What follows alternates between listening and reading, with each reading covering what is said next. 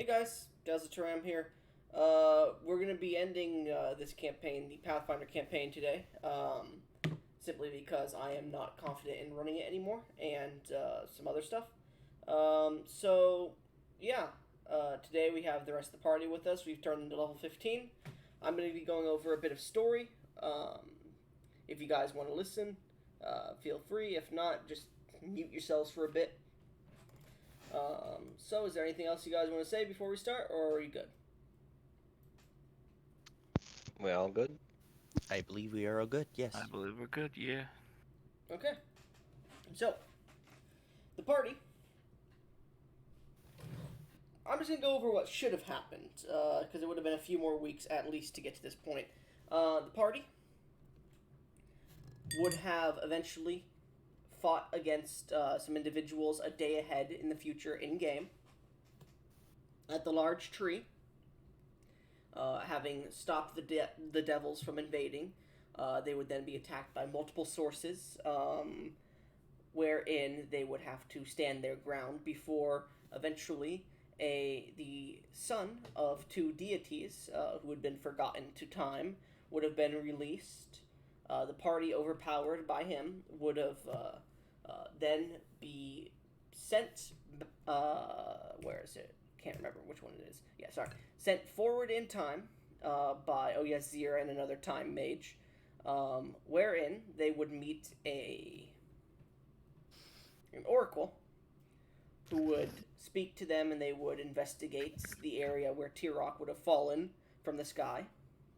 The party then would have gotten a bunch of information, been teleported back in time a year before the events that have transpired in the campaign. At this point, I'm here to ask you all, and I'll start going down the line. Soup, in that year of time, I don't know what character you're playing here today, but would you like to give me some general, here's what would have happened with some of my characters in that year of time, please? In that year of time, Tatriel, the sheet that I currently have out, would have finished creating the body that she agreed Well, to with you wouldn't the have, because puppeteer. once again, this is before the campaign started, the year of time. And I assume that you mentioned this was happening over the course of a year. yes, you guys were. Jesus fucking Christ. Jesus fucking Christ. You were teleported a year before this campaign started. In game. Tatriel is at the end of the year. Did you just do all of Tatriel's sheet without.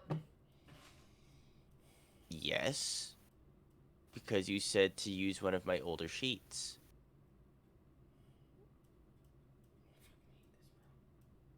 Whatever. I don't care. Just go at it, I guess.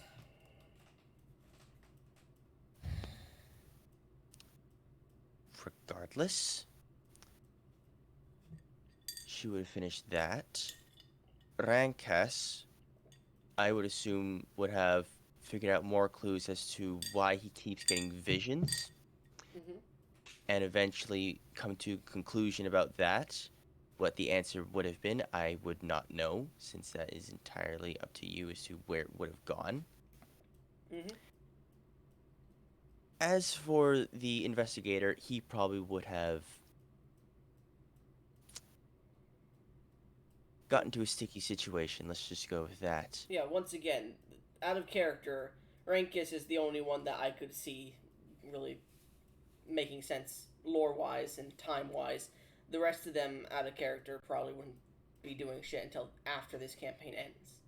But yeah, I guess we'll go with Tatriel if that's who you made into the 15th level character sheet. Yes, that is indeed what happened. Mm-hmm. Alright, good to know. Ruby?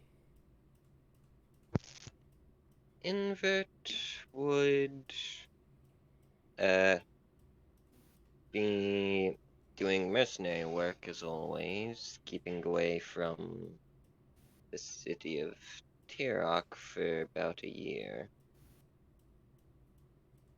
Okay. Phoenix, what would your character be doing for a year before returning to Tirok to fight whatever entities that you needed to fight?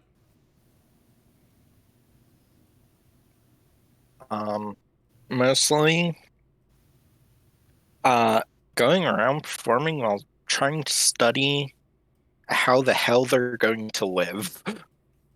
Okay. Shadowy?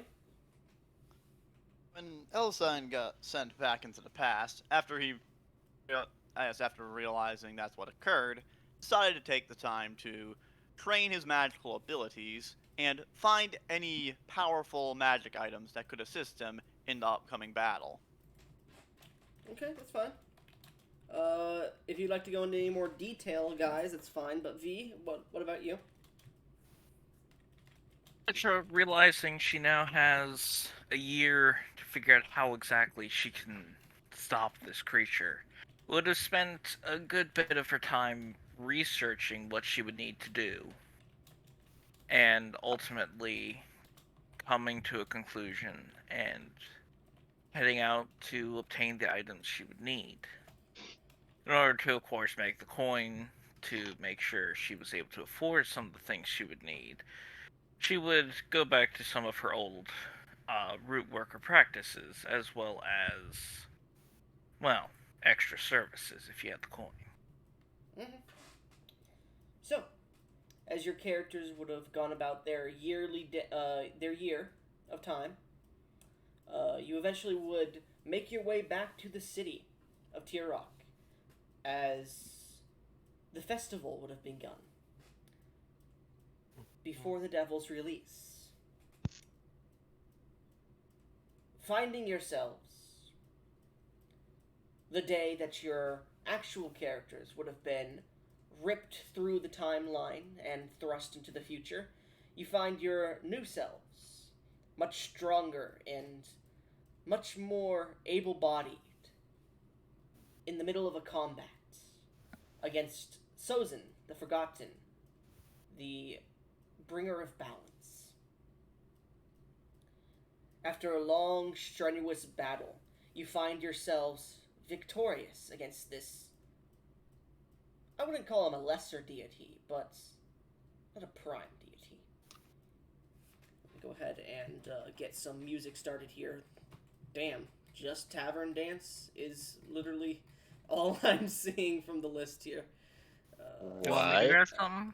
I have a couple things in No, mind. because you always play copyrighted music. Okay, I actually double checked this time, I No, swear. I don't trust it. Of course you don't.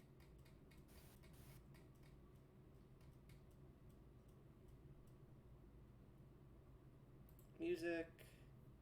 Something, but then I realized that it's copyright music, so it wouldn't really work. So. Yeah, the hard part is finding copyright free. Yeah. Anyways, so. Wants to go way back. As your party stands at the foot of this ancient and large tree, the night of the complete celestial solstice, the tree, having been pulled apart on its trunk, but 120 feet up ahead of you, you could see what seems to be this interdimensional doorway into the ceiling portion that has sealed this deity for billions of years, since the First Age. You could see ancient magics of iridescent color come pouring out of it, as you see this humanoid-looking man, the man that you've just fought. However, his ears, the top of his head, fox-like. 9 large tails on the back, each with its own different color of fur. His entire body covered in this cloud-white colored gi. On his left hand, a bracer of purple color, on his right of gold. And it seems to these colors seem to shift and change upon his body. His right eye, this purplish color, his left eye, this gold, his sandals, the opposite as well.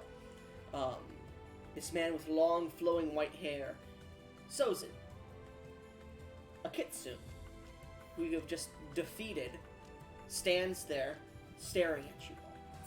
As he stares, a smirk comes upon his lip, before he takes a step back, snaps his fingers, and disappears. His arms, as he begins to disappear, shake, and you can see the shackles that seem to bind him, or once bound him, shimmer. And in your heads you hear, interesting. Well, I hate to dip, but I've got more plans. As he disappears in this gust filled with many different fall-colored leaves that are left in his wake. As the island of Tirok shakes, as you can see, whatever binds held it in place at this moment have been broken. The shackles and chains long shattered. The island shakes and moves and rustles in the large breezes of this high altitude. You can see it batters against the side of this tree that it sits up around. And you could see many different explosions happening in the distance. You could feel the actual cracking of stone starting to spider past you guys. Not very far.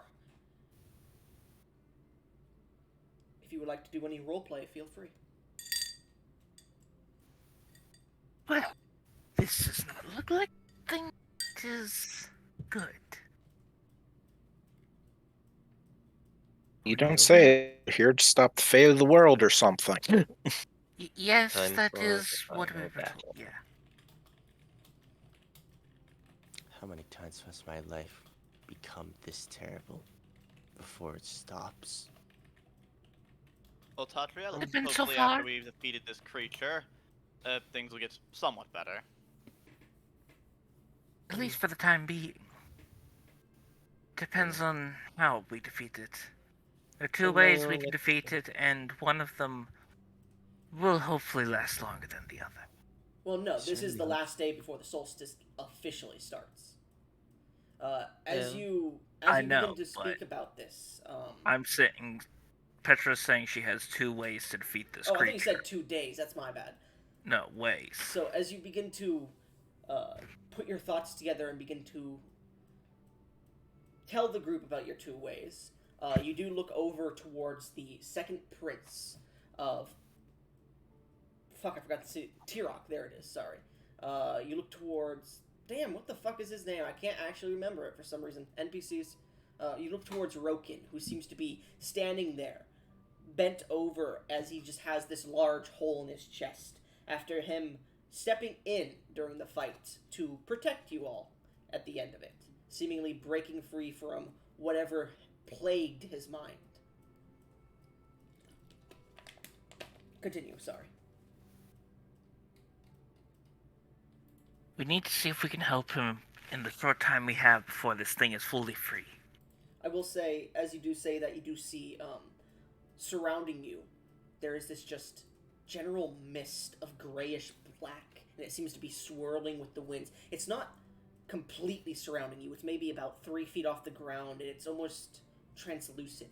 You could see what seems to be the shimmering of, like, faraway stars in it. And every time you look at it, you almost, like, get drawn in, and time seems to pass a bit faster as you look, so you have to try and avoid it from your gaze too much.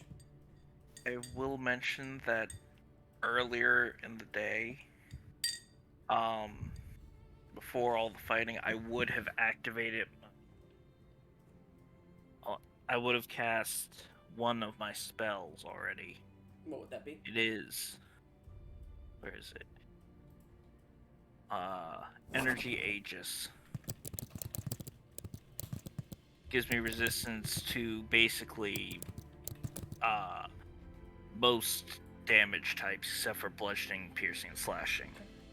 I assume it has a number tied to that resistance? Yes, resistance 5. Let's see.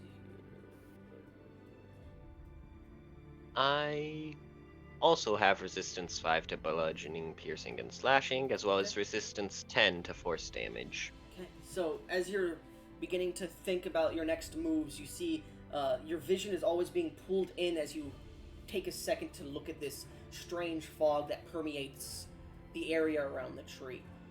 You can see bits of it are tethering and almost spiraling up the tree towards that crack that Sozin was once laid within. I am going to activate my soaring wings as large green plant-like wings. I know this sounds weird, but they're made of plants. Sprout from my back. Okay. Preparing for whatever is happening. Alright. Whichever comes out Fine. of there, we must fight it as with everything we have. I'm also going to pull out my spiritual war horn. I will once again Preparing. mention, because I don't think you read properly, Sozin was the one, and listen properly, Sozin was the one sealed in there. This strange mist is seemingly reaching towards where he was sealed. I'm Unsure going what's going to.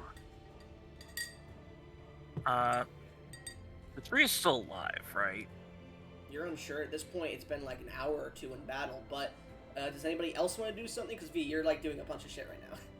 Yeah, I was going to say. I was asked, is the prince dying or is he just been flat out killed at this point? You're unsure. You don't hear him breathing, but what little interactions you've had with him, he doesn't seem to have breathing. Your character would have known that he would have been taken over by this strange, abhorrent creature from the depths of the stars, to your knowledge, and it kind of changed his body to that of a creature of destruction and death.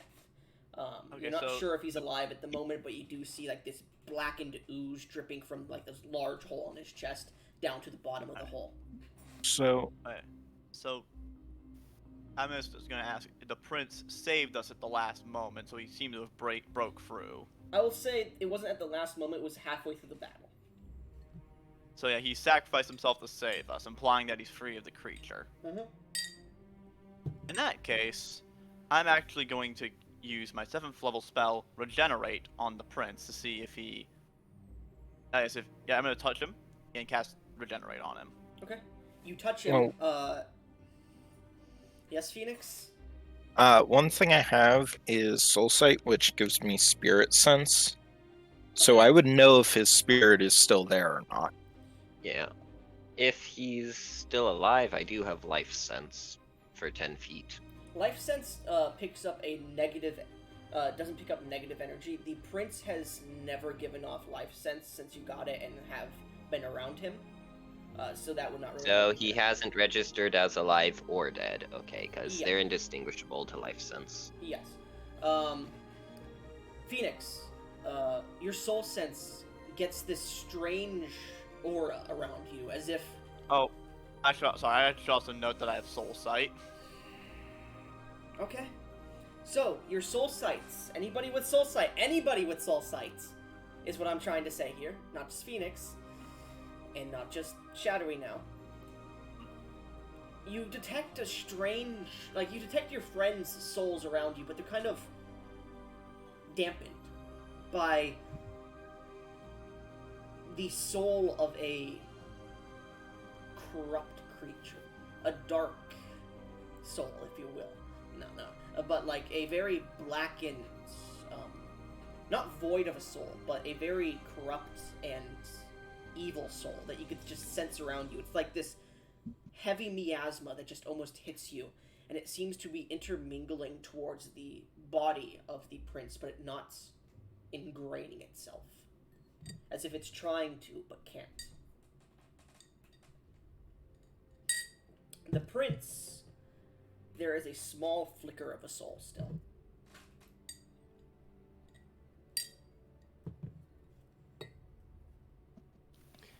I would like to use Restore the Mind on the prince, which grants him... Well, first, Shadowy's doing something, because... Yeah. It would be casting Regenerate.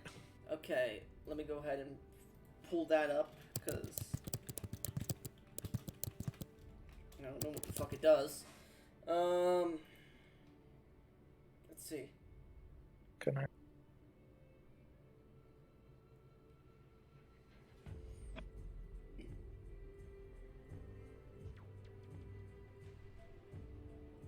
Okay. So as you reach up and touch this creature, I do need you to roll me a... make it a strength check. Just a straight strength check. A straight strength check. Mm-hmm. Huh. Alright, so considering it's not based on a skill, I'm assuming it has a lower DC or something like that, right?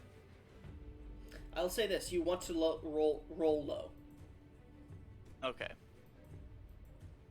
Alright, in that case, that's a 4. 4. That's good.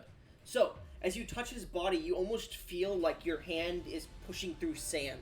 And you stop just as you infuse the energy into him. As you do see parts of his body, as the energy is pushed into it, has these small, almost indistinguishable cracks. And you could see that the energy pours through and creates this beautiful golden light that seems to be starting to regenerate him. You get the feeling that he will be conscious soon, if he's still alive, and the energy is pouring through him. Yeah, the most useful part about regenerate is it prevents you from dying. Yes. I will say this, had you rolled high enough, like you pull your hand back, and you could see ashes are just on your hand. You get the feeling if you pushed too hard, you would have caused this man to turn to dust. Yeah. And I will Fortunately, say... he might at least not be dust at this. I said after this point he's gonna be unconscious, I will but say, not dust. with what you guys have learned about this creature, any host of its own in the previous mentions of it, when defeated, turned directly to ash. Anyways, so as you touch this man and begin to heal him, does anybody else want to do anything? I would like to heal him using my subconscious mind, Restore the Mind. It's 30 feet, so I don't have to touch him. He just gets 32 health.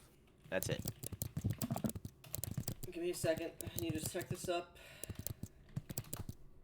It is under emotional acceptance from the psychic.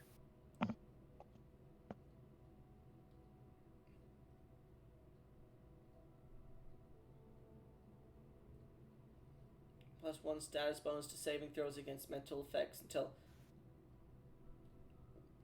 Hold on. Restore the mind, which is one action, correct? It is indeed one action. What does yours say it does? Like, what are the bonuses of it? I get to choose whether the ally gains a +1 status bonus to saving throws against mental effects until my psyche ends, or the ally regains hit points equal to 2 plus double my level, which Okay. would be 32. So, mind you, he was on death's door, literally about to die. So, as you cast this, and so does your friend, or like you push this energy into his mind, I will say this. You actually do sense 2 psyches. One seems to be very... almost gone at this point, and you can't really make out anything. The other one, you can't make out anything, but it's not because it's muted. You hear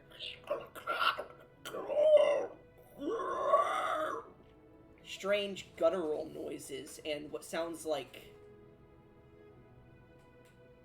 how do I say, when you throw a rock on the ice. It sounds like Weird incomprehensible skittering. information. And it almost creates like a psychic feedback before you pull out. That's not the strangest thing I've heard. Anyways, Ruby, is there anything your character would like to do? Okay. And then Phoenix, you I'm have to going- let me know too after. Anyways, Ruby? Invert, having a bad feeling about this, is going to draw her glaive as her cloak flares to life around her. Remember, I have no idea what magic items you guys got for this, because I just said pick some magic items, so if it comes to play, it comes to play, and I don't give a shit.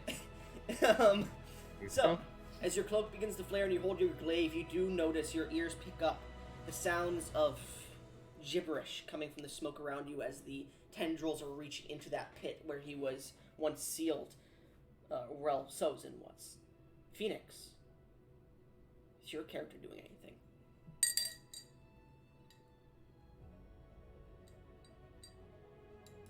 I'm reading carefully one of my abilities to see if I can actually do what I want it to do with it.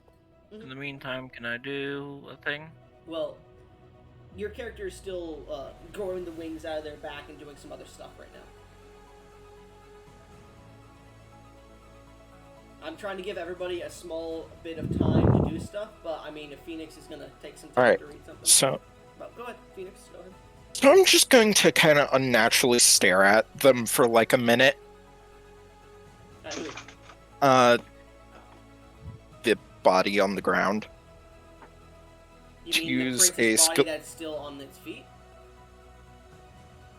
Oh, it got up. No, it's been standing up the entire time. I said it was bent Oh. over. Oh, it's bent. Yeah, like he just got impaled to the chest by a large tendril or something. Okay, sorry. That's my bad. So I'm gonna just kind of unnaturally stare at them. Use Aura Sight. I don't know what that fucking does.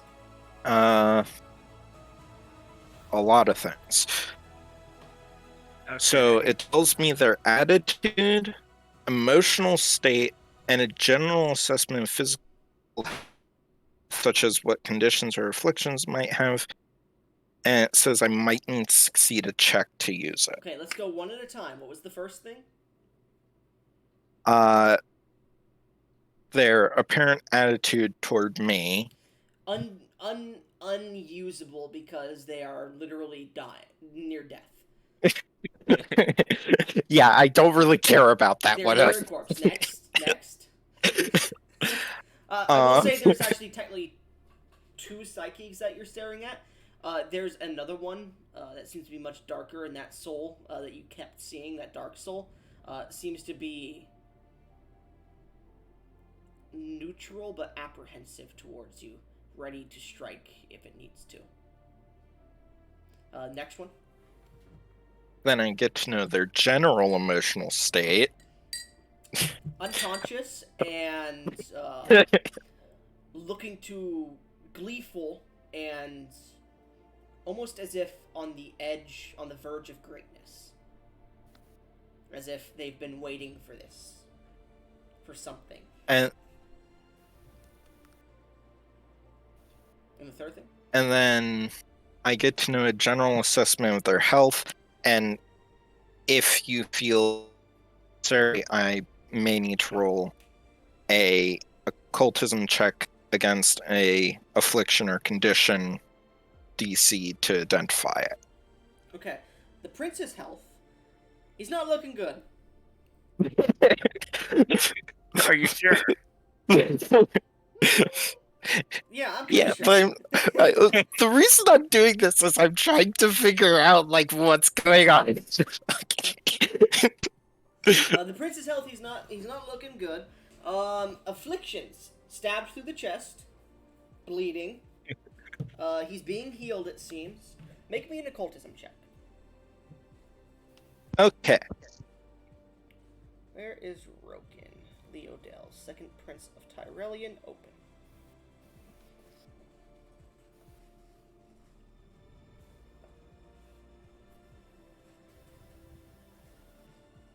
$26. I will say, using your very aura-sensed eyes, you determine that he has recently broken out of a long-standing possession. You could see you could also see what seems to be necrotic kind of energy that has pushed and weaved its way through his body, causing him to looking at him, yeah, he was about to start turning to ash just looking at him. The amount of eldritch and necrotic energy that ran through his body has caused it enough damage that he should not be alive, but due to the aid of your friends, it seems like he is just barely hanging in there. But you do Okay. sense a thing, the same. You do sense something trying to take control of his body again, which he is managing to sustain a hold off on it. I'm gonna cast Soothe. Go ahead Which and read that to me again. I'm going to cast Soothe. Okay. What's it do? Yeah, that's what I'm asking. Oh, that's what you meant by that. Mm-hmm. Yours target's mind, boosting its mental defenses and healing its wounds. Target regains. In this case, I'm heightening it to 3rd level, so it's 3d10 plus 12 hit points, and it gains a +2 status effect to mental effects for the duration.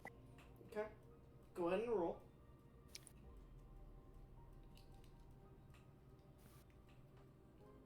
Okay, this here. Okay, that's easy. I think I wish I rolled that in chat, but 26 is total.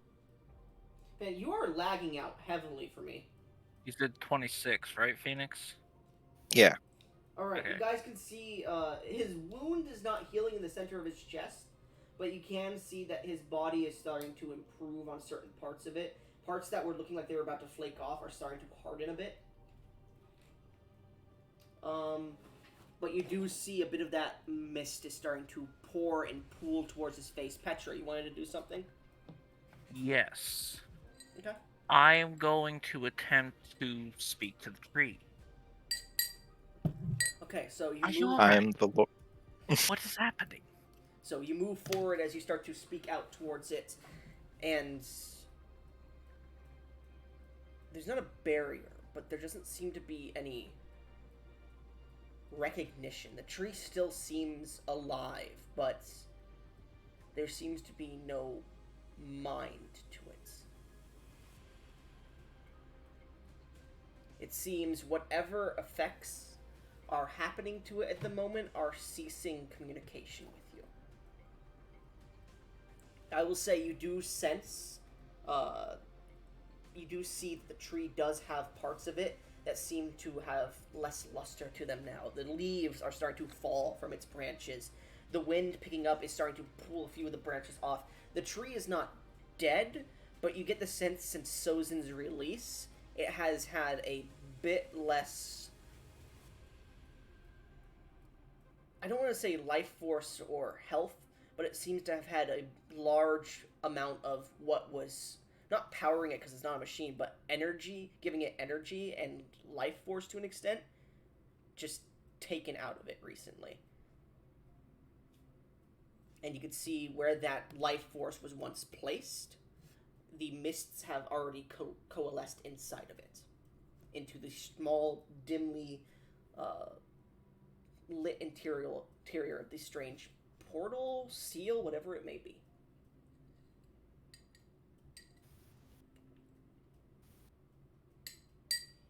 I'm trying to think because I want to get rid of whatever is affecting this tree. Okay. Because I can see they have him handled. Yes. So I would like to try casting heal on the tree.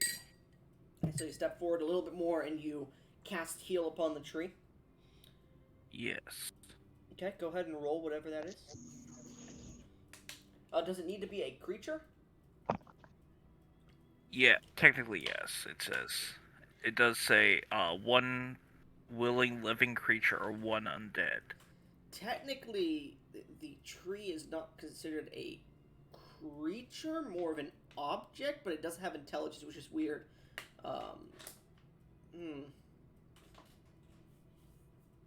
Just go ahead and roll it. Alright. I'm gonna use the 2-action version. Okay. Increase the healing by. I'm starting with just a base level to see if it does anything. Sure. So let's see. That is. It deals. It heals 1d8 plus 8. 10 hit points. 10 hit points. Okay. You do feel that it is affecting the tree, but it's not as effective as you would have hoped it to be.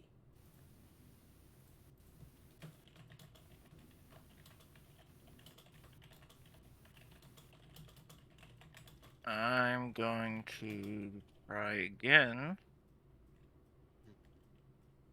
Wait, what's this one do? No, that's not what I want.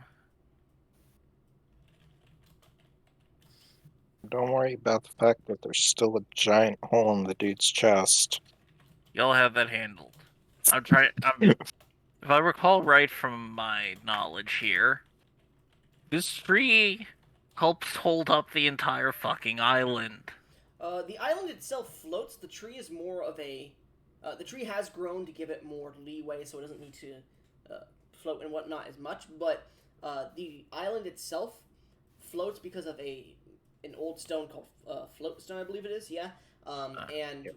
the island itself Right. holds Forgot itself about around the tree, as And well the as those tree is ethereal just keeping it channels. from floating away. Yeah, as well as multiple of the islands breaking apart. Yeah. Mind you, So, if still they important. did, they would literally tip over specifically because the float stone would try to pull itself above. Yeah. So basically, I am preventing us all from falling off. Yeah. I will mention If there I are small minor tremors this entire time your characters are doing stuff, just so you're aware. Mhm. I will up it to 6th level, maybe. Okay. Yeah, we'll do it at 6th. You're healing the tree. I'm keeping an eye out for anything It's- that would. Ruby, the only thing that you're seeing is that the black smoke is pushing into that ancient seal.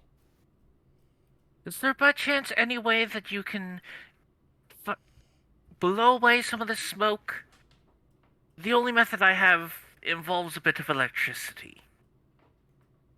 I don't have a way of blowing it away either, unfortunately. 40. Alright, anybody Well, else do I actually anything? have a method. I Uh, Elson actually points finger up. I actually have a method.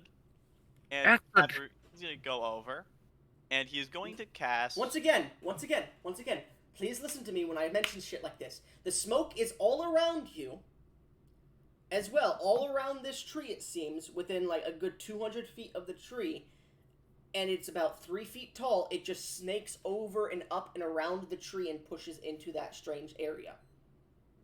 Yes, we're trying to Okay. cut off, basically, like blow away part of it so that it discontinues the stream into it. Okay. All right. Or at With that least in mind, that's Petra's thought process behind trying to do this. in that case, Elson is actually gonna try cutting the smoke off with a gust of wind. Okay. As you cause wind to hit the smoke, it seems to cut the tether. But the smoke recoalesces into that tether again.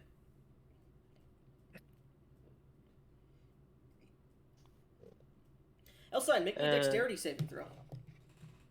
All right. Actually, no. It would Fine. be more. It would be more of a not dexterity saving throw. It would be a will saving throw technically for this. Will instead of reflex. Mhm. Invert. Hold on. Yeah, There we go. All right. Wait. I'll wait for him. That's a 41. All right. So as you begin to blink and you watch this smoke start to spiral up to collect itself once again, the stars seem to almost pull your vision a bit, and you feel yourself being pulled. Your vision being pulled into it, and you start to go into a catatonic state. But you manage to just pull yourself out just barely. Wind begins to pick up. Seems the creature tried to distract me, or put me in some kind of hypnotic state. Hmm. I believe we're going to need something a bit more severe to disrupt Bro, whatever's is going on Viber here. literally not working anymore? Bro, what the fuck? Guess I'll just wait while I want I am to. going to sigh and Well, hold on. say Ruby wanted to do something. I don't know why you got... I didn't hear them. Sorry. They said it like 2 minutes ago. Yeah, they did. Invert is going to alert them. I'm going to check out what is inside that hole as she flies up to see what's inside the hole in the tree. Once again, the hole was where Sozin was literally just sealed. It is a small divot of like maybe a foot into the tree, and there is just this pouring light coming out of it, and the smoke is starting to pour into it. The black smoke. So you want to fly up into the area of the black smoke that it is going into this strange seal. Is that what you are doing?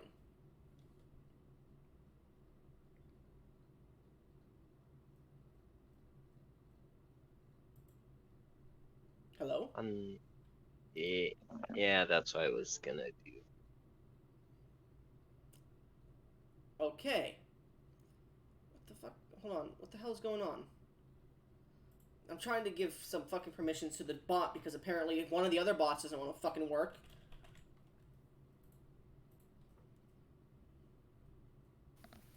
Give me a second here. Luna bots. Fucking ridiculous, bro. Okay. Save changes. Fucking finally. Don't know why it has to fucking change all the fucking settings every time I add it into the fucking call.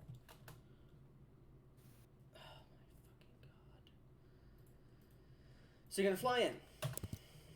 Yes. Okay. So as you begin to fly up, I would like you to make me a will saving throw, please. Alright.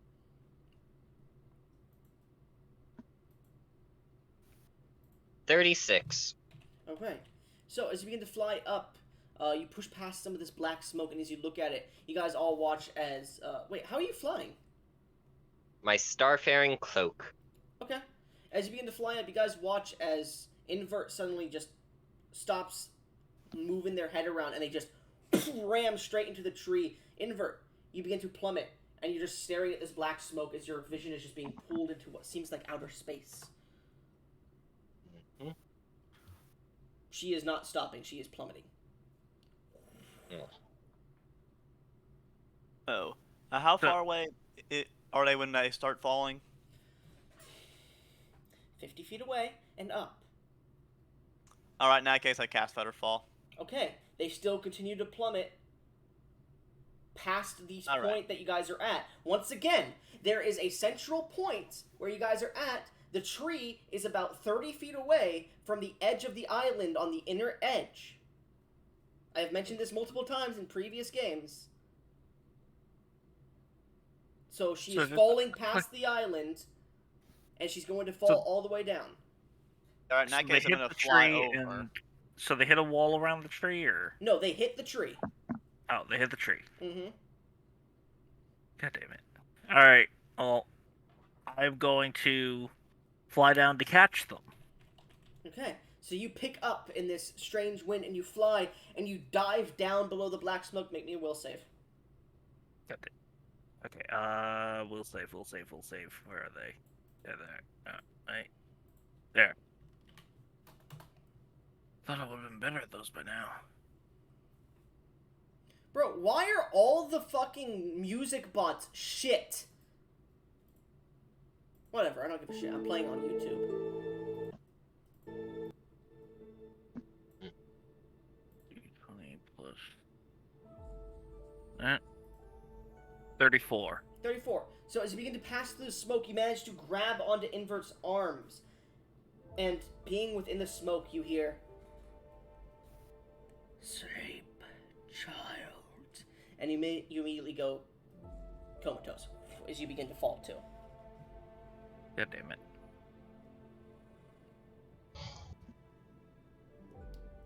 You watch as Petra disappears beneath the smoke, and you don't see her fly up after a second or two. Now, before Elson goes over, he realizes that the smoke seems to be rather dangerous, as if you go even remotely near it. Once again, you're standing in it. It's just about 2 feet tall or whatnot, and I will say, Elsine notices anytime you try to disperse the smoke or submerge yourself in it, it seems to cause delirium almost, and a strange sense of it seems to draw your attention in and cause you to go catatonic.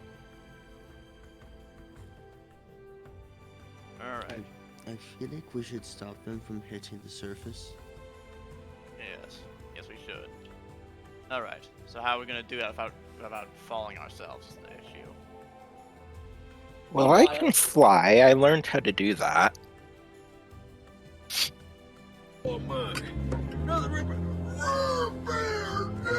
Yeah, that's kind of us right now. If someone could help us kindly, that would be As nice. they're about 300 feet down at the moment, just passing the bottom of the island. Can I break out Well- the trance? At this point, as you're passing by the bottom of the island, you do see the smoke getting a bit further. Go ahead and make me another will save.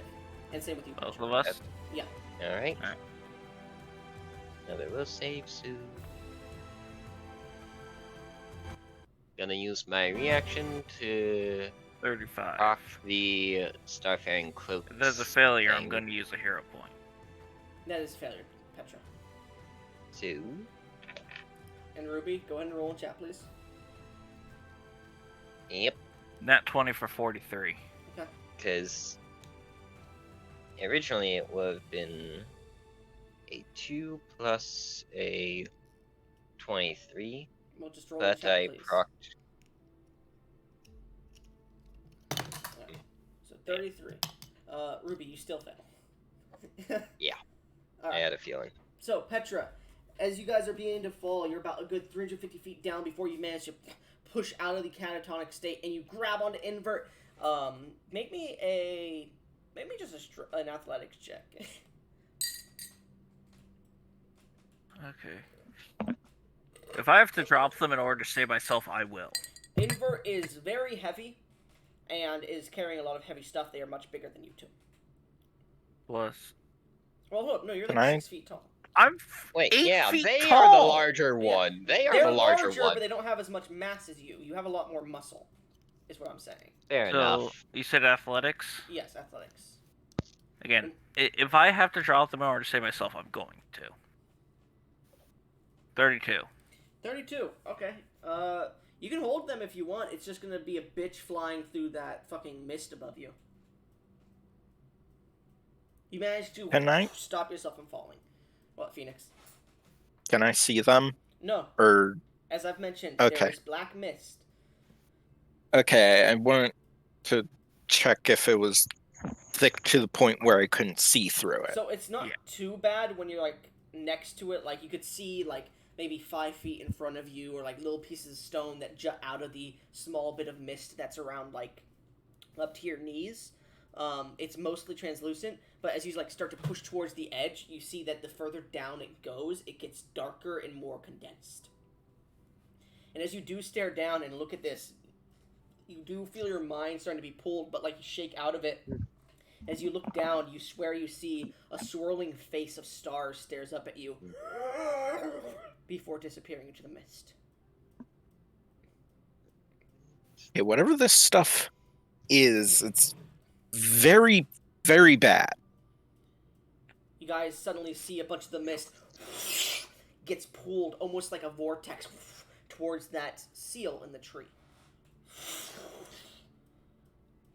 I would like to cast Detect Magic. There's a heavy amount of divine magic around just now, especially during the Sozin fight.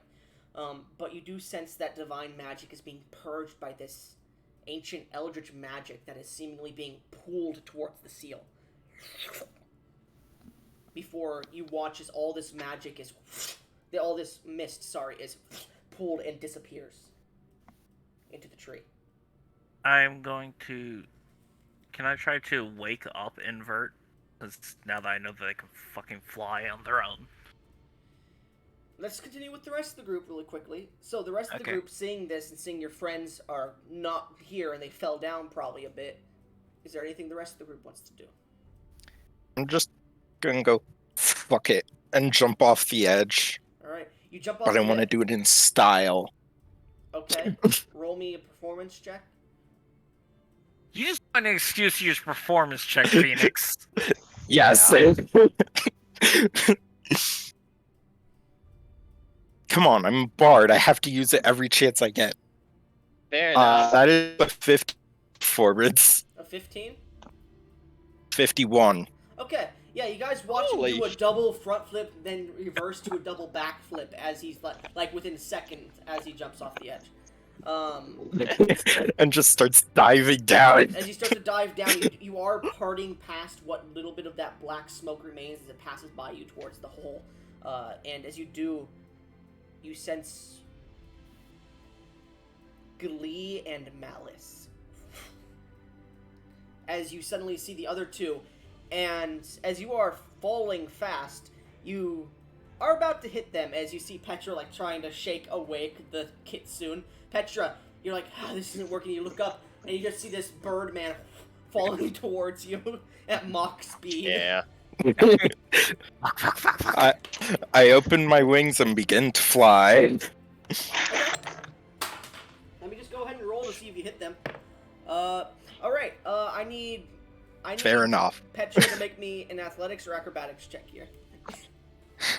If only I could help with my plus 29 athletics. Mortal. 36. You make it. You manage to pull out of the way a little bit as the man like falls 5 feet beneath you before he starts flying and looks up. I was a tad bit close, you show off. Well, do you still need help? Yes! This fucker is heavy. Invert. I'm You gonna... suddenly come back too. God damn it. Fucking hate you, Goblin. Ruby? What? I said your character comes back too from the catatonic state. Are you not fucking listening? Okay. I'm sorry. Dog decided to rip my headphones off. But she begins to fly once more. Okay. You begin to fly as the other two are now next to you. Alright. So.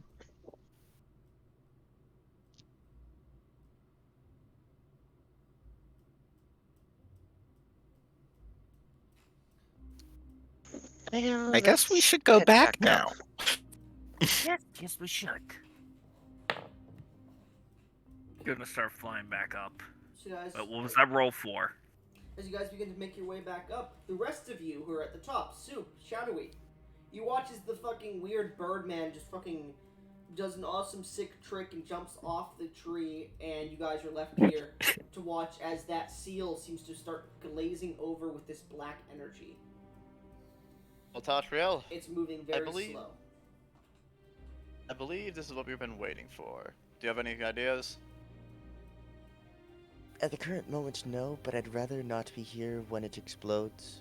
I will say the two of you immediately recognize it being not masters, but magical connoisseurs. It is erecting a barrier around the entrance to the seal. Actually, now that I think about it, looks like it's actually closing up. Alright. By the way, Goblin, I did forget to mention this. I believe I mentioned this earlier, but I just want to quickly remind you. I am constantly under the detect magic spell. I know, and there's not Okay. a lot of magic around right now. Aside from like a little bit of divine magic and whatever like little bits of magic that exist within Tirok that are crumbling. So it's not really much to mention to you.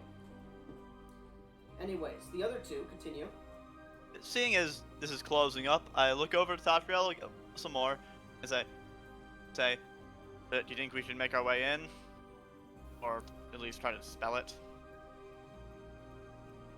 I would rather not dispel something that appears to be sealing itself, as that would probably cause that to reverse. It would be catastrophic, to say the bare minimum. But I would like to, at the very least, understand it in a sense.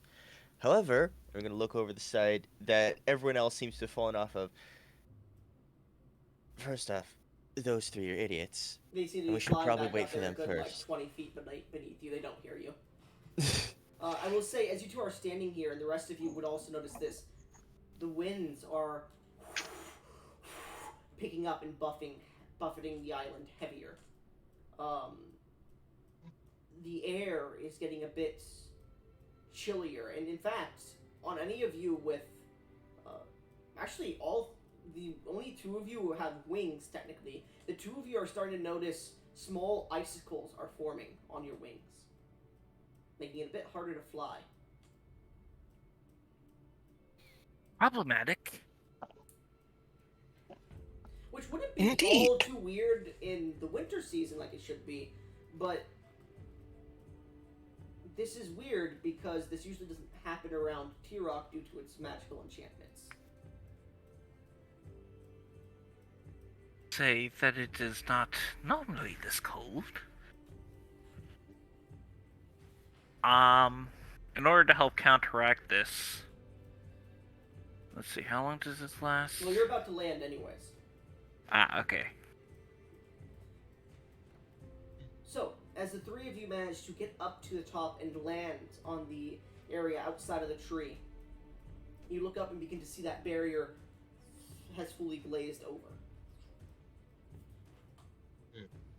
The iridescent, seemingly like bright light that was pouring out of it is now muted, and you can only see bits of the pattern that seems to shift and change from the light itself behind the blackened barrier.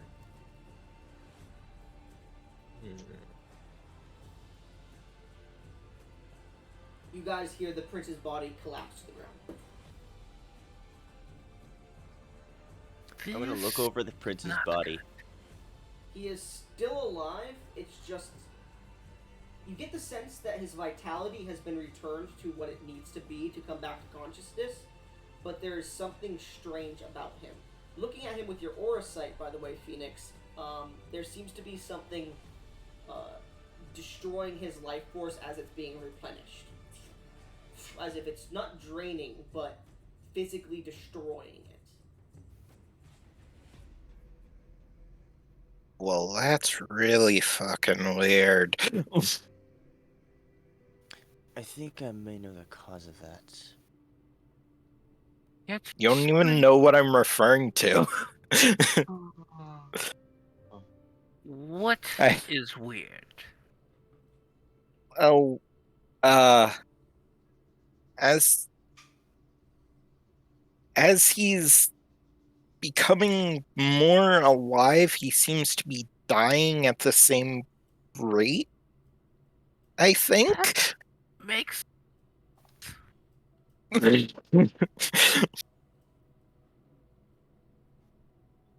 Because I'm assuming I don't really understand entirely what the hell is happening. No, it's something eldritch. There's something else in there that is probably consuming it. That I might would be say, what it Sue, is. as you attempt to sense this strange thing that everyone has mentioned before, you do sense a strange darkness to him. And anybody with soul sight, that strange dark, like soul or fragment of a soul that you had sensed in him before, is not present. You, Mrs. Tree Lady, do sense an eldritch energy around him, one that is foreign to you.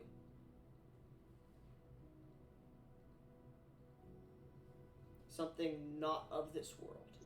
something not quite. Well, It's not Not quite. it's not necrotic. It's It's not natural.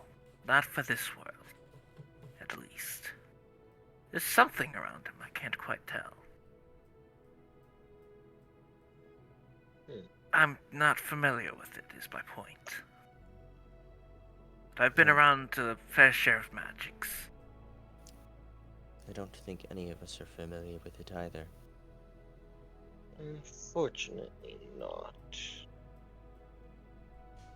at this point that you all hear the sound of a large church bell, jing, from the tree, which you all have heard before, the Temple of Celis. But this one isn't dulled from your distance from the temple. This seems to be not from the temple itself, originating from what you could tell, the tree. Ding, ding, ding. If anybody would like to roll me a lore history check. I Lore have herbal lore Sorry, boneyard. Lore academia. Okay, no, Lore I don't have Would lore. lore herbalism work? Nope. Alright, Lore Academia. I I'm don't gonna roll have back. that. What lores I do don't you, have. What lores do you have so that I could tell you yes or no if you could roll them? I'll go first. I have Lore- lore music. Actually, yeah, that works. Go ahead and roll that, Phoenix. And I'll give you I'll This advantage. note is a C sharp. Go ahead and roll I that. was Lore. No, I was it's a looking C at sharp diminished seventh. That's what it is. I I was have looking at it and I'm like, wait a minute. Ruby, I have lore fortune telling. roll me lore fortune telling. Fuck. Alright. I got Lore Academia. Yeah, okay, and Petra, you? Go ahead and roll these in chat, by the way. I have lore herbalism. No. Well, I got. You first saved class. Okay, me. Petra, you get a natural 20 for this, just so you're aware. I'm giving you a natural 20 no matter what here. A tree usually doesn't make a bell noise. There are 25 only. I must say, this is definitely not normal. There are a for few this fey tree. trees that do. They're called the bell tollers. This but is not they're, one of them. They're like they're from the fey realm. This is Yeah, one this of is them. not one of them. Alright. I have two lore skills. I have lore boneyard and lore esoteric. What's esoteric mean again? Esoteric is just shit that's not natural. Yeah, then roll that one.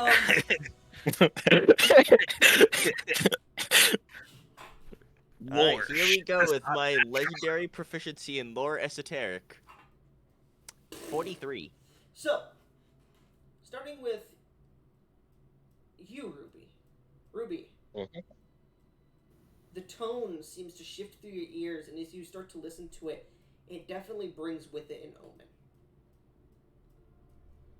Phoenix, as you start to listen, the tune is definitely omen in nature, and it seems to reverberate through your bones, all of your rib cages, all the way up to your skull, and it almost reminisces an old. It almost reminisces. It's a single tune, a single chime. It doesn't change. It doesn't make a sound like a song, but as you hear it, it's almost like it reminds you of the brown note, for example, or white noise as well. It seems to have a meaning that you can't place at the moment. Soup. This is definitely unnatural. The noise itself seems to be heralding something unnatural. Would this put it in a haunt or curse? To an extent. Okay. Okay. Goblin. Soup. Not soup, sorry. Shadowy. They got that nat 20 for 39. Yeah. You recognize this. You don't know why, but there was ancient studies upon the creature that you had been, you knew that was controlling the prince. They called him Harkin. Harkin, the Destroyer. They don't know his true name or anything like that. There's been many cults and whatnot. Harkin was said to be sealed long ago by Atarla during the First Age. It is said that Harkin was a destroyer. The antithesis of creation. And when his bell tolled, death followed. It's at this revelation in your mind, you're like, wait, this sounds... Suddenly, the entire island shakes. And you see pieces of the island begin to just plummet. You see these large energies seemingly flowing through the cracks and bursting up like volcanic pressure being released from magma chambers of this blackened smoke-like energy. You watch as one of the guards that was around you during the large-scale battle seems to get knocked off his feet into one of these, and he just falls into it, and you just see ash on the other side. Actually, no. Technically, you wouldn't see anything on the other side. As he falls through it, he's just gone. All his armor, everything on him is just gone.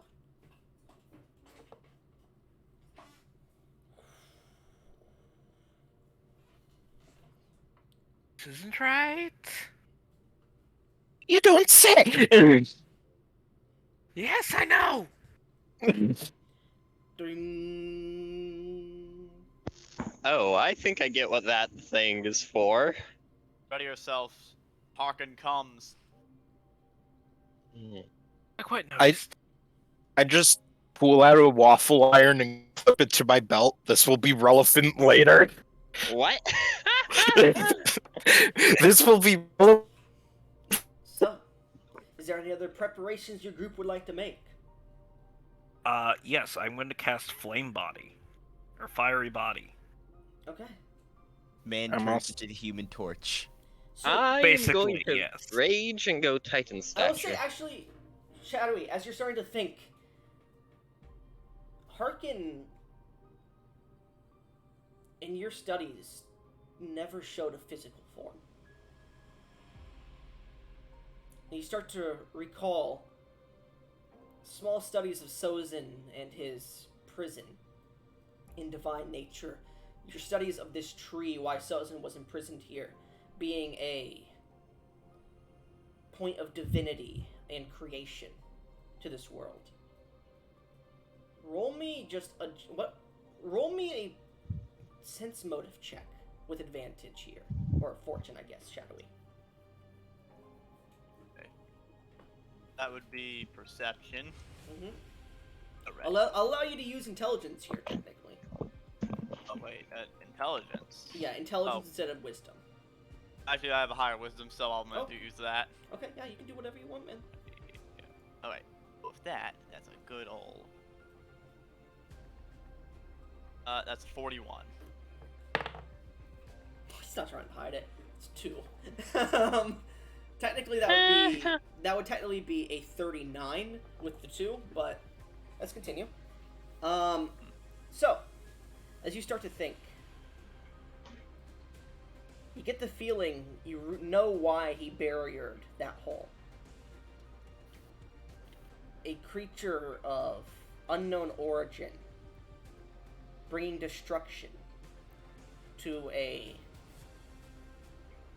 place of divine power and creation in the world, draining it of its energy. You get the feeling he's trying to destroy this tree. You're not sure why he would destroy it, but you get the feeling that it would be bad if he did. And you get the feeling that seal that Sozin was sealed in might lead somewhere else. Because there's no way all that smoke fit into that tiny little space.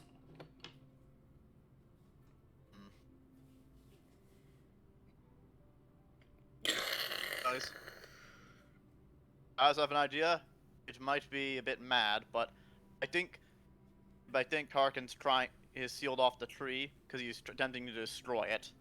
As he says his Petra, you can see a bunch of leaves are shriveling up, and the tree is starting to fall apart in splinters a bit, in pieces. Yes, well, we might want to get rid of that seal then, shouldn't we?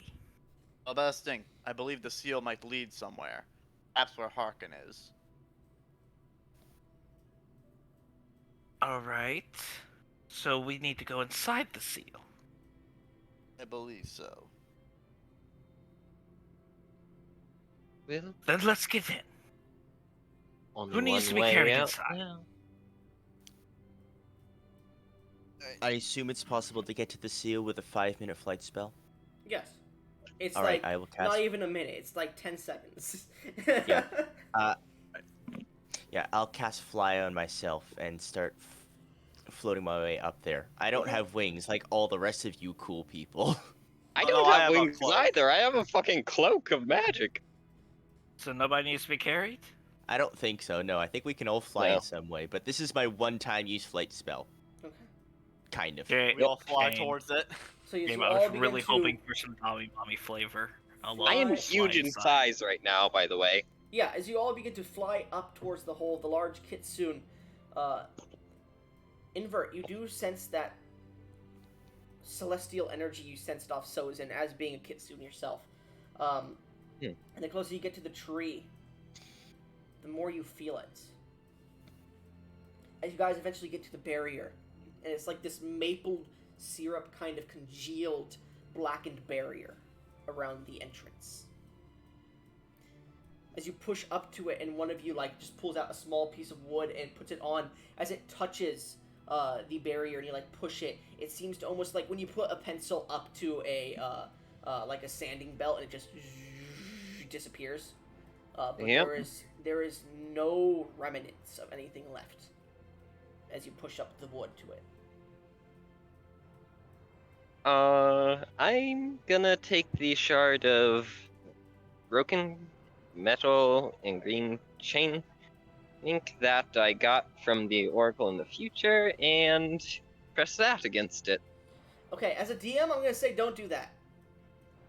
Okay, I'm not going to do that. Okay. So as you pick it up, you hear two voices. This is not the place to use that. You hear two voices in your head. Two voices you can't pin down. Two that one of them seems familiar, but you can't place it. And they both scream out in unison, "Don't." There's a time and place for everything. I like to just imagine that the shard thrums and Yeah. she gets So feeling. you guys watch Don't. as Invert pulls out this small. It's a chain link. It's a small chain link, but it's a single chain to it. So like it's a square, and it seems to have a small break in it, and it's made of this green metal. It has a little bit of moss and stuff covering it, but as they pull it out and are about to push it up against the barrier, they stop and look at it and put it back away in their belt. Invert, do you have any ideas what to do about this? No, though it's steeped with Sozin's mana.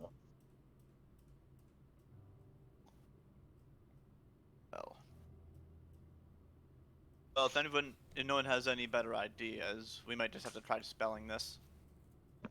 That's why it's just in the first place.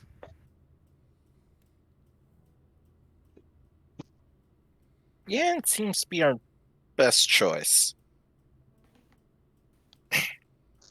All right, who's going to dispel it? Well, I can't dispel it. I don't have any such spell. I do not have such a spell either. Am not that well attuned to magic to be able to dispel it. Though I could certainly try. I cannot dispel magic. Did none of you take dispel magic?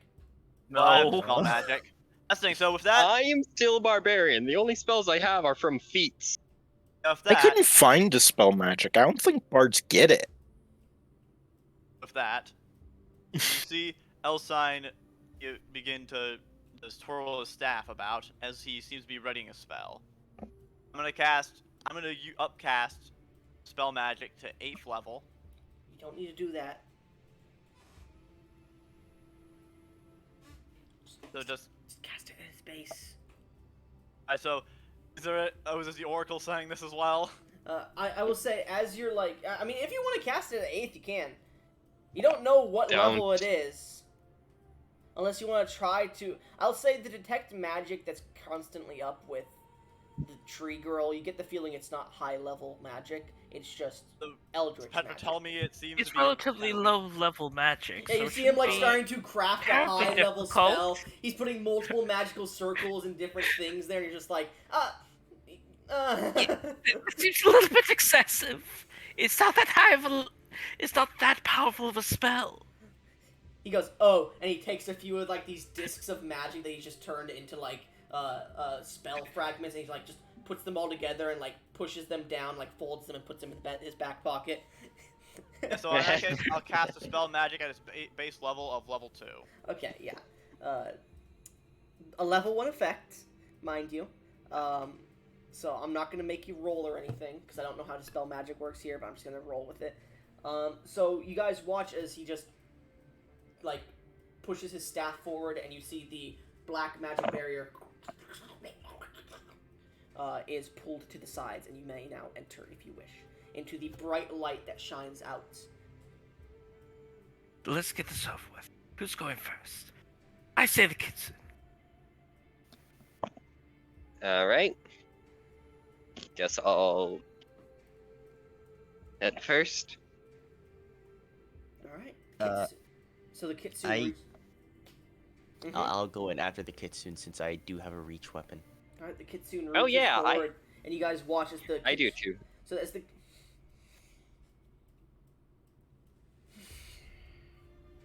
Sorry, go ahead. So as the kitsune reaches forward and puts their hand through the shining light, suddenly it shines brighter, and all of you wince for a second before the temperature changes to a completely, almost winter-like chill of just blowing breeze. As you all open your eyes, and you find yourself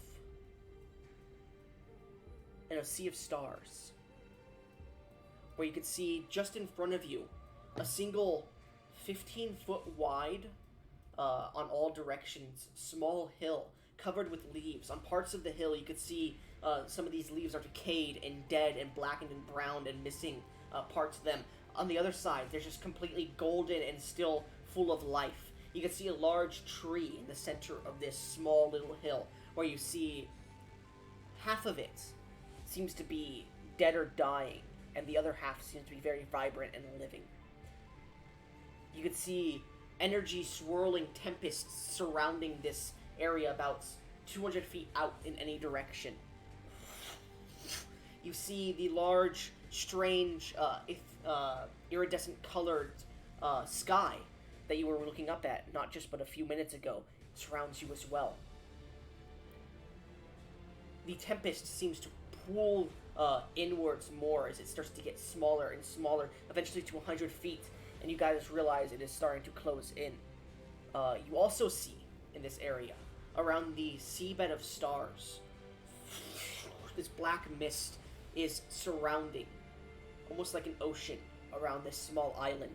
And you can see these tendrils of these blackened mist with the ever-present stars in it starting to reach up and grab itself onto the land as it reaches and falls into a puddle on the hill before it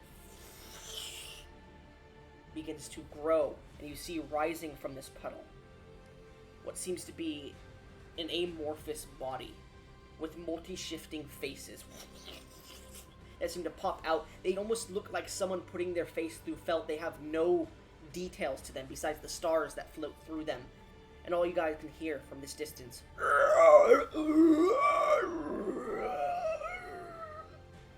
as the wind chill begins to nip at you as you land on this sea of stars.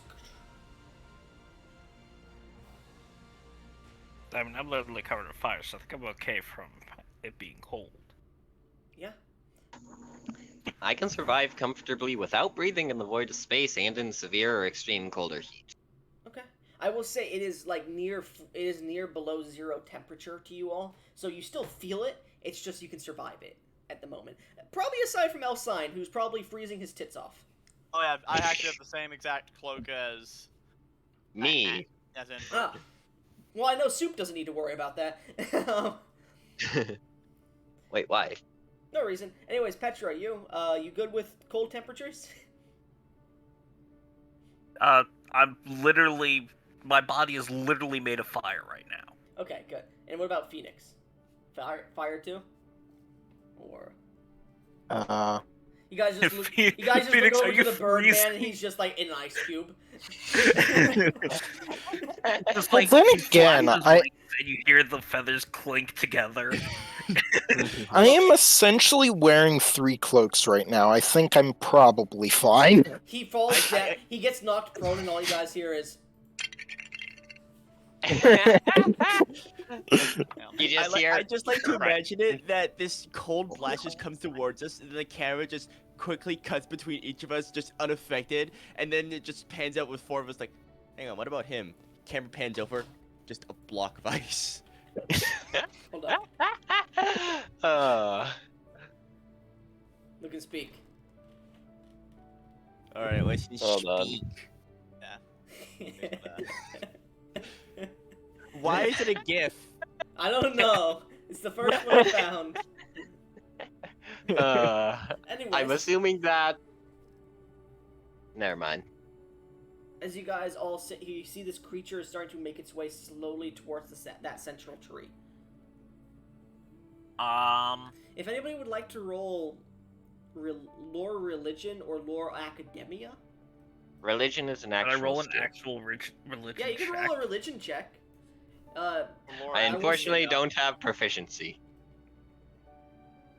I have trained proficiency in religion. I will say the DC won't be very high and almost impossible for all of you because I would assume you guys studied a bunch during that year too. I mean, I specifically mentioned that she studied Yeah. a bunch. Okay. I have a plus 35. 0. Okay. So, Bro, you didn't take untrained improvisation? Soup, I did what are not. you rolling? I can roll religion, or using the diverse lore feat that I have, I can take a -2 to esoteric lore to recall knowledge on that. Well, this is not esoteric. Yeah, And I'm assuming I cannot use diverse fortune lore telling. just lets me take a penalty to lore esoteric to recall knowledge on anything. It's just something that the feat can do. I can still roll religion. It's a lower bonus, but I can do that without penalty. Okay, go ahead if you want to. All right. And I I'm guess I'll- assuming I got a 34. Okay, hold Alright. on, Ruby, what were you saying? I'm assuming I cannot use fortune telling. No. Alright, so that's just a 16 then, with my plus I'm 0. going to guess that he's not a plant, so I can't use herbalism. Well, no, Oh, this nah. is on the tree. Oh, then can I You use can roll herbalism? herbalism, yeah. Wait, is herbalism higher than religion? Yes, it is. I'm trained in that. So that would actually make it a 37. Okay. Shadowy, you rolled 32 for religion? Or That's academia? lore academia. Okay. This man using his fucking brain like a nerd. So Petra, you've never seen a tree like this. This is definitely something divine in nature. Just you're unsure why half of it's dead. It looks more like a natural death to you, but you're not sure. Shadowy. Sorry, I'm laughing at Soup's roll. Yeah. Soup. You step in and you're like, why the fuck is there a Christmas tree here? Well, at least my I just think that's 16 is hilarious, so better. I'm not even gonna spend a hero point. I'm just like, Your character huh. swore you Tree. read up that like Christianity. Sure, yeah, there's a few Christians that exist in this world, but like Road why- work ahead? Yeah. Yeah. Yeah, I sure hope it does. You're like, what the fuck? The That's same a weird. energy. That's a weird Christmas tree, man. Hang on, maybe it's What? an Australian Christmas tree, because Australian Christmas trees are eucalyptus. Ruby, did you roll a natural one, or what did you roll? I rolled religion with a plus 0 for 16. It's a tree. It's a tree. What kind of curse it? I don't know. And I'm supposed to know more about this. Phoenix, what'd you roll? Somehow I know exactly what I was going to say. Where did it go? It doesn't say you ever rolled. He rolls using the Path Builder app, usually. Yeah. My roll is gone and I don't Same You know as what? me. Fuck it. I'll use chat. I tend You'll to use use Pathbuilder app ChatGPT. when playing Path. I used it once Ah. to design a city, and I was like, I'll just use it this once. And I never used it I again. wonder, can you convince ChatGPT to roll dice for you? Probably. Yes. Yes. You can.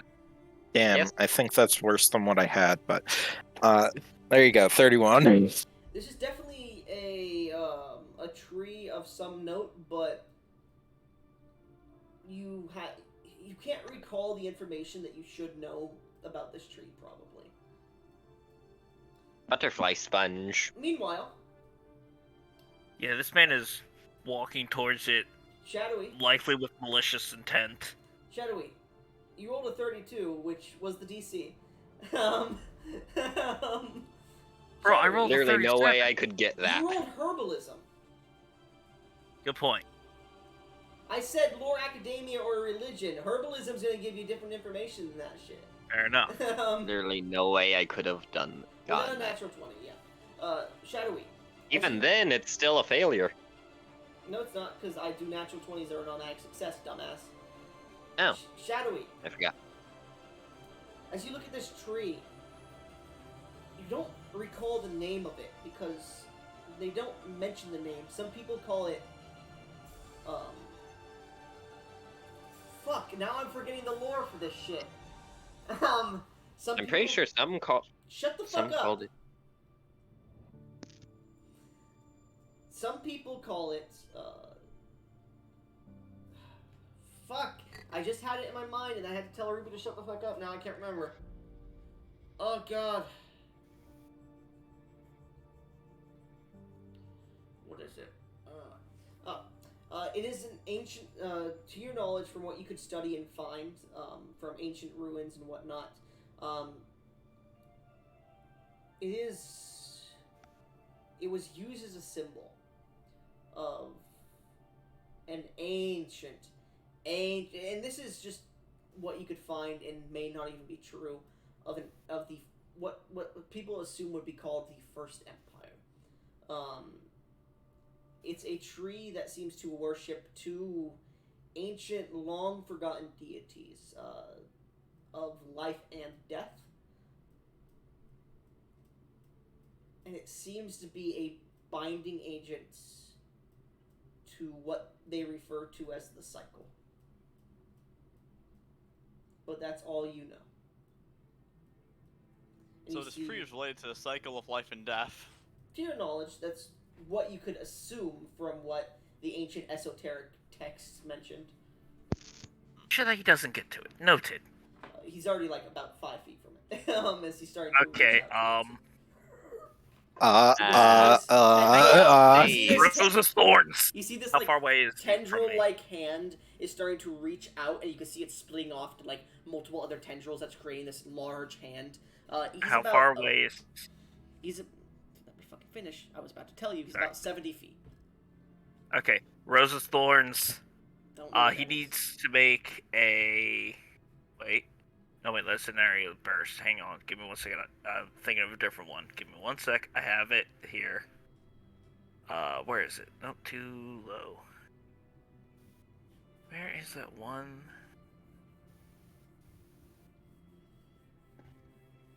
$70 feet, you said? Yeah. He has blood, right? You're not sure? Well, we're gonna find out, aren't we? Mm-hmm. Boil blood. Okay. Anybody else He want needs to to do make it? a fortitude. I am also casting Daze Okay. He needs to make a fortitude save. No, he doesn't. and a will save. And no, he doesn't. What? He's immune to, daze gives the stunned, or is it just the daze condition? He must make a will save. If he critically fails, he's stunned 1. Okay, yeah. So, It auto hits, so he'll take 3d6 plus 5 As damage. you- Anyways. give me a fucking second. So as you attempt to boil his blood, there's no blood to boil. And as you attempt to daze him, is this a physical hit or what? A You magic cloud roll. the target's mind and daze it with a mental jolt. Okay. Mental damage. Go ahead and roll that. As the daze doesn't seem to go out. It does not seem to affect him. I found what I was looking for. Bursting blue. As the two of you have now used your technical actions before we roll initiative, Phoenix, is there anything you would like to do? It was 15. Cool. I'm gonna try to cast I'm gonna be honest Undermined with you. Reality. Okay, I'm gonna be honest with you, Ruby. He doesn't take that damage, but I just wanted to see how much you would have rolled. Okay, so he doesn't take any mental damage from Nope. spells. Phoenix, what does Undermined Reality do? Makes him not so real. Oh, that's what you used last session. Yes, that's what I use, and it made you very mad. Let me check, because by how he is, technically... Let's see if this would even work. I'm just gonna read the specifics of the spell. That's all I'm gonna do. And then I'm gonna let you know. If he regular fails, he gets to make continuous saves against it. Shush.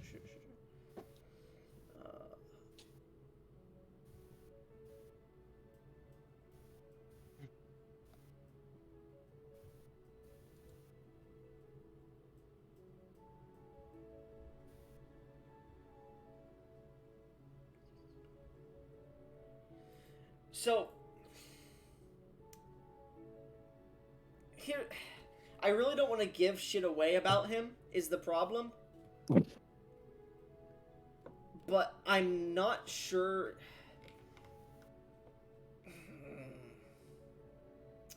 I'll say this. As you cast the spell, roll in chat a D100, and I will give you 70 and below your spell takes effect. Actually, no, sorry. 50 and below your spell takes effect, because I'm realizing I just fucked up there. Why don't I just roll a D2? Because I like to see what number you roll. Okay, I like big numbers. He 20 wants Okay. to see the funny numbers. That's what he wants to see, the funny numbers. Okay, I was just curious. Yes, I'm a goblin at heart. Okay. Oh no! Damn. Two off. So, Two off from funny number. I said 50 or below for you, right? Yeah. Yeah. Yes, he So did. as you reach out to try and create this spell towards this individual, you feel as if the individual has no physical form or hold on this, or is not held by this reality already. And as you attempt to stop it from or half stop it from existing in this reality, you just hear in your mind,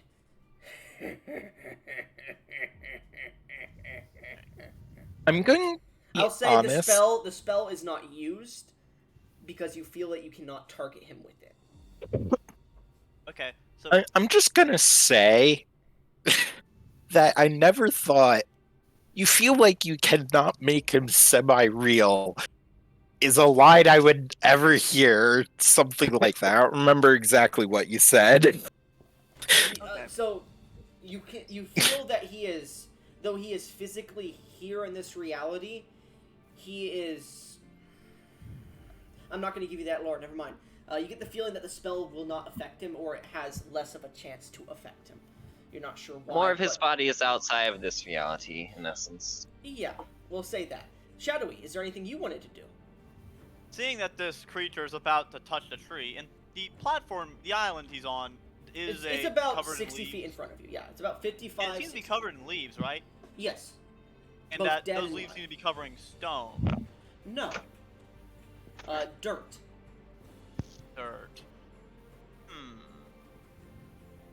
Okay. I'm just have one question. Would Wall of Stone still technically work? No.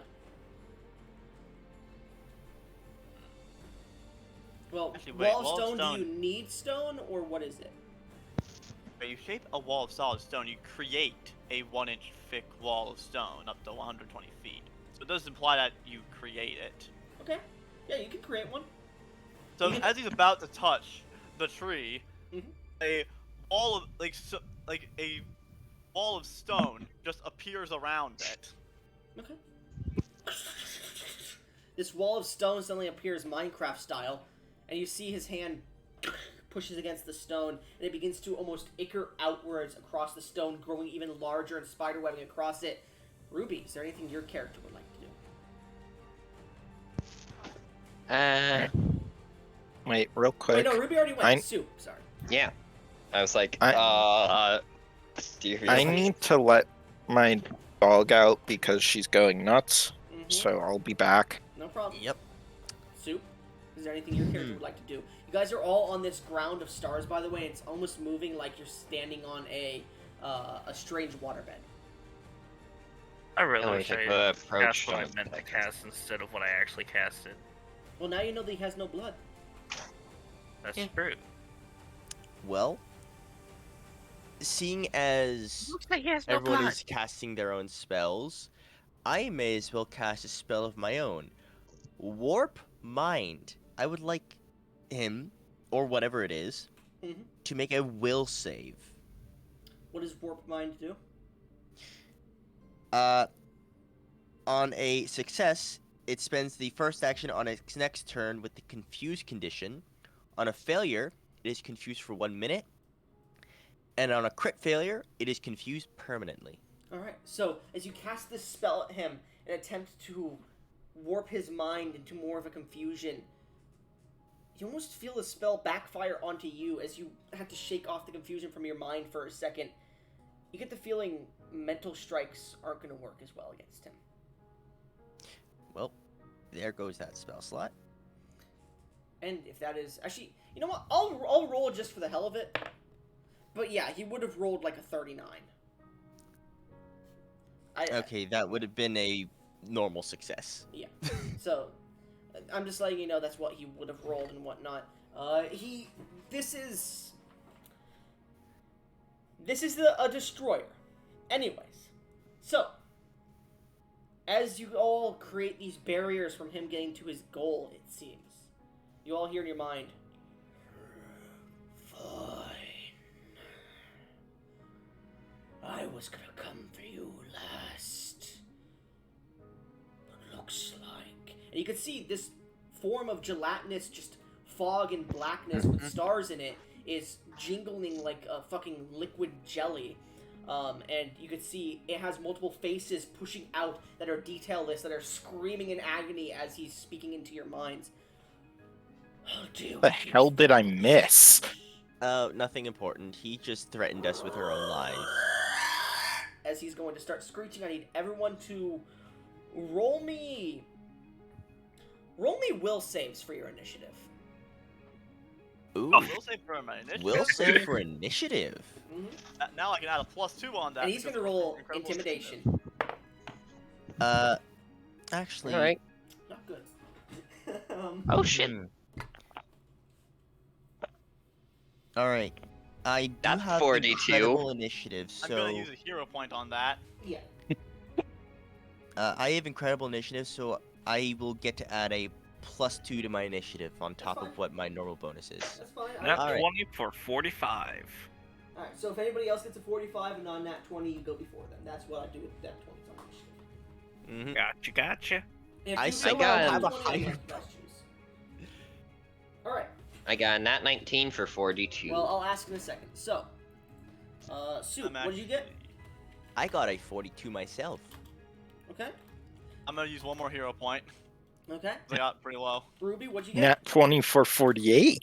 Ruby, I what'd you got get? 42. Okay, which one of you has the higher bonus with all your shit added to it? I have a plus plus 23. I have a plus 31 to initiative. Okay. He gets it. Phoenix, what'd you roll? Nat 20 for Never mind. 48. One more hero Okay. point. Stop spending hero points. Shadow, I'm you're just- gonna use all your hero points on initiative. I'm just saying. I considering the effect that's being used here, I'm thinking it's gonna be useful. Trust me. Of that. And then, Okay, there we go. 40. Shadowy, what'd you roll? I got a 40. Okay. And then V? 45. Okay. Don't worry, guys. I got a plan. I got a plan, Arthur. Don't worry, Dutch. I got a plan. I don't play My RDR. plan is to die. Don't worry, Tenno. I have a plan. Alright, so, as this This is the creature greatest lets plan. out this giga roar, this strange gurgling sound, you all manage to succeed. As you get the feeling, if you didn't, that would be bad. So, as this creature lets out this roar, Phoenix, as you're the first to shake off this strange assault on your mind of many different words whispering into your mind, your vision blurring out, tunnel visioning all around, and it feels like you have vertigo. You manage to shake all that off as you see the rest of your party is all like grasping their heads or their throats or their stomachs, holding onto their mouths as if they're about to throw up. They seem to be unable to do anything at the moment.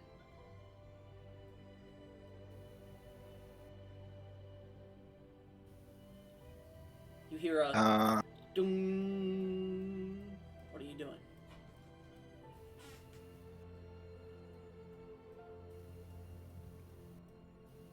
Did anyone fail, did you say? You're not Nope. sure, but no. Okay. It's just more flavor why they're not acting at the same time as you. Okay. Okay.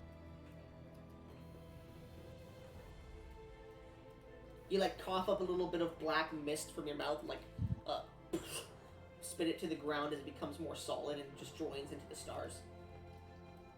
I'm gonna guess Time Beacon start this off. I don't know what that does, but okay. Basically, I can now go back to this point at the end of my turn. Okay. So basically it's like the Tracer's ability from Overwatch. Yeah. Okay. And yeah. So as you pull out your accordion and like press a few of the buttons, you and suddenly there's a secondary version of you that seems to be shifting in space, and it seems to just be playing a jig.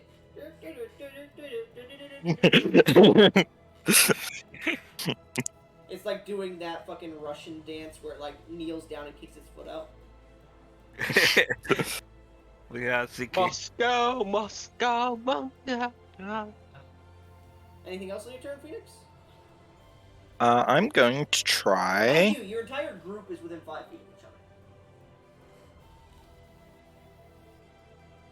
Why, that's good. I don't know if I'm going to make that useful at this moment. Okay. That will be plan B if this does not go well. So I'm gonna try Curse of the Spirit Orchestra. What the fuck is that? With That's good what I question, wondered. because now you I guys had no see- idea. So anybody watching, this is the bullshit why I'm not confident in playing Pathfinder anymore. If I ever run a Yeah, but- Pathfinder game, I am only having fires. Anyways, continue.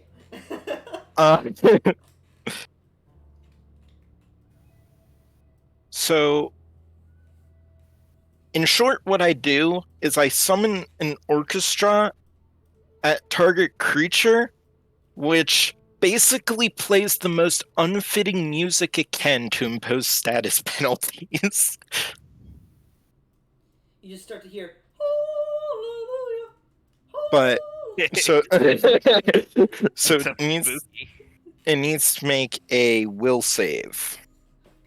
It has advantage on these because it's something about the mind. Okay. 47. That succeeds. Okay. So let me see. Does success actually do anything? It probably just negates it. And it's just till the end of the turn. I'm not gonna bother with that. Okay, back in time. Go again. We're not doing that.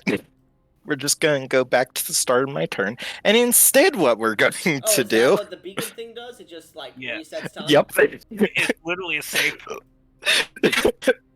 So Man's got the Mario Kart item block. does that reset your spell slot you just used or no?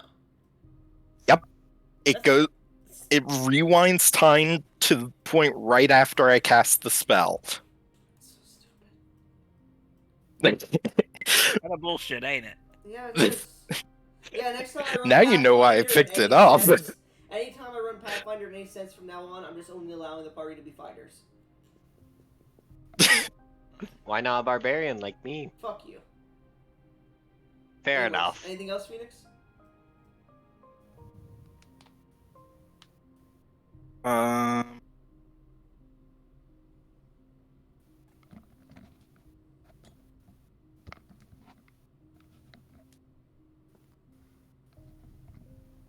I'm going to use True Target. The fuck Is is it- Which that? I'll explain it. It gives all of us advantage for 1 turn. Yes. Okay, so if you would like And to roll ignore it- any circumstances, penalties, or flat penalties against the chosen target. However, I only get to target 4 creatures to gain this benefit. Oh, and there's 5 members in your party. Ignore me, Yes. I will say that much. I was gonna say ignore me because of what I'm about to do. No, ignore me. I'm gonna take No, it. no, Allie. I'm not going to take the obvious choice of make the support character not have this advantage. Why would I do that? Anyways, so I'm going to make it so I'm the only one that doesn't get this because I'm not doing jack shit against it this turn. Anyways.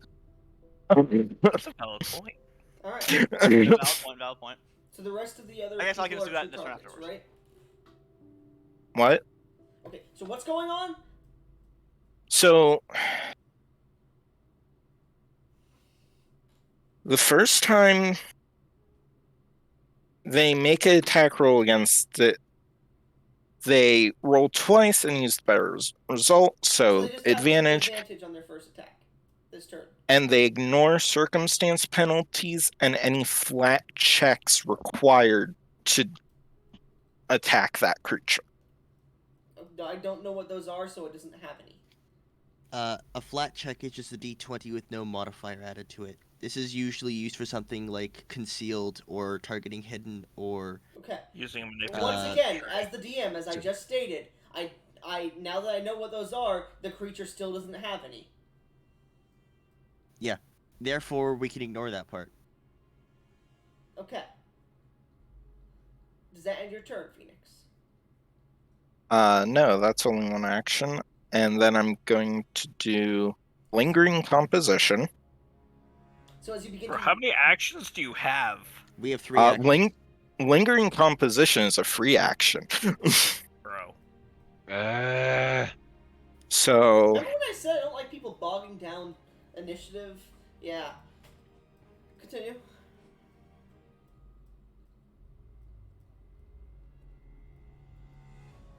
fine, I won't support the party at all. Oh, you can do it. I'm just saying I don't like when people take a long time in combat.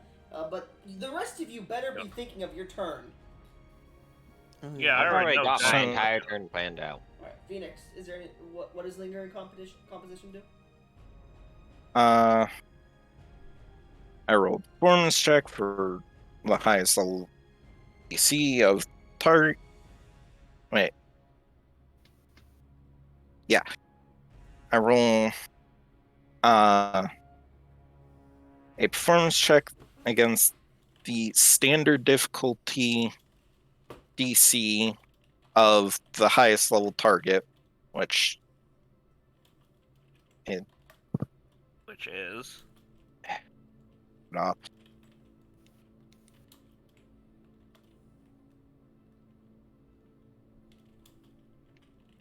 Basically, he's trying to make something last longer. Yes. Some people wish they All could do base that instead. DCs.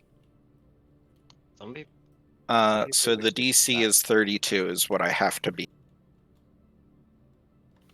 Okay. Class DC. Oh is wait, no, 35 for me. 34. Don't you succeed that just by existing? Well, he has to No, roll he a doesn't. non-nat one. Yeah, I have to roll a non-nat 1. Yeah. It has a But fun- otherwise, yes. Okay, it's a success, and I'm using Inspire Courage. It's 1 to attack and damage rolls and saves against fear effects. That's it. Okay. I'm done. I thought that was a free action. You have 2 more actions. Inspire I Courage is an action that he can do. Okay. Yeah, he's And simply since using you- their composition to extend the length of Inspire Courage. Oh, okay. I didn't. I realize used that- my first. I used my first action for Time Beacon, second action for True Target, and then third action for Inspire Courage and land composition Oh, okay. action. Okay, that makes sense. Thank you. So, as this man just starts to play Freebird with his accordion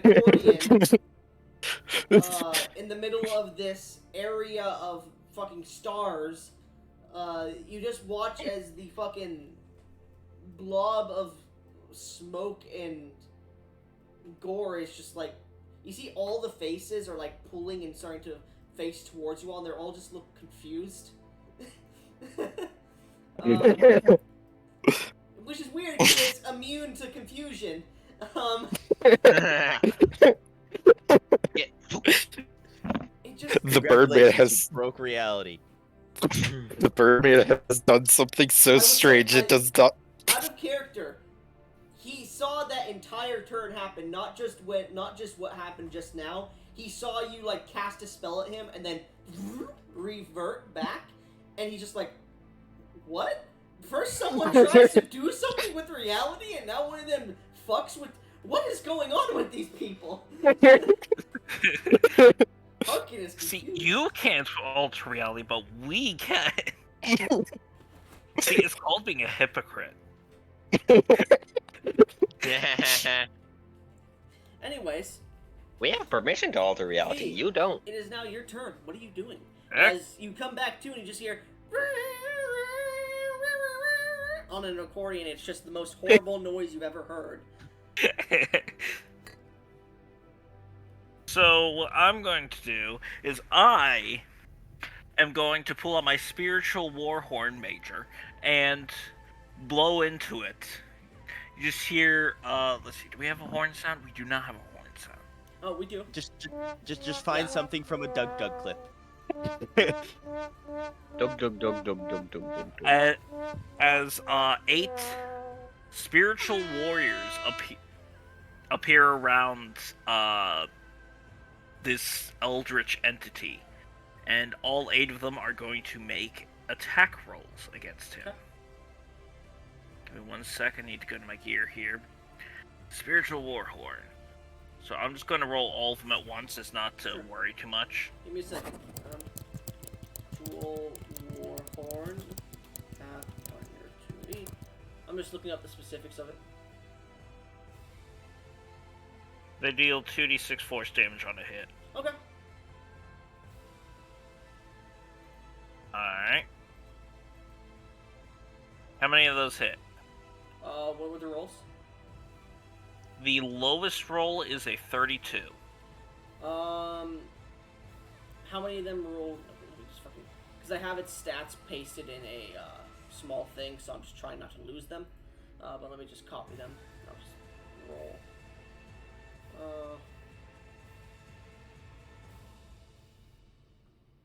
4 hit. 4 hit? Mhm. Alright. So it's these warriors that I assume look like Vikings or like some of your past romping, stomping men appear, and they just Yeah, there you go. They all So, just, some of it's the not- people who paid a little extra to become spirits. It's shall not, we it's, say. it's not even all at the same time. Like, you see one appear, goes for a punch, disappears as another one comes up from the top, hits another one in the faces, another one appears. It's basically like that scene from Jujutsu Kaisen, where, like, the guy's, like, slapping his hands together and they keep teleporting around. Just all of them keep happening. Oh, Jogo! Yeah. Oh, wait, wrong person. My bad. Wrong one, yeah. I was Alright. gonna say. And then it is 27 total damage. Can you give me a second? And again, that's force damage. Yeah, no problem. Oh, here it is. Give me a second. It's basically just... where is it? Fuck, I just had it and now it's gone. Hmm.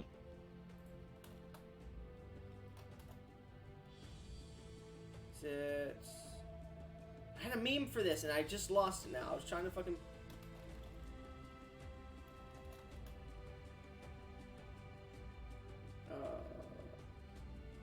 That's not it.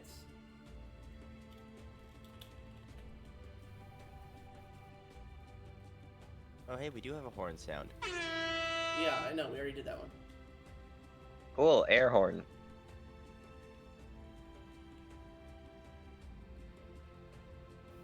the fuck is it? We'll just go with this one. It's not the right one, but you know. Anyways, so 27 damage. Yes, 27 force damage. And then with my last action, this is going to allow me to utilize Phoenix's glorious thingy-mahooj-majig.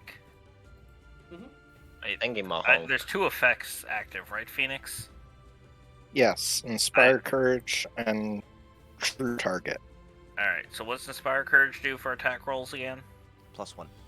Okay. Just +1. Then we are going to hit him with a Scorching Ray, hopefully. And then True Target gives advantage. 29 ADV 45. Sorry, what are you doing? You're making an attack roll? Yes, this is a Scorching Ray blast. 45 hits. Alright. And that is at 5th level, by the way. So that will be... You get a +1 to your damage roll. And is this fire damage? Yes. Okay. This is that's literally, like, that's her thing. Okay. So, 5d, what again? 5d6. +1. I actually have a question. Considering 4 of those utter hits hit, and in the 4 of those hit, like I'm assuming the 35s hit. Okay. Yeah. Now I'm saying what is his? He got a 40 or the 30. The 35s hit. So would the 45 be a crit? Did you roll 45 to hit? Yeah. Oh yeah, He yeah. did roll That 45 to hit. would technically be a crit. Yes. Alright, I'll roll an additional 5d6 for the crit. So... Uh, oh, wait, no. Doesn't that... Don't you do double the damage? It's double the damage. Hold on. Okay, so... No, sorry. I'm Yeah, reading you this also creature's- get the +1. I'm reading this creature now. It actually is immune to critical hits. But Damn. yeah, but it would technically be a critical, so it would hit no matter what. Damn, So it so doesn't take 19 any extra fire. from. Actually, hold up. This is a spell, correct? Yeah. Yeah. Then technically, it can be critical hit by spells, but not physical attacks. Ah. So that is 38 damage then with Okay, the crit. fire damage. Yes. So it's 19. God damn it. This man has resistance 19 to fire damage. Well, no, it has resistance 50%. I don't know anything about creating stat blocks, so I'm just like, you know what? Let's make it kind of like a D&D stat block here. I hated that type. Anyway, so as you release these rays of fire towards this individual, and these men start to beat the shit out of it,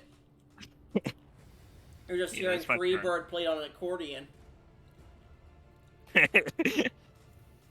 You got I anything wish else? that wasn't copyrighted so I could put it in the bot because I'm sure someone's done it. Anything else, or you good? Yeah, that's all I can do. Okay.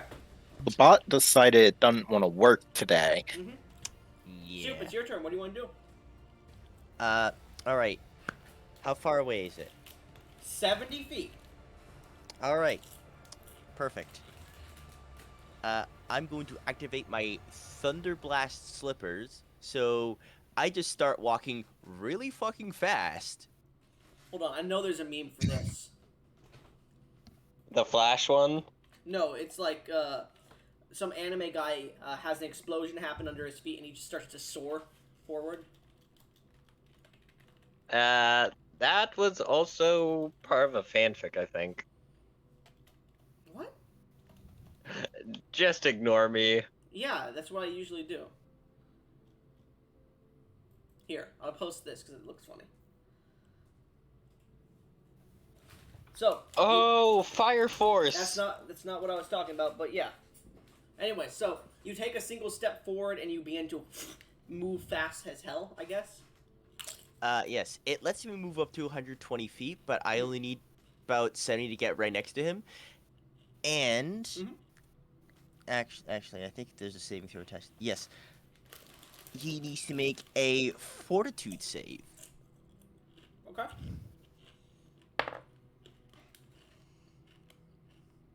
$41. Hmm. Sorry, 31. 31. Oh, he fails. The DC for the Thunderblast Slippers is 34. So he takes.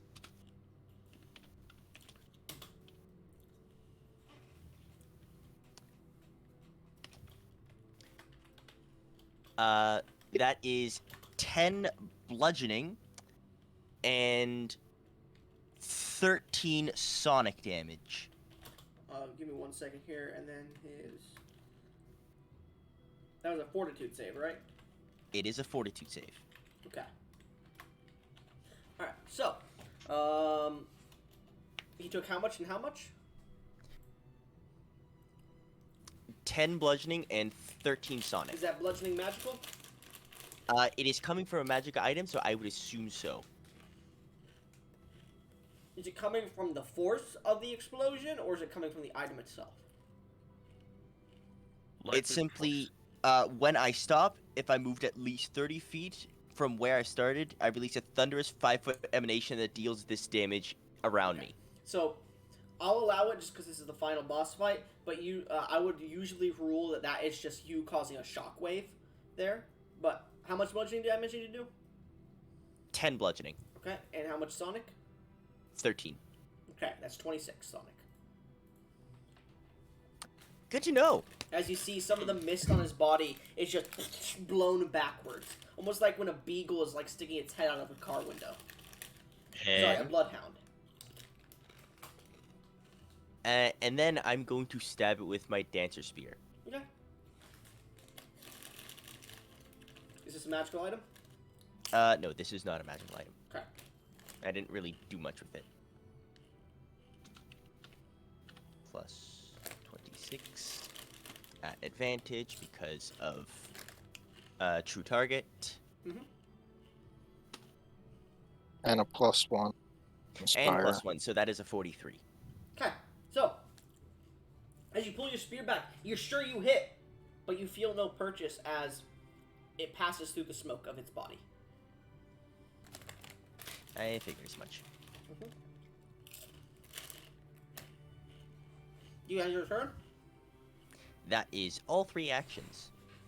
However, I will spend one final free action to put my Psyche up, and that will end my turn.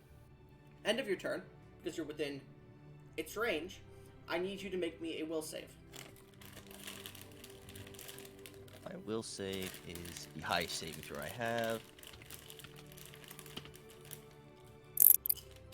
46. You succeed. As you feel your vision is pulled into that starry gaze once again. But you manage to shake it off.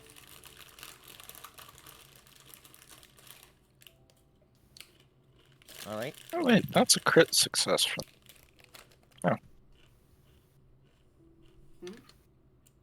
Oh. Inspire Courage is going to last 1 round longer than I thought. It is going to last 4 rounds. Okay, no problem. So, as Tatriel suddenly just bursts forward, and in the middle of that burst goes for a stab at this creature, it seems to just pass through. As you all notice, her magical weapon does not hit. Ruby, it is now your turn. I'm going to rage Titan's Quick question, can you even cast magic? Because you're still in your rage, technically, right? No, I dropped it because I was too large to fit into the hole. Okay. But now I'm raging again, Titan's stature, to grow up back up into huge, and then I'm moving 35. Wait. How far away after It's growing to 70 huge? It is 70 feet away from the rest of the group. Doesn't that take, like, all 3 of your actions, though? No. Titan's stature is a thing that you can choose to activate when you activate a giant stature. It's a free Wow. action. So, 2. It's only 2 to activate Rage and Titan stature. But I'm going to move Let's see. 35 feet forward towards it as my final action. Okay, so you're still 35 feet away from it then? Yes, Yep, yes. I'm a huge being 35 feet away. Okay. So as you begin to rush forward, not within its range just yet. So you start to see the stars getting a little bit bigger as you start to approach. Everyone is starting to notice the stars around the edge of the platform are getting, some of them are shining a bit brighter. But anyways, since that ends your turn, Shadowy. As you manage to come out of the bit of trying to hold back your vomit, you look up towards this creature and you see that it's multiple of the faces are just like turning around. They're no longer making any noise and they're gritting their teeth as if they're trying to figure out something to do, trying to figure out a piece of the puzzle. So yeah, they've turned away from the. No, there's from the multiple wall. faces and they're all looking around the battlefield, like Alright. shifting around its body. They have, this thing does not seem to have a form that is set. Okay, so Elsign, feeling the power that's been invested in him by it, by the, power invested in him by Cass, is going to cast a 3rd level Moonlight Ray, and he's going to use his ability, Quicken. He's going to use Quicken casting to reduce the casting time of that spell to 1 action. Okay. And with It's that, Moonlight Ray, you said? Moonlight Ray. Yeah, remember that cold spell that does good damage if they're a fiend or undead? Yeah. Alright. And it's considered silver for Okay. the cold damage, at least. Okay.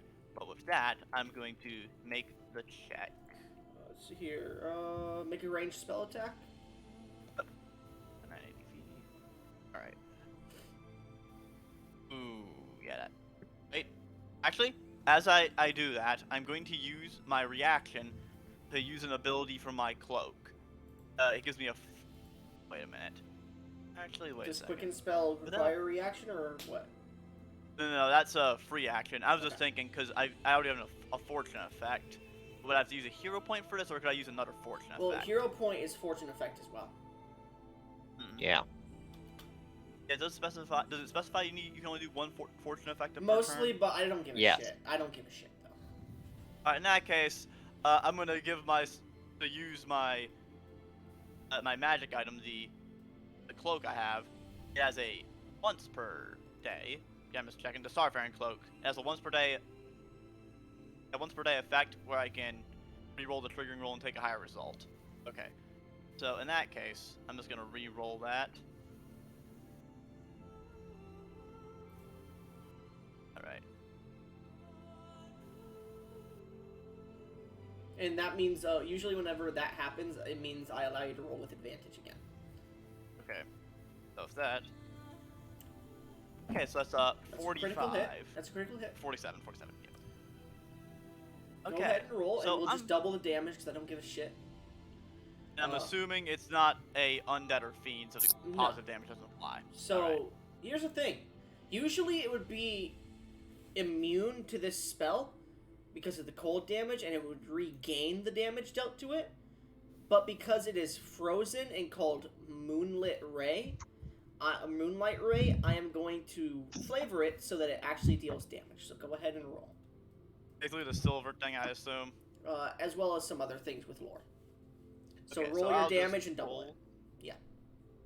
Okay, so that is going to be that. Alright. So with that. Alright, so that is 54 damage. 58 damage. 58 damage. Okay. 58 damage. Alright. So you guys watch as what's his name?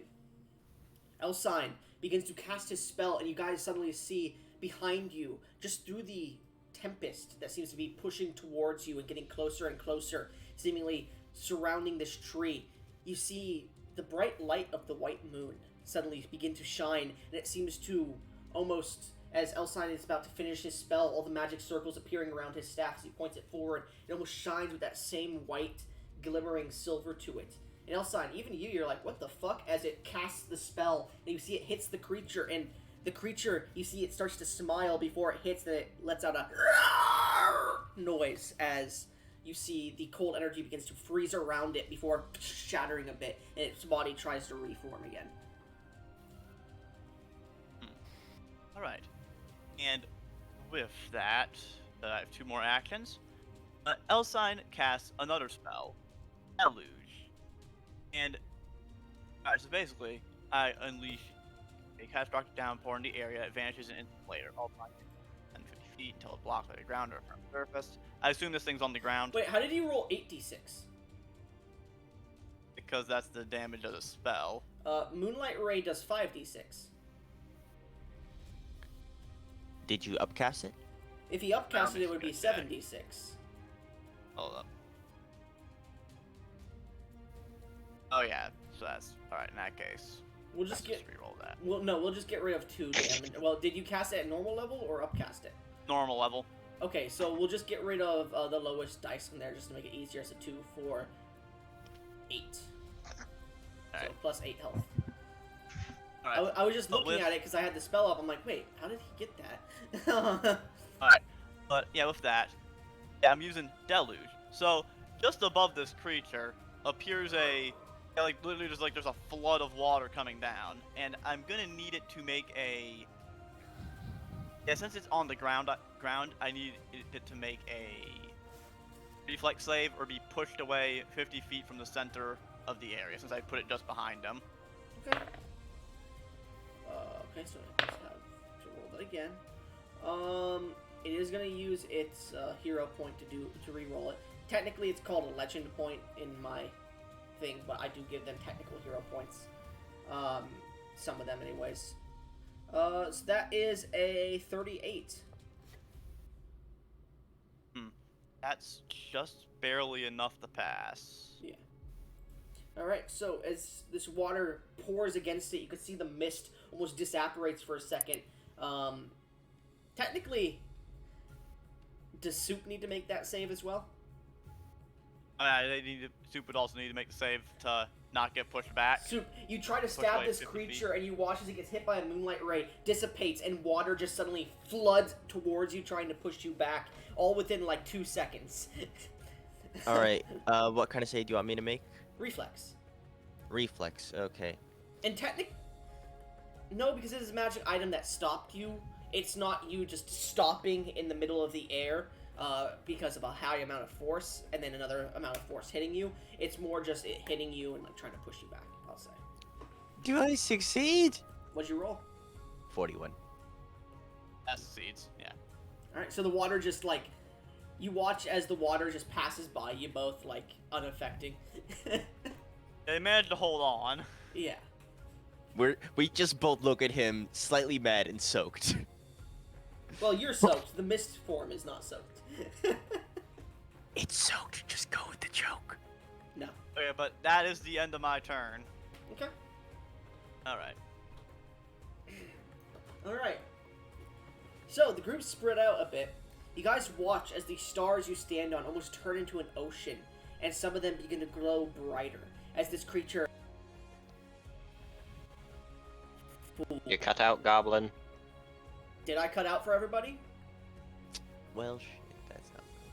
Well, Goblin died. I have full internet vanished access, into the so I don't know ether what again. these guys are talking about. I don't know what you guys are talking about. I had full internet there, so that's all on you. You guys have shit internet. No, all of No, us it's combined. literally all of us. If it's literally all of us having a problem, it's on your end. No, it just means it's hard to connect to all of you because you live in different fucking places. Anyways, so, as you all stand there, some of you soaked, some of you enhanced by this awesome solo of an accordion, you watch as the stars you stand on begin to turn and shift almost like an ocean, and some of them grow brighter as the creature lets out another roar, and you hear in your minds, "Fools, you never stood a chance. You should have lived what little pitiful lives you could. I am Harkin, Herald of Destruction. At this point, you hear another bell ding, and as it does, all the stars glow around you. I need everyone to make me reflex saves. Ooh, cool.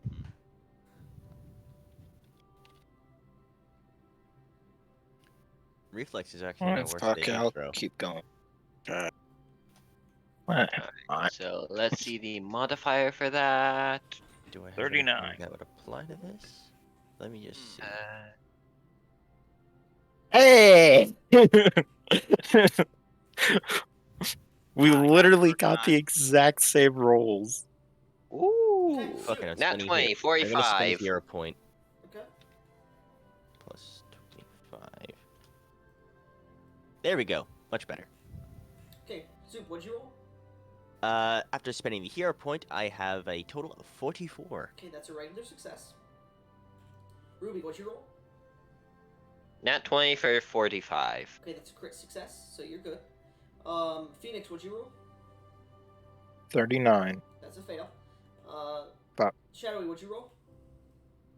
I Wait. rolled 29. That's Oh wait, that's right. We have a plus Hang one. on. Oh, Hang on. wait, we had That's- advantage. No, you don't. No, the advantage only applied to the attack. And your rolls, plus but one if- is to will saves, isn't it? It's Yeah. saved specifically against fear This is effects. not fear. If he Huh. rolled a crit success on a 45, how did they fail on a 39? Well, he rolled a natural 20. Yeah. Oh. Wait a minute. I can use counter performance, which I can now roll a perform. I'm assuming this is a visual effect, right? A visual effect? No, this is literally you guys about to take fucking damage.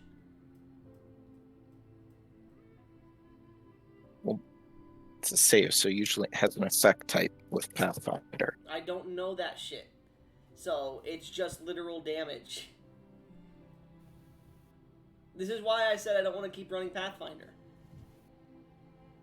Anyways, I guess it would technically have a visual effect. You're being blinded by fucking starlight, and you're trying That to would be dodge visual. you're trying to dodge whatever's happening. That would be visual, yes. Yeah, that's visual. So I can roll a performance check, Okay. counteract this, using a focus point.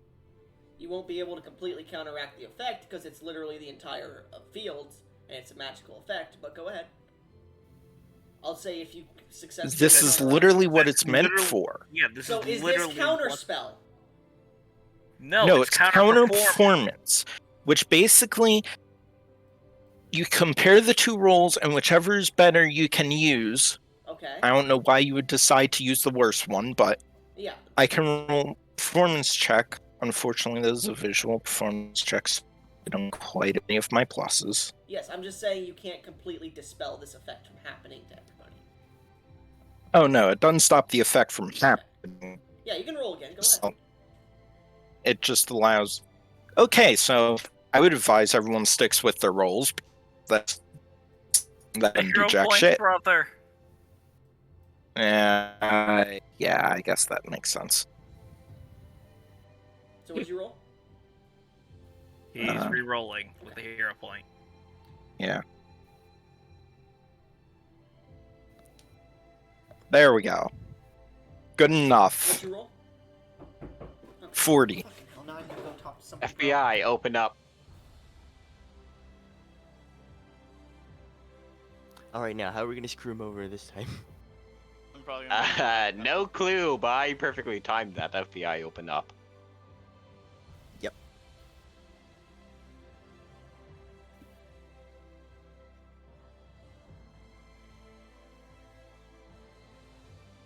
So, what happens now? We wait. And Yep. we plot. Indeed we do. I And guess I I'm gotta go do shit my brother was supposed to do earlier now because he never fucking did it because he's sleeping all day. So I'll be back in like 10 minutes. That's annoying. Nah, Regardless, feel like it's not- Wait, no, he's still in chat. Crap. Yeah, he's still in chat. I was gonna say something, but that probably would make him mad. Say it anyways. Worth it using another hero point. Y'all want to use my performance check instead? Well, actually, Soup can't. Oh, I can use your performance check instead. Yeah. Yeah. If Yeah, his I'll use performance check performance is higher, you can choose to use that in place of what you rolled. Oh, There well, are got Yeah, nat let's people do that do that. something similar. I mean, I'm gonna stick And with it mine still either counts as a way. saving throw. Yep. all right. Yeah. So Phoenix, I need to go do something. But if Goblin comes back and I'm not here, just tell him I'm gonna be using that. Why? It's only a 48. 48, which is going to be a normal success, I feel like. Probably. But we live, so. Probably still take damage. Yep. I guess when my turn comes around, I'm considering using Dancing Blade. I'm considering just creating a pillar of who knows what. Although I'm not by the way, entirely sure if Schmuck would let that do By the damage. way, how much? How resistant to poison damage are all of y'all? Not I ain't No. I ain't got none resistances nor vulnerabilities. This is I'm gonna resistant hurt. to I'm resistant 5 to all physical damage and resistant 10 to force and resistant 5 to necrotic. No, it's I resistant resistance to 10 dying. necrotic. Not what was asked. I know. It's just Anyways. that I happen to have a feat called Yeah, Numb to I Death. apologize, but I hope you don't mind. Ooh, wait. Are you gonna do Poison Bomb or something? Let's go. Well, Poison. Nuke incoming! No. Tactical nuke incoming! Not poison bomb. Flammable fumes. Oh, cool. And yes, I'm going to light them on fire. Well, it's a good Cool. thing I can get the hell out of Dodge. Is anyone decently else enough. resistant to force? There's no save. If you How- start your turn within the cloud, And how you big take is this damage. cloud? I'm back. 20 Sorry about numbers. that. So you rolled a 40, you said? 48. I used another hero point so I can make it 48. Okay. Success. And we're all going to use that. Yeah. Wait, what? That's what that does? Except Soup. Yep. Yep. I'm not using it either. Wait, what's it called? Sorry? Counter Counter performance. It's a. I think that's a bard feat, right? I'm I just think checking that's to a see feat. that I'm just gonna read it really quickly. I know it's bard exclusive. Hot. generally. Relax, Kate. Yeah, it's 6-foot Damn. emanation. Okay. Oh yeah, I'm too far away. That would make sense. Mind you, that uses a focus point. So Yeah, I those mean, are just. I'm understanding. I'm just trying to read it properly.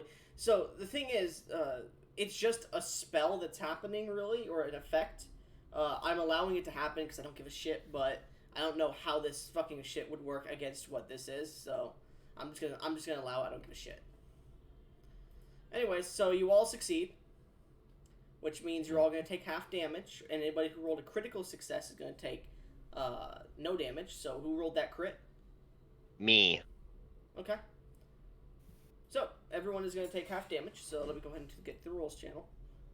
So, as this white light seems to blind you all like jump because you sense danger.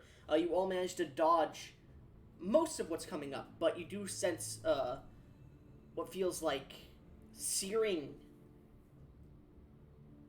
cold that seems to just be rushing across your body, and you feel these large darts almost of energy that seem to hit you as you are blinded by this bright light for a few seconds. You all do suffer half of this. That would be 58 points of force damage, and that's already halved. Ruby, you suffer none. Yep. I'm resistant 10 No, to force we- anyways. Oh, wait, don't I have a resistance to that? I think I do. Force Give me damage? one second. 58. Yeah. Yeah, I think so. How so? Give me one sec. Give me one Uh, sec. Resistance has a number tied to it, so you reduce it by that number. Yes, I do. How does it- Energy Aegis, which I had mentioned. Oh yeah. I had up. Did you? Energy Aegis literally lasts until Is I that make for my next healing all operations. energies or just one energy of your choice? Resistance 5 to acid, cold, electricity, fire, force, negative, positive, Okay. positive, and sonic.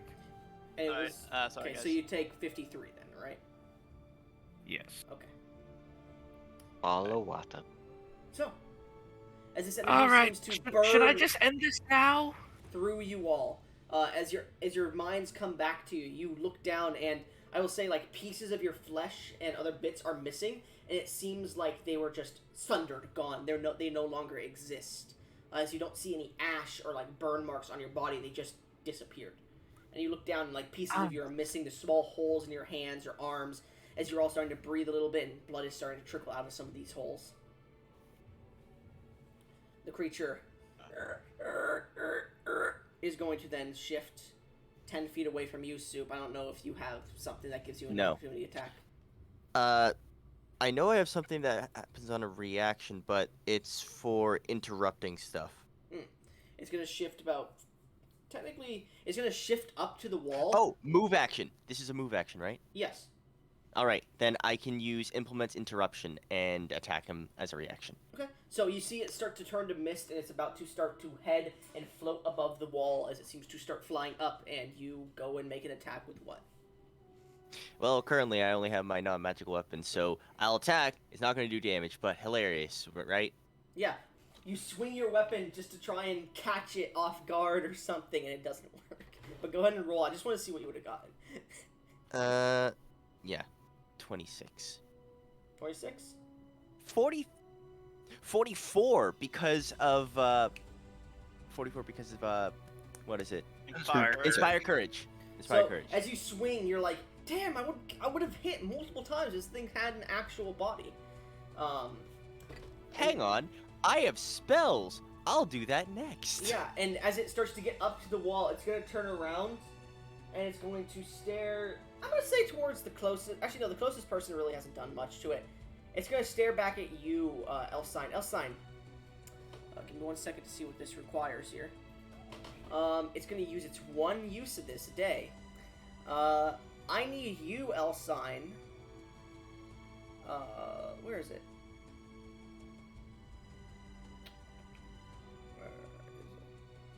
Make me a will saving throw, Elsign, as it seems to whisper something under its breath as if it's casting a spell. Okay, I do have one question before I make this will save. Sure.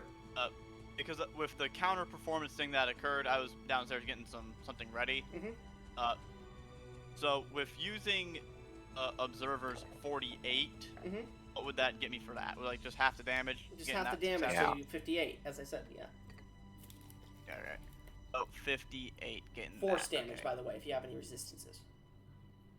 Alright, so let's do 58 damage. So, like, as the light burned bright, you tried to dodge whatever you could, but you felt these energies piercing and ripping you apart a bit in certain places. And you look down, like, part of your arm has a huge hole that's just bleeding out of it, as if a piece of you was just removed from existence. Okay, so this guy stares at me, and he's gonna use some ability. I'm gonna make a. It is a spell-like effect, and you could tell because he is casting. Oh damn! My Scorching Ray was supposed to deal more damage. Oh well. Right. So in that case, that's 2/2. Right. Just this so will be my you guys first are roll. aware, because of his innate ability to use this, I'm only counting it as a single action to cast this. Just so you guys are aware. Yep. Okay, that's a 40. 40. You fucking lucky sack of shit. You hear in your mind... How about I undermine you? Disappear! And you feel your body suddenly shift for a second and become quasi, not there, but there. But you manage to force the ability off of you, as his only use of undermine reality for the day is gone. Fuck. Unfortunate. This man really Truly. just, after finding out about this spell, was like, you know what? I'm gonna use that against them. Fuck them players. Yeah, I He was got like, it pissed makes off sense when he I would have. used I was trying to think what spell it was similar. I couldn't think of the spell he had used the time before, so I was like, what's that spell when I was making this? And I'm like, what is it? And then you reminded me of it, and I'm like, okay, that's the spell I was thinking of. Let's give it back to him. I was like, damn, I'm gonna go into this fight without him having these spells. Oh wait, they just reminded me. He has it now. But he can't use it anymore. He can't use it anymore. That was his one per day. Anyways, he climbs over the wall towards the tree and disappears behind it. I'm just imagining you hear, like, in a ghostly voice, "You piece of shit." No, you all do hear, fuck. Oh, he's behind the tree now. Well, no, he's up to the tree, I wonder you what would went- happen you if I can't see moved him. the tree. but you can't see him. I wonder what would happen if I moved the tree. You could try. Anyways, I have a spell that specifically says I can move trees. Phoenix. There's a spell that legitimately, specifically says you can move trees. Hang on, let me find it. Go do your thing first. I'll find it Phoenix. first. As the creature Okay. disappears behind the wall, you do see this mist is starting to permeate around the entire arena, about 2 feet up off the strange starry surface, which has now gone back to a solid, almost like standing on a liquid that seems to be rippling every movement you have. The Tempest has shot in to about 50 feet. As you're in the Tempest, it's starting to push you forward. At the start of your turn, do you fight against the Tempest to stay where you are, or try to push out of it? So where is it pushing me? So the Tempest that was swirling around you of iridescent colors is starting to push in, and it's now at a 50-foot radius from the tree, and you are in that radius being pulled forward. Do you try to stay where you are at the 70-foot mark, or do you allow it to pull you in closer?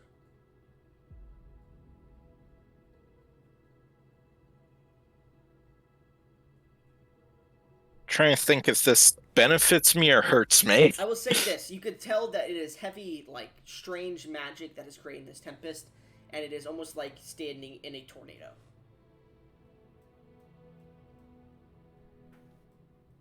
Like, bad thing to go into. Yeah. So I'm gonna try to resist it. Okay, so you're going to resist the thing that's trying to push you in closer to the tree and out of itself. Okay. The Tempest is coming, it's swirling inwards. Oh! Yeah, you'd either be walking into the eye of it to try and get out of the Tempest, or into the Tempest itself.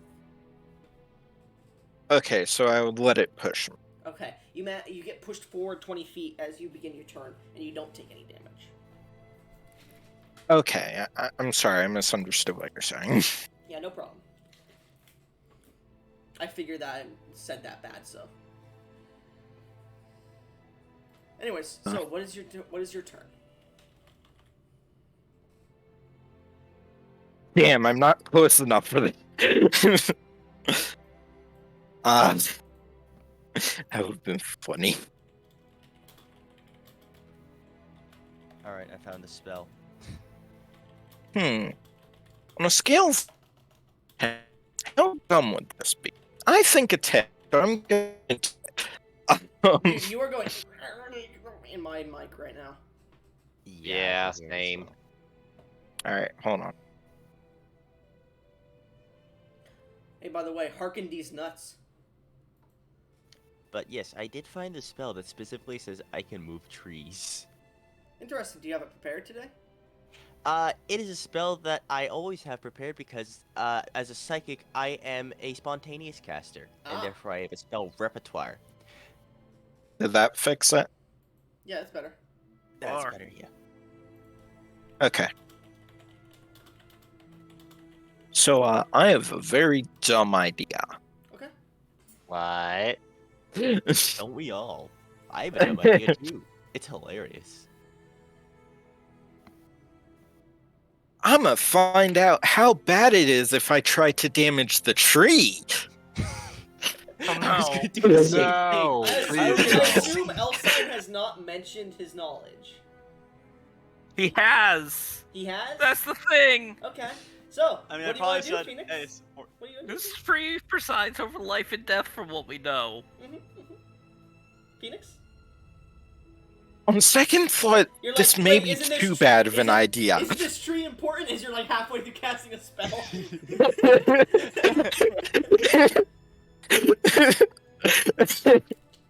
On second thought, maybe this is a really bad idea. As he casts Fireball in the tree. As he casts... I actually can't as he get casts Fireball, which Scorch made me Continent- sad. As he casts Continent Scorcher at the tree. No, let me see what my highest level fire spell is.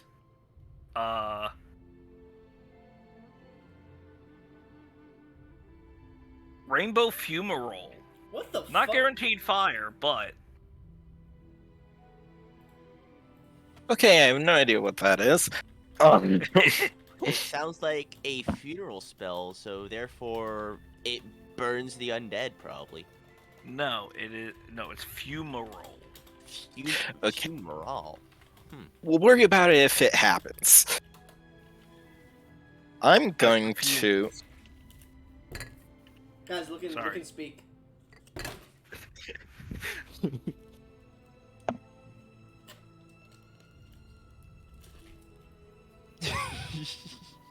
I will say at this point, having looked at the tree a bit, and being the closest one to it, I guess, Soup, you do notice what seems to be this platinum chain that seems to be flowing in the breeze with a single neck collar on it that seems to be opened. Okay. Anyways, continue. What are you doing, Phoenix? I'm going to be completely honest with you. The creature going behind the tree kind of fucked up Not all behind my the tree. plans. He's behind the stone wall that your friend made around the tree, so he's right next to Yeah, the it's tree. kind You of just can't fucking up see him. everything for me as well. Yeah, sorry, Is guys, Wall of but I was Stone a trying to stop sustained it. spell? Let's check that. Well, No, it's not I'm sorry, sustained. but you guys dealt like 150 damage to it already. And I haven't even dealt any to it yet either. I could You guys wanna bashing bust- charge through the wall and into the being, though. Yeah, if you guys want to screw up the wall of stone, that's completely fine by me. I just put it up to temporarily, because I thought, hey, I have nothing else, might as well try to halt it. Anyway, So I'm going to use Shatter on this stone wall. okay. I'm assuming you're putting it a little bit away from the tree, correct? Or is it not Well, like it targets D&D? an object. Okay, so it's not like D&D, my bad. Okay. Yeah, it targets a specific object. Wait, is there a weight limit? I don't give a shit. I don't think so. For One Shatter. unattended object. Is the wall attended? Anyways, It's attended by high these frequency nuts. sonic attack. Oh.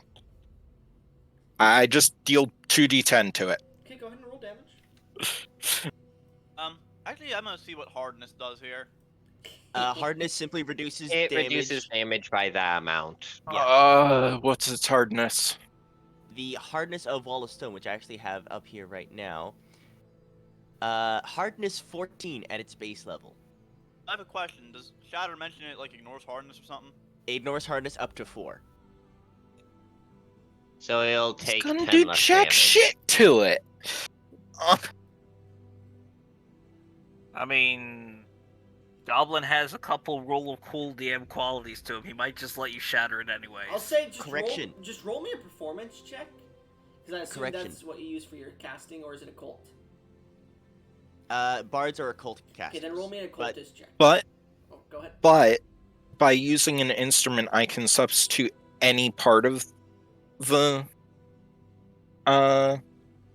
casting Yep. with it. So Okay. Okay, roll me a performance check then, please. For all intents and purposes, the exact wording of Shatter is that it ignores the object's hardness if it is 4 or lower. do I get to sing and do I get to play my accordion? Yes, just roll a performance check, please. Mortar and pestle.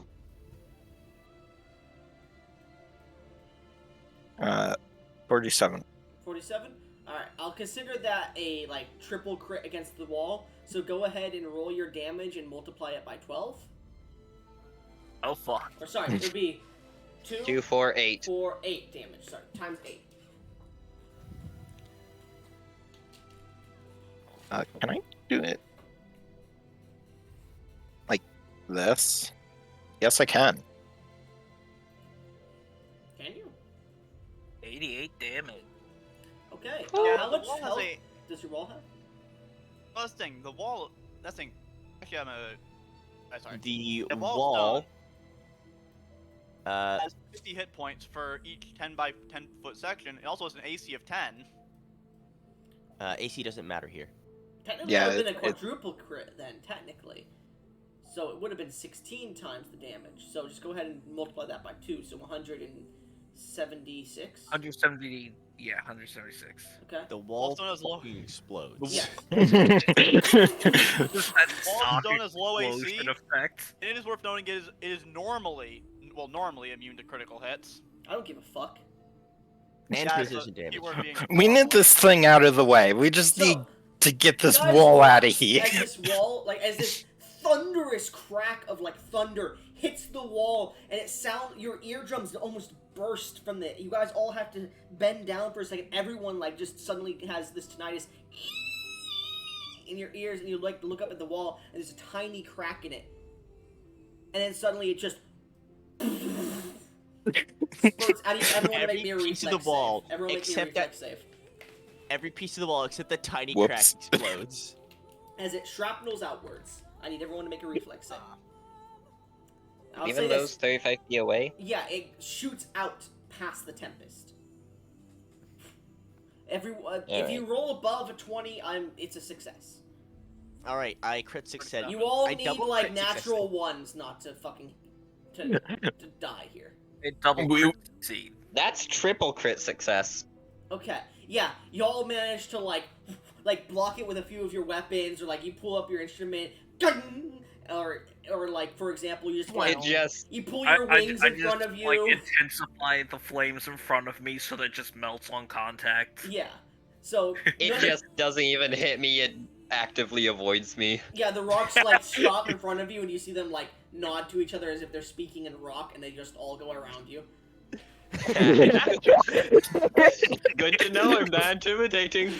We're all just standing there like Saitama watching Goro power up for his fight. Just okay. Okay.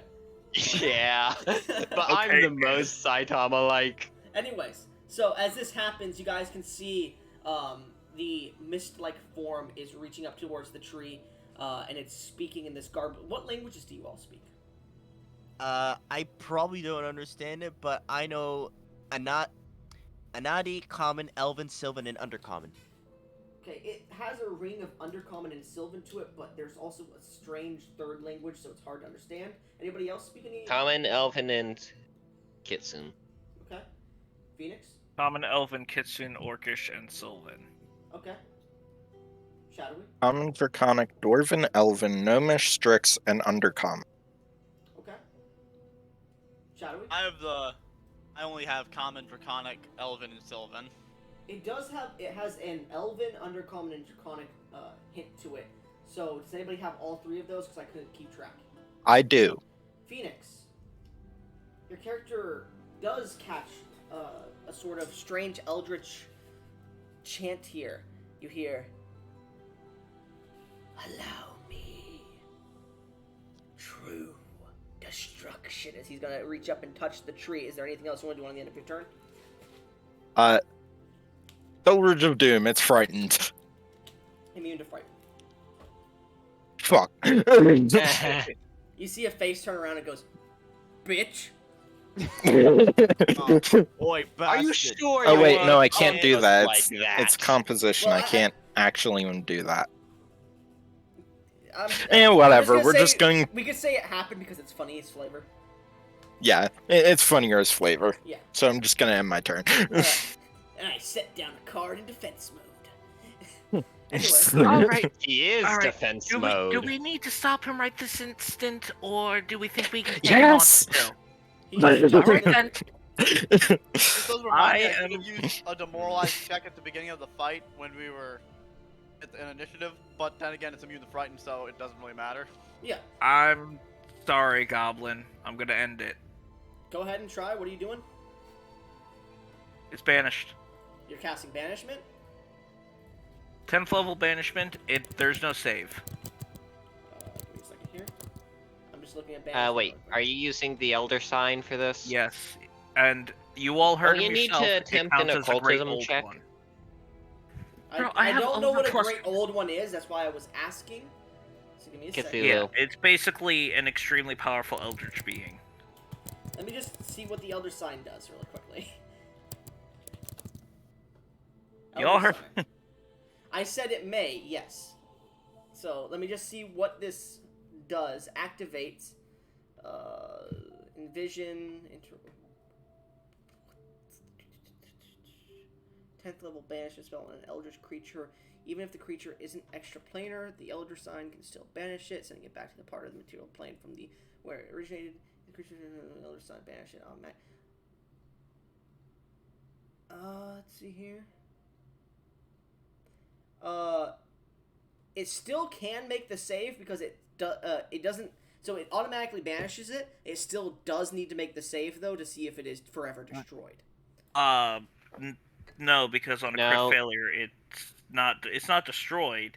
It's simply it's banished and it cannot return for at least 1 week. Well, activate the Great Old One. The Elder Sign banishes it automatically as if critically fit. Oh, okay. I'm fucking stupid. And since it's a great old one being banished, The sign is destroyed. Yes. Yeah. So, if you would like to flavor what happens, please. I pull out this signet. You know the thing that summons the Moon Lord in Terraria? oh No, I don't. yes, Because I don't play Terraria. I do. Hang on. Don't you summon the moonlight The by just solar killing all the pillars? The celestial sigil. Yeah. Celestial sigil. Sigil. I'm Yep. just imagining it's like all pixely too. Yeah. Literally just the fucking celestial sigil. Sigil. So, okay. I'm gonna put it in speak. This is what it looks like. Exactly what it looks like. And you hear me speak this eldritch incantation as I point it towards this being, as a beam of light shoots forth from it, hitting the being, enveloping in the light, and slowly closing, similar to a to a Pokeball return. I'd like you to roll me And- 5d100, please. Uh-oh. That's not good. How many years into the future do you send it? Kind of. How much damage do you take from the Elder Sign exploding? 347. 347? Okay. Good Oh, enough. cool, I can survive that. Good to know. Thank you. So, as the light seems to vanish upon it, and you see the light rescinds back into the tablet you're holding, it shakes violently before it starts to crack, and the same energy that the creature emanated seems to waft out of it for about a second before it shatters, and the creature no longer exists here. What is this? Now, I apologize, but based upon my research, this is not a permanent solution. Elsine, We will need to prepare for it to return. as they say that, I would like you to roll me a lore academia or lore planes check. My lore herbalism. Academia. Let's go. Alright. Alright. So with that,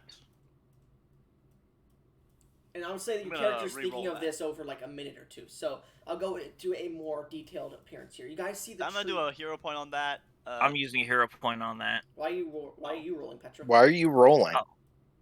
Should I not be? No. He specifically. I said Oh. Elsine. Oh, my bad. As you all look upon this area, the cracked stone wall now sits maybe about a foot from the ground around the tree. You can see the roots of the tree are starting to push through it itself. The tree itself seems to wave in an ever-present wind that doesn't seem to have a source from here, as you're within the middle of what seems to be space. The tempest has slowly rescinded, and you see that shackle.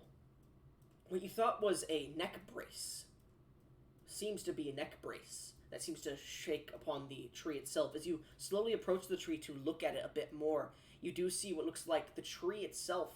Its trunk is not a tree. It's made of two elongated skeletal forms.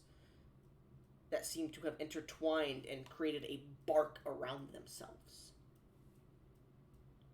And as you look at the tree, it's like you're thinking it's maybe like 10 feet tall. How can skeletons be this tall? Like, I know they seem lanky, and then as you get within 10 feet, 5 feet of the tree, and you look at it, it's impossibly large.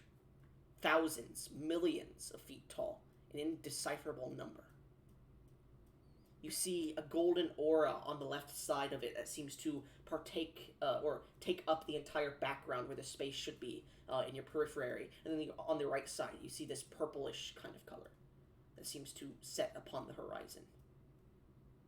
As you see these two large lines of almost threads that are flowing in an ever-present wind seem to connect around the center of the tree. And as you look at the tree, these skeletal forms that seem to have the tree growing out of them, the left side with the golden ore, you could see this female-like form and energy of gold that seems to just be leaning in the background in the horizon of the tree. On the right, you could see this darkened male form. In the center of the tree, you could see where the large platinum chain connects to the center. There seems to be a single crest that seems to be placed in the tree where the chain hooks onto. As you look at the crest, it seems to just be a circle that seems to have gold with that seems to be ridged on one side that turns into a purple ridged part of the circle. If anybody would like to make a religion check on this. Sure. Oh, sure, I'm why assuming not? it's going to need to be high, but Yes. why not? It's worth noting that I got a 30 on 10. my academia check. What'd you get on your academia check? 30. Third, okay. Yeah, I'm using hero point. Alright, so make my religion check. Definitely using another hero point. Yeah, nat 20 Yeah. for 38. 38, okay. So, did anybody get above 40? I actually got No. above 40. Soup, I screwed up rolling it the first time, so I rolled it and it got a 41. as you look at this, you do recognize this sign from some of your studies. This is the symbol of life and death. And as you're about to exclaim this, you recognize this as well. Shadowy. This is the symbol of the creation of the cycle of life and death, which brought forth the first age.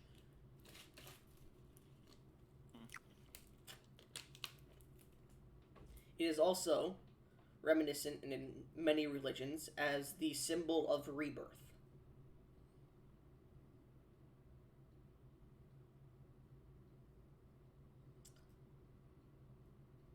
Shadowy, it's at this point, as you're all like looking at this and thinking, huh, interesting. Give me a second here. My music stopped. Okay, there you go. I have music on in the background. As you're looking at this and interested, you start to look around. You're not on the material plane. You are 100% certain of this.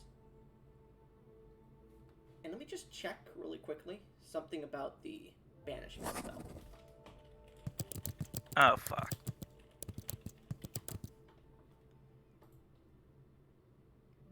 Let me just check this.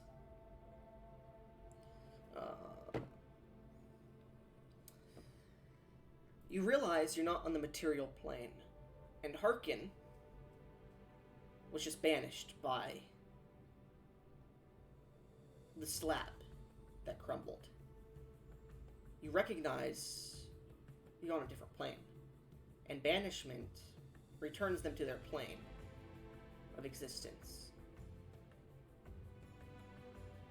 You start to think there are nods to him being from the astral sea, from space itself specifically.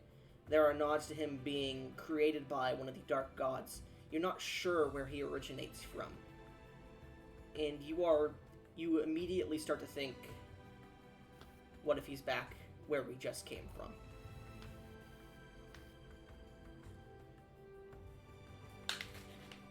Those are the thoughts going through your mind. Alright. Well, Elson thinks this, he is actually going to mention it. I think this celebration might be a bit premature. As Premature? premature. Alright. I'm gonna But- give you guys a hero point because I made a bad joke. Alright. But with that, Not like we're gonna use it. Yeah. so you've banished the Harkin. It's widely believed Indeed. Harkin's either created by some dark deity or he originates from the astral sea. The astral plane. I'm aware. I did my research. Yes. Like I So- said, it's not a permanent solution. It's to give us more time to prepare. I will also mention, Elsign, as you're realizing this, there is still that doubt that comes into your minds of it may take him a while to get here, but that is without an anchor if he's from outer space. And you know that guys have stopped a previous puppet, a previous anchor of his from dying. And you do know that there's still some slight connection to him there. Wait a minute. You need to get out of here. Did we? He might be connected to the prince. He might be what? Might still Oh, be connected to God. the prince, and you can use that to get here. Not for another week. You Still banish. means. I will say this, Goron, Petra. You realize. I'm pretty sure this is how banishment works. I don't know if I'm doing it wrong, but you've banished him from this plane, which Elsign has mentioned is a different plane of existence. Good point. Oh shit. Let me double check what it says, because now I want to make sure of this myself. I'm as well. pretty sure this is how it works. I know it's how it works in D&D for sure. Let's see, banishment. Oh. Oh yeah, no, that's what it fucking means. So here's the thing. On the end of the banishment spell, I'm not going to work it this way because that kind of fucks up the entire story we just put out. This spell fails if you aren't on your home plane when you cast it. Where does it say that? The end of banishment. Fuck. But I'm not going to run it that way. I'm going to say it didn't fail. Heck, I didn't see that part. Yeah, neither Damn did I. it! Don't worry. That's not what's going on here, though. Okay. Anyways. You guys... Who knows? Maybe Petra has a couple origin secrets that she's hiding. Maybe. Maybe. That could always be a story for another day. and Invert is going to stay here, So, protect the tree from him, in case he returns. as you guys begin to discuss what your next part of your plan is, how are you going to get back? As you begin to look around, you don't see any way back. I need a perception check from everybody who's trying to look for a way back. Perception I'm check. looking for a way back for them, but not for myself. I should That's fine. mention something about my detect magic site. Oh yeah, that's right. Okay, yeah. The entire area that you're in is like like you were managing to sustain it during the battle, but it is like nearly blinding you with divine radiance. So I'm guessing Uh, that the it divi- being the divi- heightened to third level makes it even worse. Yes, the divine Because- radiance specifically seems to be of a a magic type that you are not familiar with. I'm gonna use the hero point I just got to re-roll that. I may as well I'm- as well because we all roll below 5. Really? I am going I to got go ahead and say. 33 total. Can I speak? Sorry. Okay, what the God damn. fuck? What are you So, trying to say, Pep? whenever I seek, which I'm pretty sure is basically what making a perception check is, That is. it ends up heightening my detect magic that is always on for me to third level Okay. automatically. I can't choose this. So as you begin to That's going to suck. yeah, as your character begins to look around, you start getting migraine, and you just can't keep looking, so you won't be able to make the check. There's a little bit too much magic for me to see. Soup. So, Soup, what'd you roll? I spent the hero point, and I went from 29 to 31. 31. You take the higher one. 33 for a natural Give me a 14 second. with Soup, me. as you look around, you see where you came in, and there seems to be a crack in the space-time, but there's no doorway through. Ruby, as Invert looks back towards the area that you guys came in from, you do see that it is a wide open crack in space that you could probably fit through. Phoenix, what'd you roll?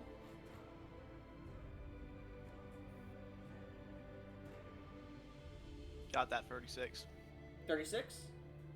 Yeah, from what I can see in the chat at least. Phoenix? Yeah, You Phoenix there? got 36. Okay. Phoenix. Oh. Bro, you Oh, alive? I flipped up my mic because I was talking to the dog and then forgot to unmute it. No So problem. Phoenix, as you look, you do see the crack which would lead back to where you came from as well. It seems to be wide and open for you. Shadowy, what did you roll? 37. You see the same thing. Phoenix and Shadowy, as you're both looking towards this, you do feel a general... how do I say? You do feel a general bliss come over in you as you look back towards the tree. You swear you see off in the distance 2 figures standing, made of different colored energies, before you, like, blink and they're gone. Anyways. Okay, cool. Hopefully it wasn't 4 pixels. would I notice Shadowy Oh, I also get it. looking? Yeah, you two are the only one that look back. Shadowy, did you see the? Wait, no. What is his name? Alsign. Alcine goes, who the fuck is Shadowy? Son, did you see that? Those 2 figures? Yes. Yeah. No, see, I can't see shit.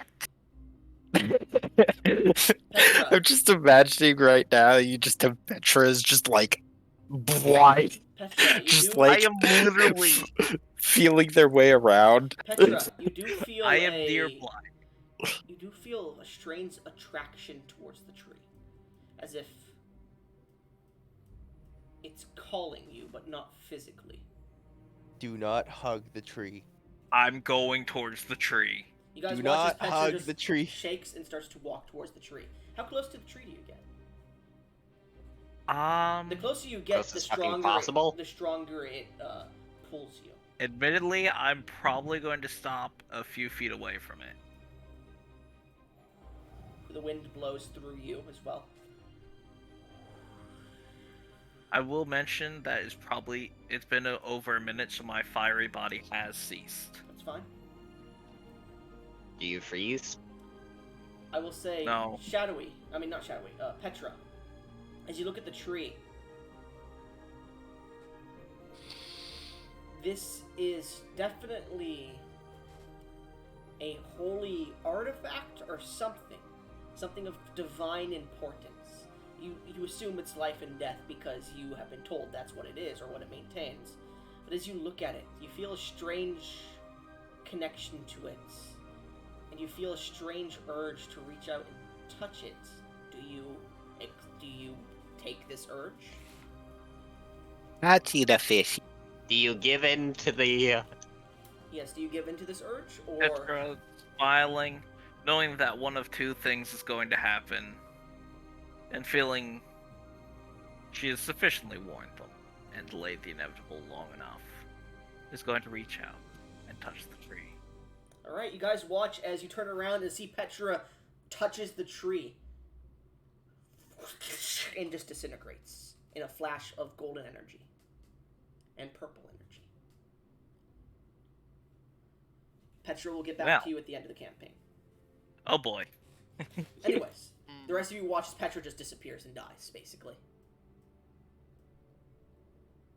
I believe that's the death part of the tree. Well, Considering you saw both energies, is the interesting thing. Actually, I guess if Alsign saw that, he's thinking, be more concerned if I didn't know the divine importance of this tree. You guys start to see the crack in the space starting to go inwards If more you as want it's starting to close. leave, Yeah, we need to leave. Let's get out of here. If you want to leave, I suggest you do it now.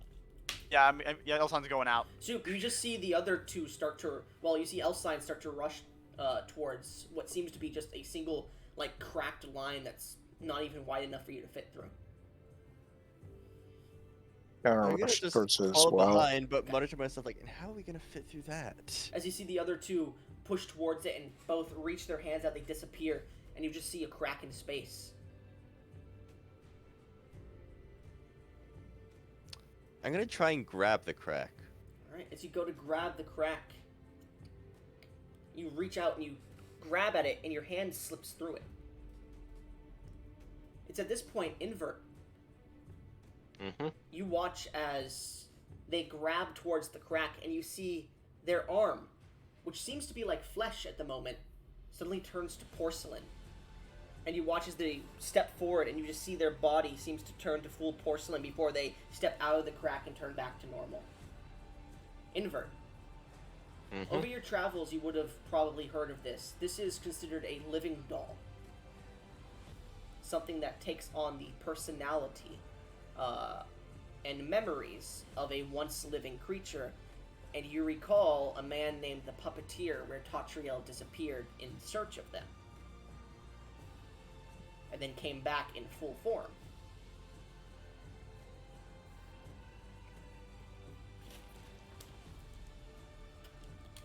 So it seems that he had contacted him after all. Tatriel's a lady. She had contacted him after all.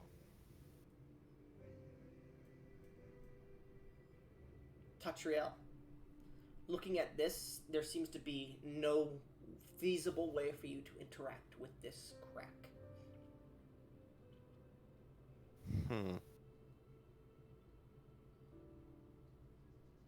That's a little weird. I wonder how they got through it. Tatriel, I'm gonna try and open it up. Okay. Go ahead, invert what you're gonna say. Tatriel, was it? I do believe that you have accomplished your goal of meeting with the puppeteer, though it seems you ended up a puppet as well.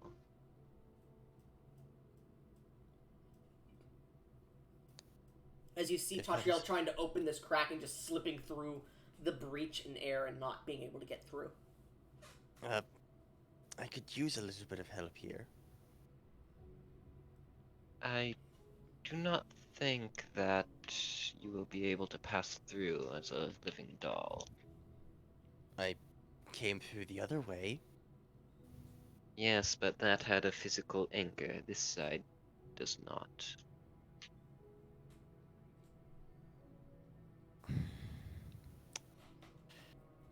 In that case, would you mind lending your assistance?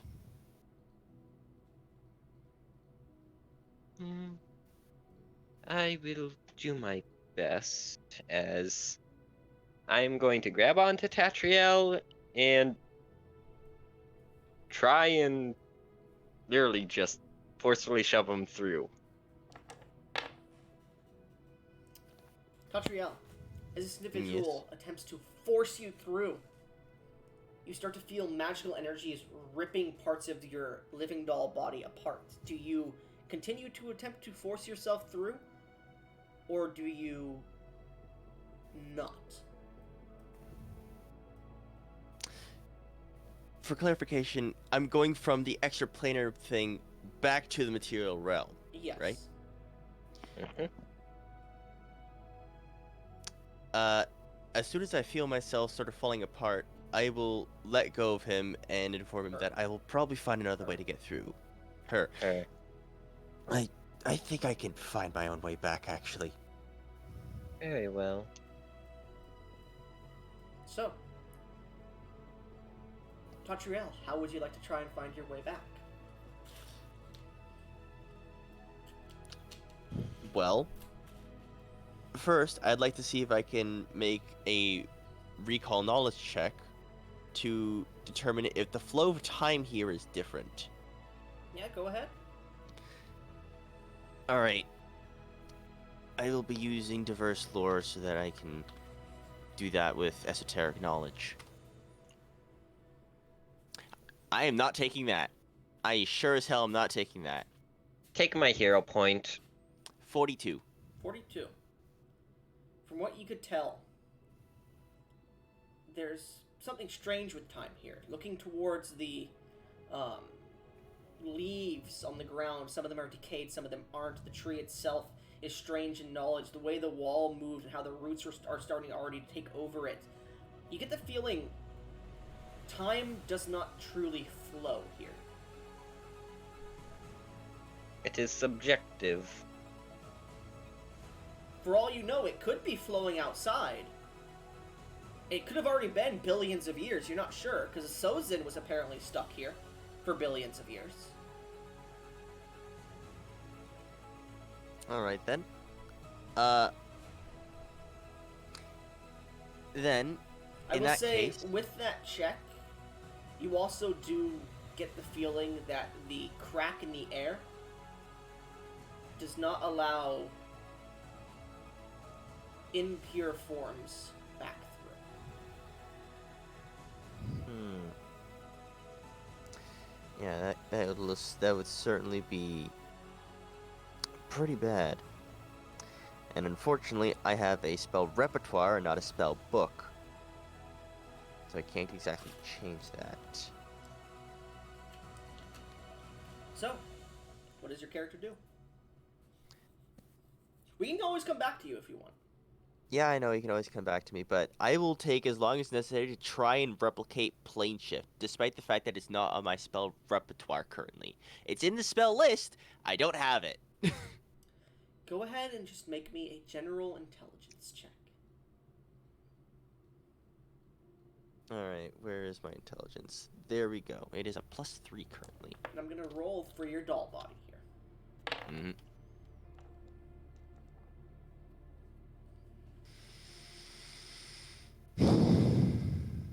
What did you roll? I'm gonna spend a hero point because there's a good chance I'll get higher than that. Natural 1, I'm guessing, or no? No, it was a 6, but there's a decent chance I can get higher than that. Alright, dirty 20. Dirty 20. You get the feeling you may not have enough materials to do so, but you could always try. Does your character try? I certainly will, yes. Okay. As I did go to school, I do know the theories behind traveling between Yes. planes. I've never actually properly done it, though.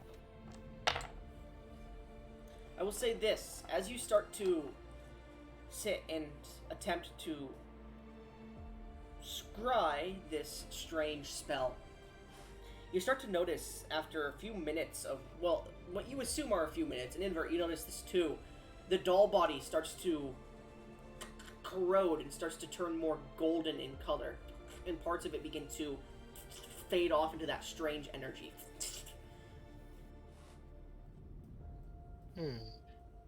I want you to make me a will saving throw, Soup. Will save, you say? Mm-hmm.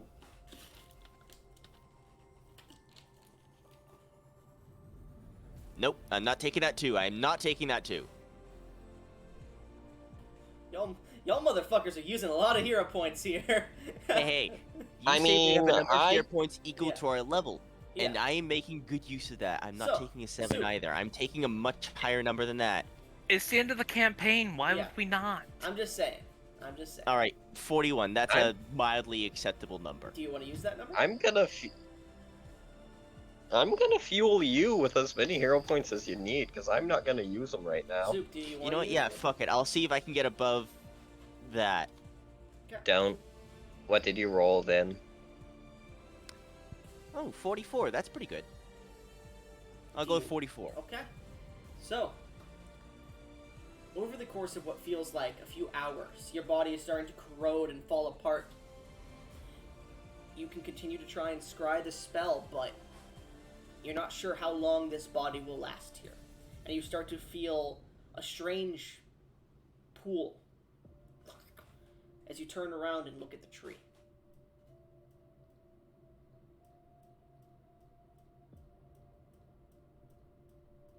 You want us to touch the tree, don't you? I mean, if you want to. I mean, you don't have to go to it. You could always still try to scry the spell, but it's going to take you a bit more time, and your body may not last. Last time I did something like this, I did it because it was awesome, and my character straight up died afterwards. Up to you, man. You don't have to touch the tree. I can always come back to you. You know what? Fuck it. I touched the tree. All right. Invert, you watch as your friend stands up, and you can see parts of their joints are starting to get rusted as they go up and touch the tree. And you see their body just completely disintegrates. And you see just this floating, what seems to be a soul that seems to dissipate with the same colors that your other friend did. Invert, as your friends have now left you alone in this space, what is your goal here? She is going to stay behind and guard the tree against any that might try and destroy it. Invert, you stay here for what feels like a year.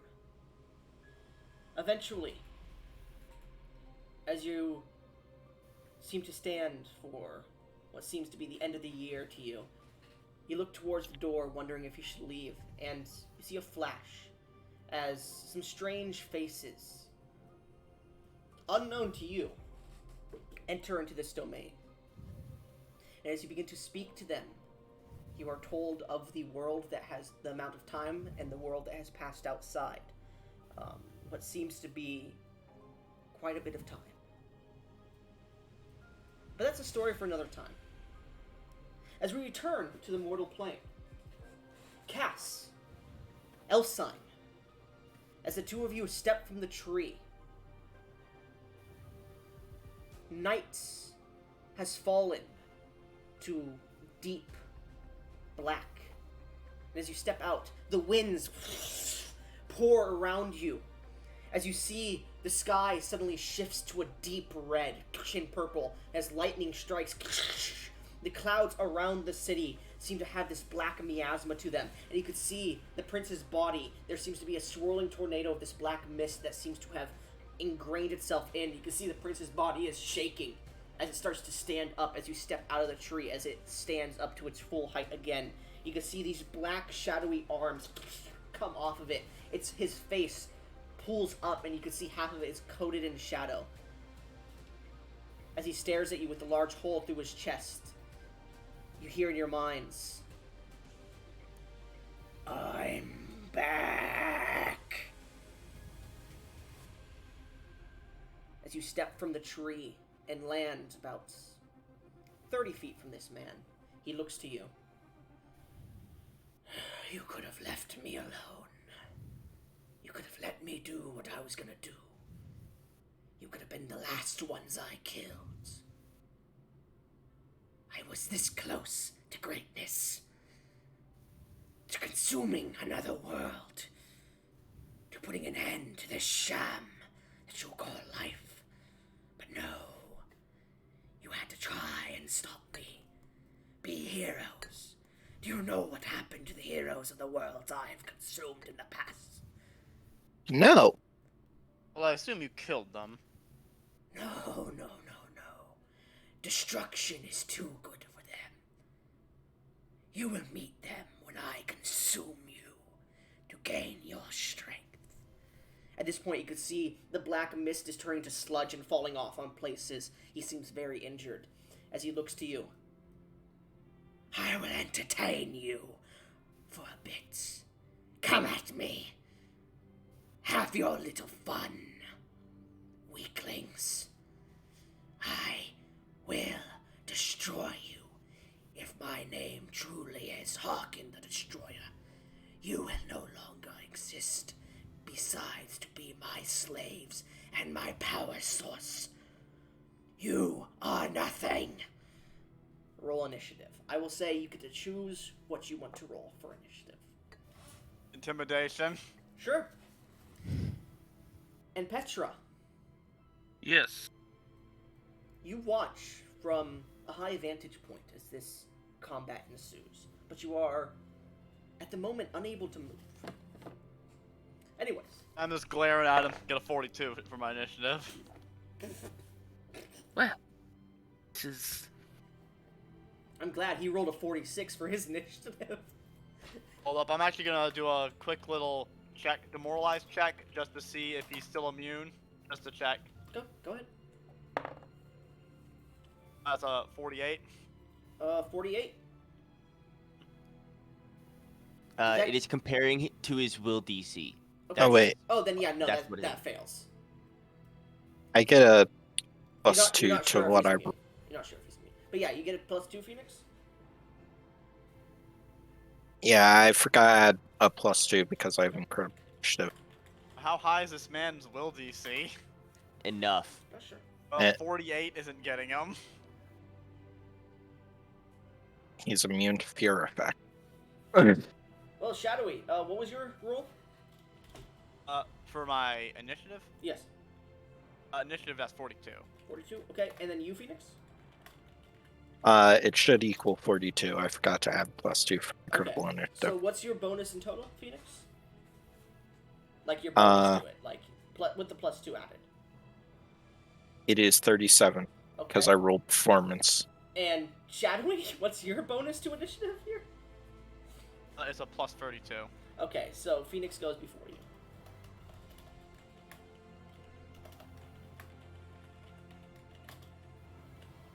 And then Unfortunately, the creature gets to go first. Yep. He looks to you both. I am immortal. I am destruction. I am the end. Even if you defeat me here, I will return. You will not win in the end. You will be long gone, and I will destroy everything here. And then I will move on to the next world, and the next one after that. You are useless. And he's gonna take his turn. The prince's body seems to move forward about 30 feet as it gets to you. He raises his hand as you see this large, just what seems to be this just large fly swatter of miasma mist as well as gunk of black energy just creates this like 30-foot wide hand on the top of his hand, and he just goes to slam it down on the boat. Actually, no, he'll create a hammer as he goes to slam it down on the both of you. I need you both to make a mallet. Sorry, I need you both to make reflex saves.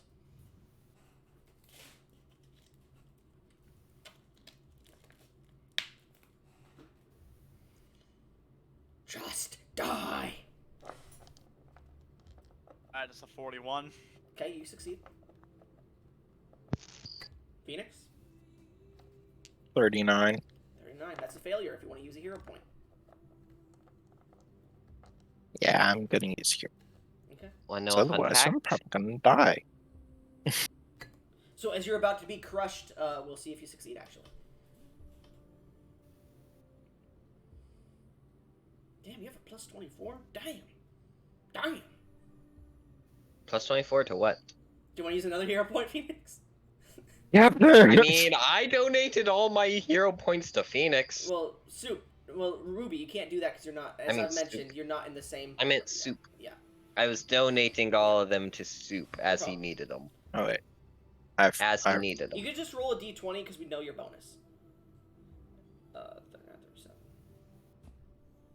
So just roll a d20 since we know your bonus, and we can just add it in. You should probably use another one.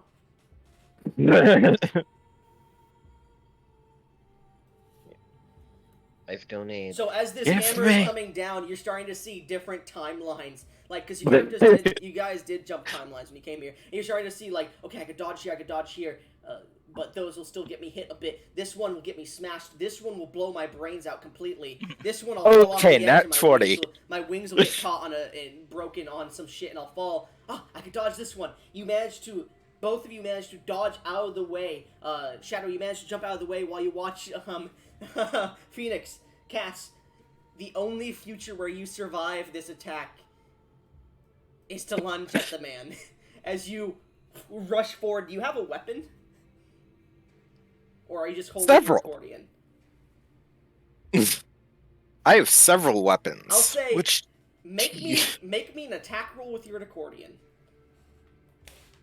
So I am a living weapon make normally. me a performance check, I'll say.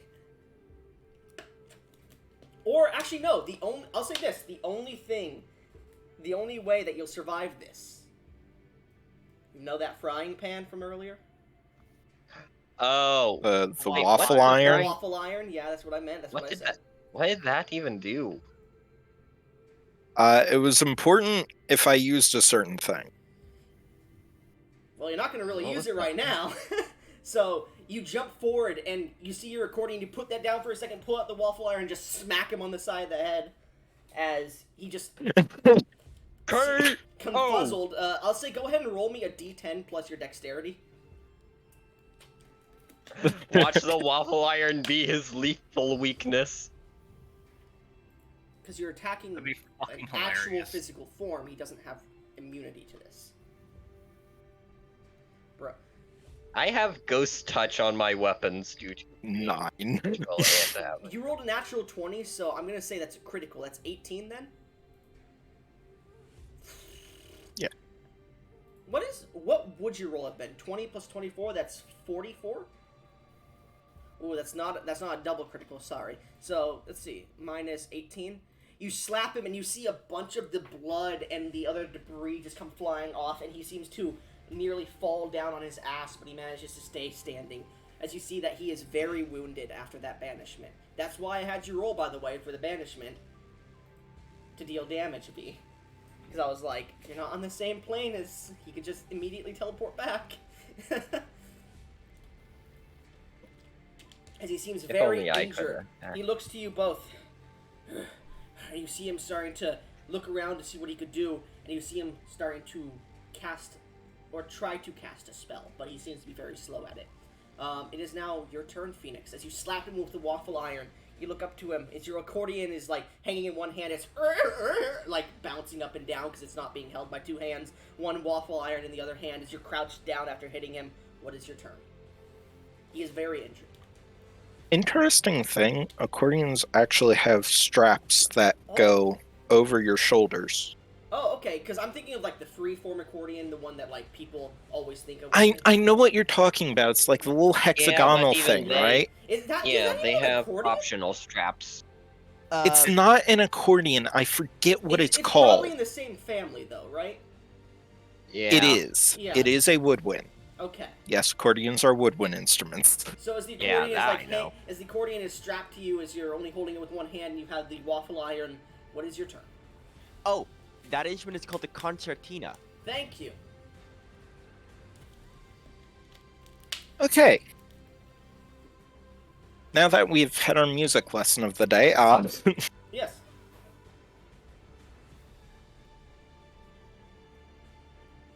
oh fuck it, I don't care that this isn't gonna do much probably, but I'm going to do the purpose that I have a waffle iron.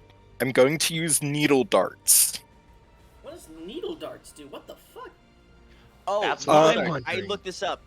It makes a few needles. It starts at 3d4, and it heightens every spell level. At this current level, it would do 8d4. And if it crits, it does 1 persistent bleed damage per spell level. Okay, make a spell attack roll. Yes, and it shapes out of a metal chunk, which yes, in if this you- case is the waffle iron. So yeah, if you As have you go cold to iron, the it'll do waffle cold iron. stuff. As you slap him and And- bring the waffle iron back, you just like send a bunch of the shrapnel at him like a tennis. Like you just hit the tennis ball towards another person and get ready to slap him again. Actually, what is the waffle iron made of? Iron. Iron or what- It's steel. an old waffle iron. Yeah. Cast iron? So is it just iron or is it Oh my cold God, iron? Ruby, It's- did you just say, does he cast iron? No, I said Damn it. cast iron for the metal.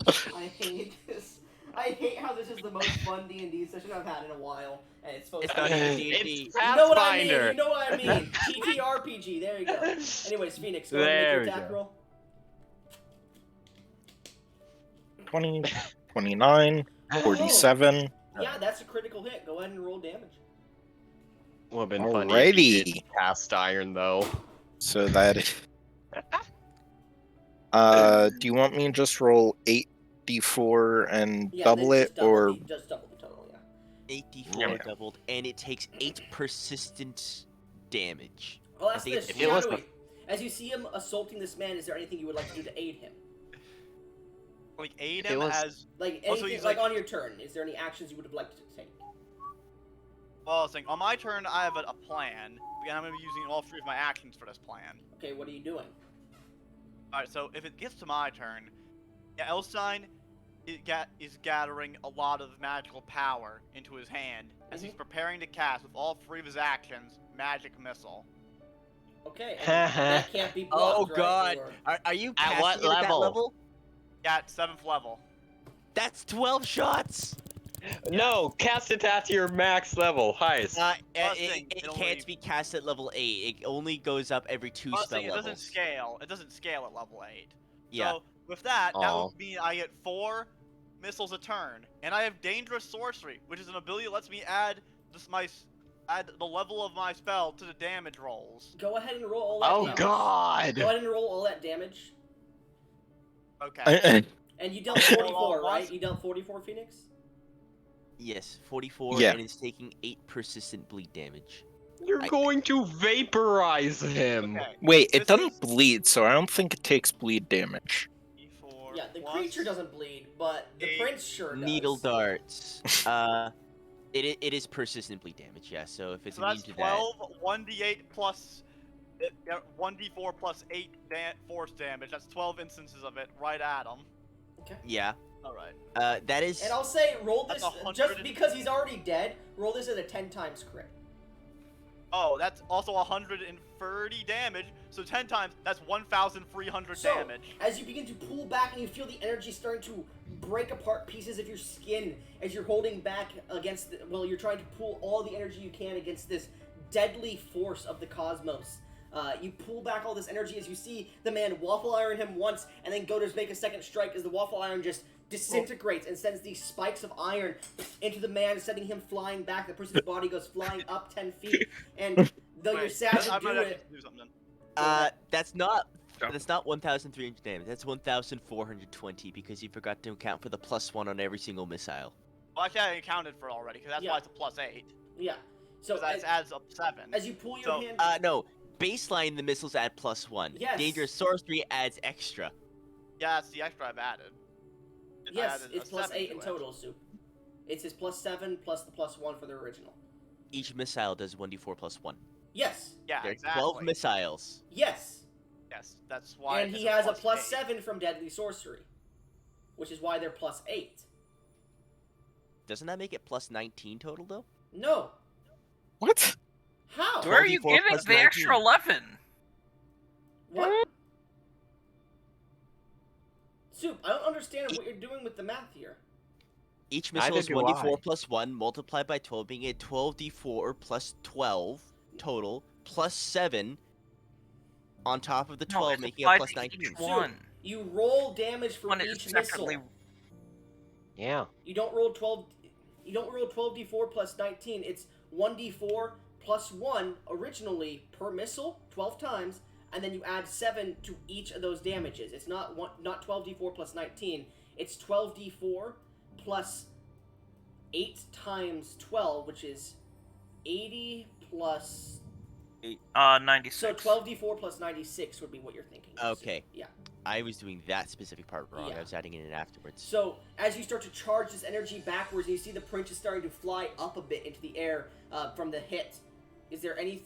I'll let you flavor this as you're beginning to build this energy and starting to rip apart part of your body. Alright, so as you guys see, there's a blue energy. That's like, you see a little half-elf boy with a comically large crown and a robe that seems to be made of stars. Charging this blue energy as lightning's arcing around him, and his arm is turning blue with arcane, or actually no, in this case, primal energy. Arkin, did you say about ending us? You just hear... basically muscle man noises.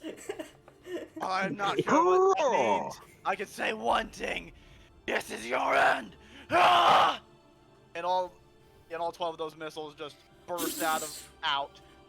They all burst out like fucking anime missiles, going crazy as each of them hits them one at a time. Boom! Sends them up, sends them down. Machine guns. As all these energies hit, you could see the prince's body is also taking a toll from this, as you just see this explosion of energy exert out as the entire scene goes blue and white. As the both of you eventually stand up, injured to all hell from the explosion, looking at each other, as you've just leveled an entire city block from that explosion. And you both just look at each other, a sigh of relief falls through you as you look around and notice none of your friends have come with you. As you two are the only remaining individuals here, is there any roleplay between the two of you that you would like to make? Yes. We tried to go back. As you look back, the tree itself is starting to seal the entrance. Yes. We won. I just start Elsine's running. holding his right arm just hanging limp. It's a 30-foot Dripping drop blood. between the island and He has the wings. tree. I have literal wings. I can fly. Cass, what is How your fly? fast? What is your fly speed? The equivalent to my walk speed, which is 25. I think it's 30 feet. Yeah, 30 feet. Okay. what race are you? Strix, and I have Wait. fleet. So Yeah, I think it should be 30. as Yeah. you begin to fly to try to get up there, you get up to the top of the tree. To the point of the tree where the opening is, and it's too far closed for you to squeeze through. You could try to throw one last message through or something through into the tree if you wish. Single item Oh, or crap. one last message. Are we going to have to retcon? No.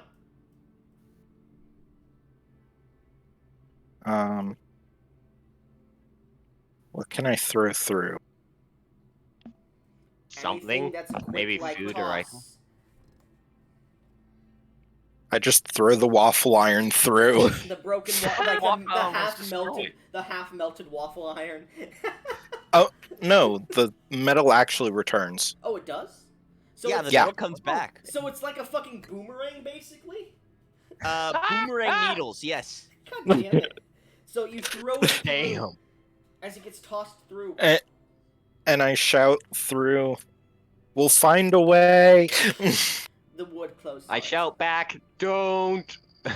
As a waffle iron comes through, that's the only thing that you have other than what we'd said. Petra as a spirit. You won't find me. Cass, I As you have no idea where I am. as you stay flying there, watching as the tree fully closes, what becomes of the future of Cass and Elsine, I will ask? What do you Well- guys assume would happen in the next 10, 20, 30, 100 years? Go ahead and I'll say Elsine, you first. Well, Elsine is pretty satisfied with, presumably defeating an ancient evil. And in the journey to do so, he has gained a lot of magical power. So, I guess Elsine is probably going to require returning to his studies, keeping an eye out for any possible dangers at the Mages Guild.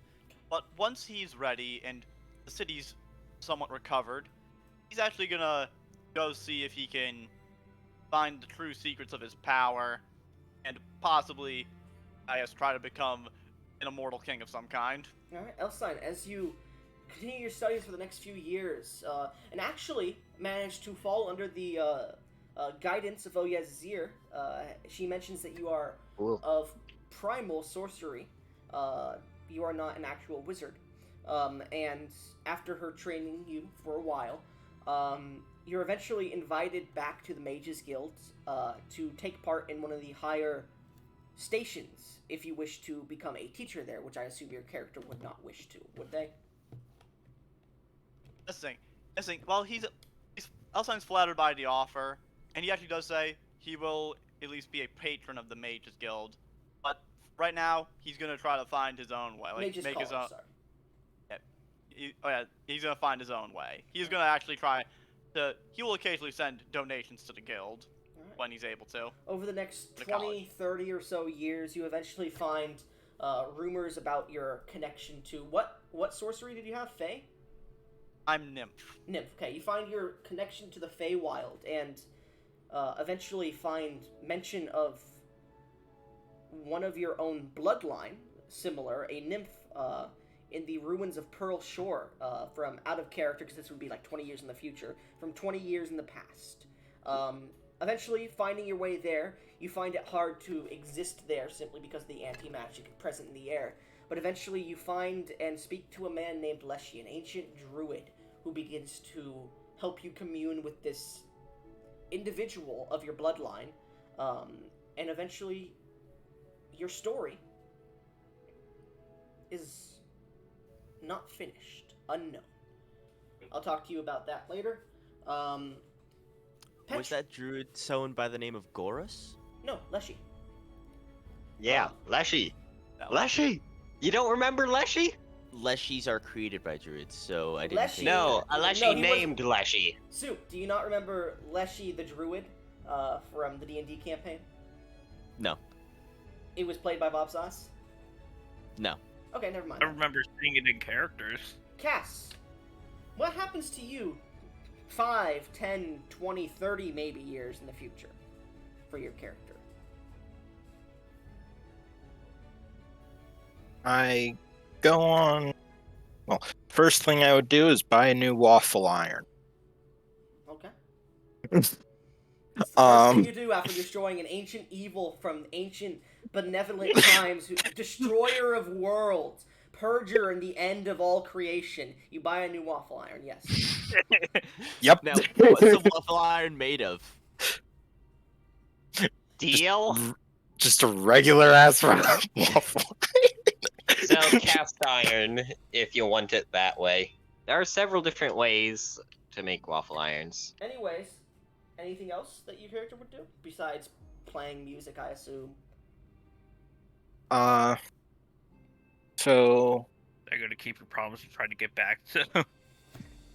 yes, How long do but streaks live for? I can pull it up for you right Yes, now. please because do, I'm but don't current- interrupt him when he's talking. Okay, thank you. Okay. Sorry, continue with Phoenix, my bad.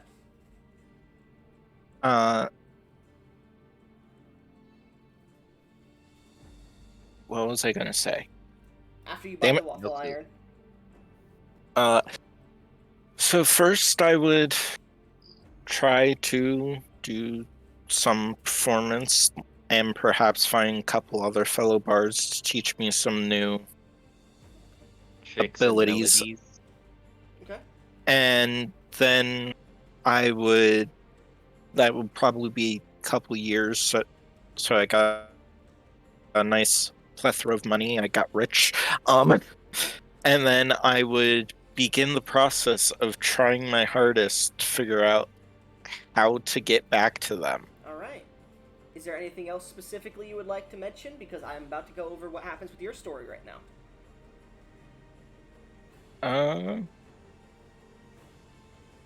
I think I would also use the fact that I'm a simple performer, possibly get into some not so friendly organizations and help shut those down. Basically become kind of a hired spy-ish, I guess Okay. you could call it. So, the Legend of Cass, destroyer of the Ender of Worlds, kept them at bay. Your With a waffle tale iron. is sung across the nations, hailed by the king of Tirok as a hero, alongside Elsan, the heroes of light. As you have traveled, after buying your new waffle iron, which is your trusty weapon of choice, and known quite through many of the bard's ballads sung about you, you found your way within the next few years towards the halfling home of Strumlin, the large Scottish Highland-like hilled homes and hovels give way to beautiful singing and beautiful bardic expression by the many halflings, half-folks, and humanoids that live within these lands. They are not very tuned to magic, but they are bardic in nature, and instead of teaching you how to push your magic through song and dance and whatever other performances you may inquire about, they inform you of the many different ways to express yourself through those without expending mana, without expending your magic. They manage to polish what little bardic knowledge you may have had beforehand, and they outshine you, outclass you in many ways. You would spend about a good maybe 4 or 5 years there, learning and increasing your own talent, making quite a name for yourself as, what would your stage name be? The waffle iron. Fuck it, Iron that's what it's Man. gonna be. The Waffle Iron Man? The Waffle Maker Cass, Hero of Light. As you've made quite a name for yourself, you would travel around the lands, breaking up small cults and whatnot. Eventually, you would find yourself within the lands of Darath, with a large manor in the newly founded empire.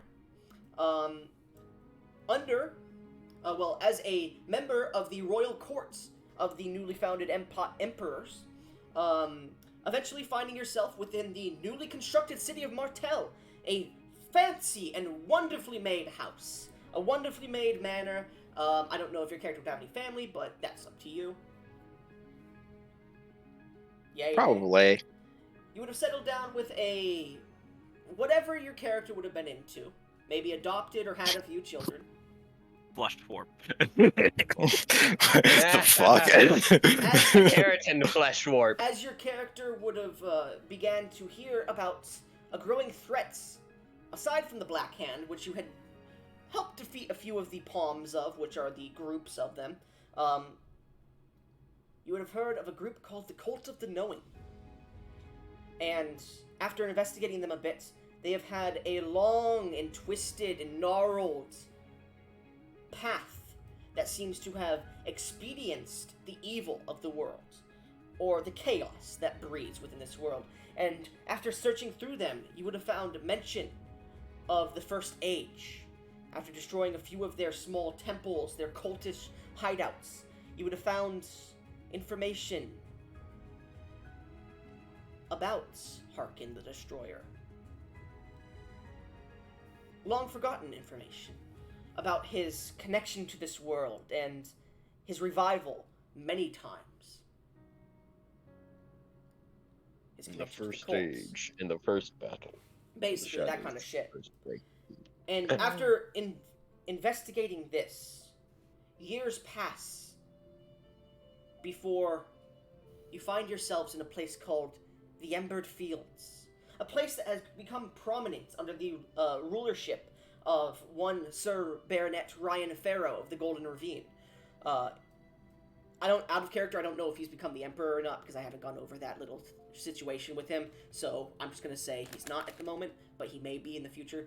You found yourself as the newest mayor of the Embered Fields, after the previous mayor, John, decided to retire and become an adventurer, not but 5 years back.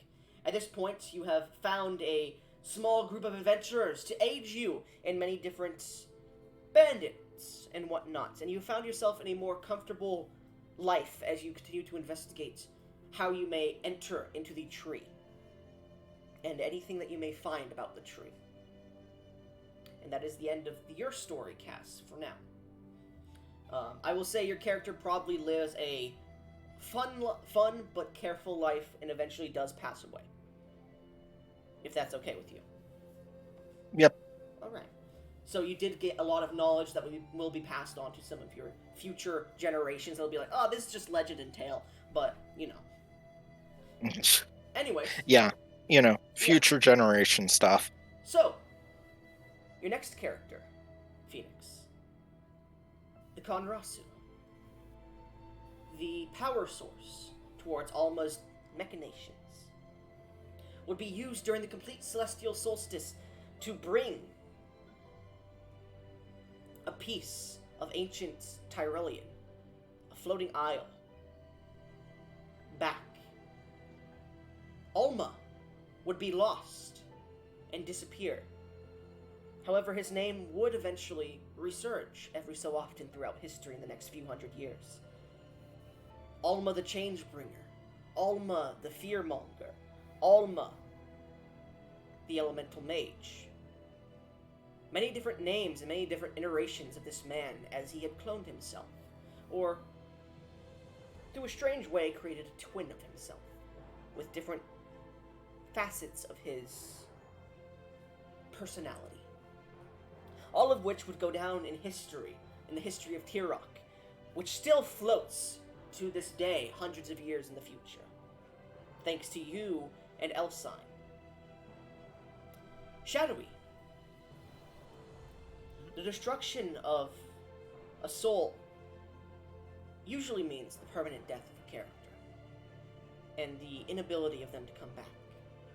However, through Elsine's many different greats, feats, and his protection of the circle of, the circle of life and death, the cycle of it. Eventually, an orc will be born in the mithril docks of the new kingdom of Durath. One who bears the same blood as one long lost ago, and the same soul. Though newly reconstructed, memories will flutter back into this member of the orcish phenotype's mind, of an old, should I say, campaign, conquest of evil. Oh, sorry, of good over evil. In searching this out, he would eventually find and complete the original goal of, what was your character's name before, the orc? Burbot. As Burbot is reborn.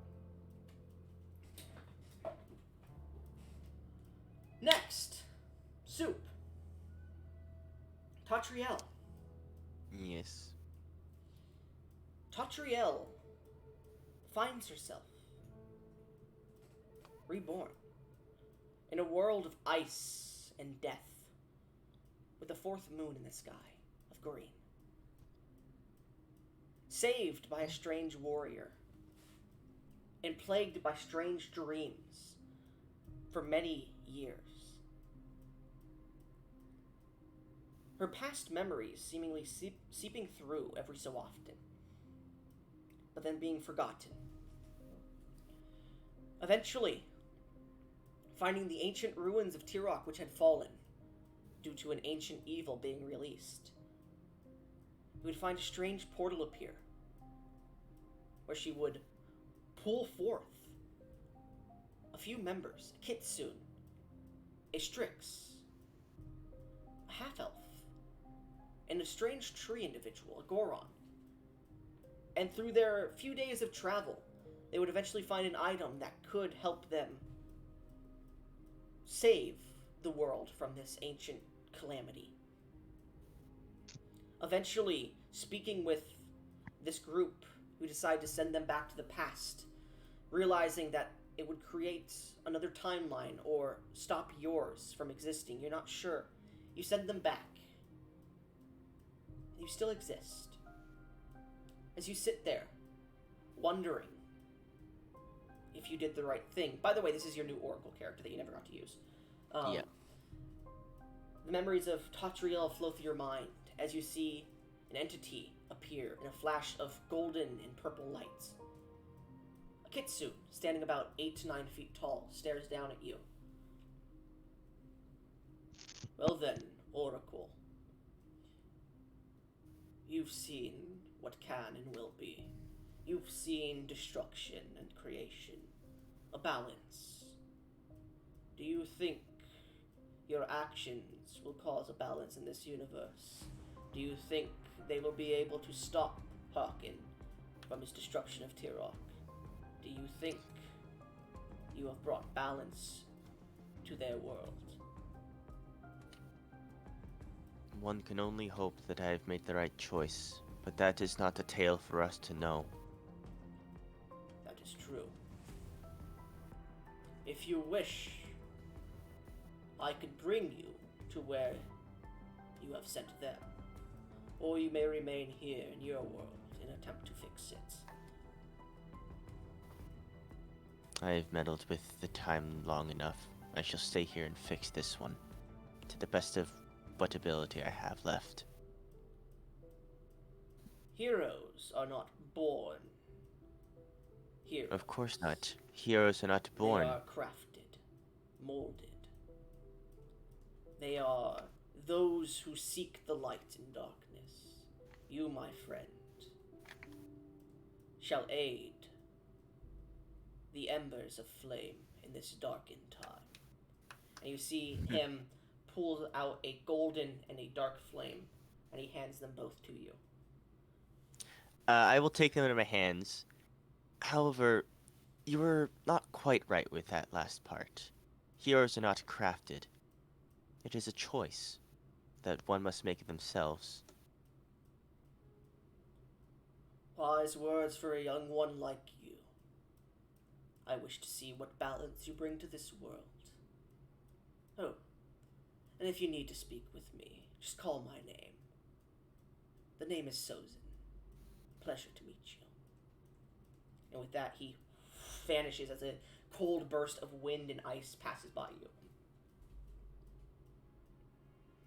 As you would take these flames and focus upon them, you hear a call, and you squeeze your fists as the flames die out, and two warriors appear before you.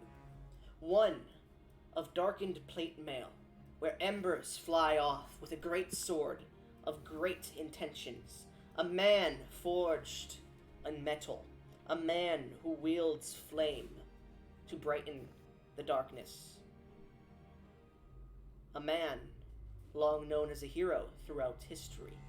One whose tale still is told to these days, though thought to be legendary and fake and mythical in nature. The ancient stone tablets mention a man of such caliber, who brought a new empire into being before the world's destruction at the hands of an ancient and evil lich. A man who ruled over the Golden Ravine of Darath for some time. A man named Sir Baronet Ryan Farrow, Knight of the King in Iron, stands before you, as well as another. A man who you do not see any detail of. A man who suddenly appears. Flashes of him seem to pop into your mind, but every time you look away, you forget what he looks like. You're unsure who this man is. A mystery. But these are your two hopes for your world to survive in this time of madness. So Folu got a knight in flaming armor and an X-Man. Wonderful. Yes. And you stand up as the winds blow. We'll come back to that in a future campaign. Any other characters I need to go over with you? Soup? Rankus. Rankus would have died. He would have died. Rankus, after searching for the absolute knowledge of your power, you would find yourself in the capital city, not but at the end of the year. And after searching and searching, you eventually find yourself face to face with great evils that seem to plague the city, even past Harkin's demise. You find yourself defending what seems to be a group of children of the Church of Celis against a rogue devil that still remains in the city. And through a fierce battle, you find yourself very injured on the ground, about to be slain by this devil, before a bright light shines over you as this dark elf child seems to summon forth a holy barrier to protect you. Suddenly, a beam from the moon seems to hit the child as she begins to glow. And with her aid, you manage to slay this devil. However, in your last moments, you can hear a churchgoer. All hail the new holy maiden! Praise be! As you hear this eruption of individuals, as this dark elf just stares down at you and starts to comfort you in your last moments. As your soul passes on, you hear and feel nothing but you feel peace as you sit upon a large, familiar plain of water with a bright moon above you. As you stand up and look at the moon, you feel your sense of self wane. As Rankus, you disappear. You are brought to whatever afterlife Rankus would be brought to.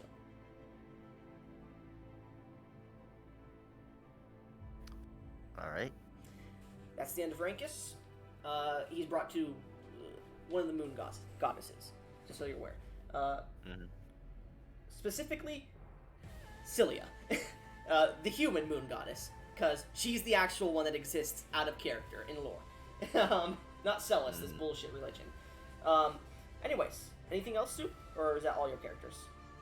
There was Arden, but I would assume that, Oh, Arden died a long time ago. He died protecting people. That's the person who was with, yeah, Eleanor, he was right? he was the criminal who was somehow the moral compass of the group. Oh, you mean, okay, yeah, no, the individual who escaped during the attack of the devils. Okay, yeah, your Yeah. investigator, manages to find their way through Oakage, eventually down, through, looking for another city or town to find work in.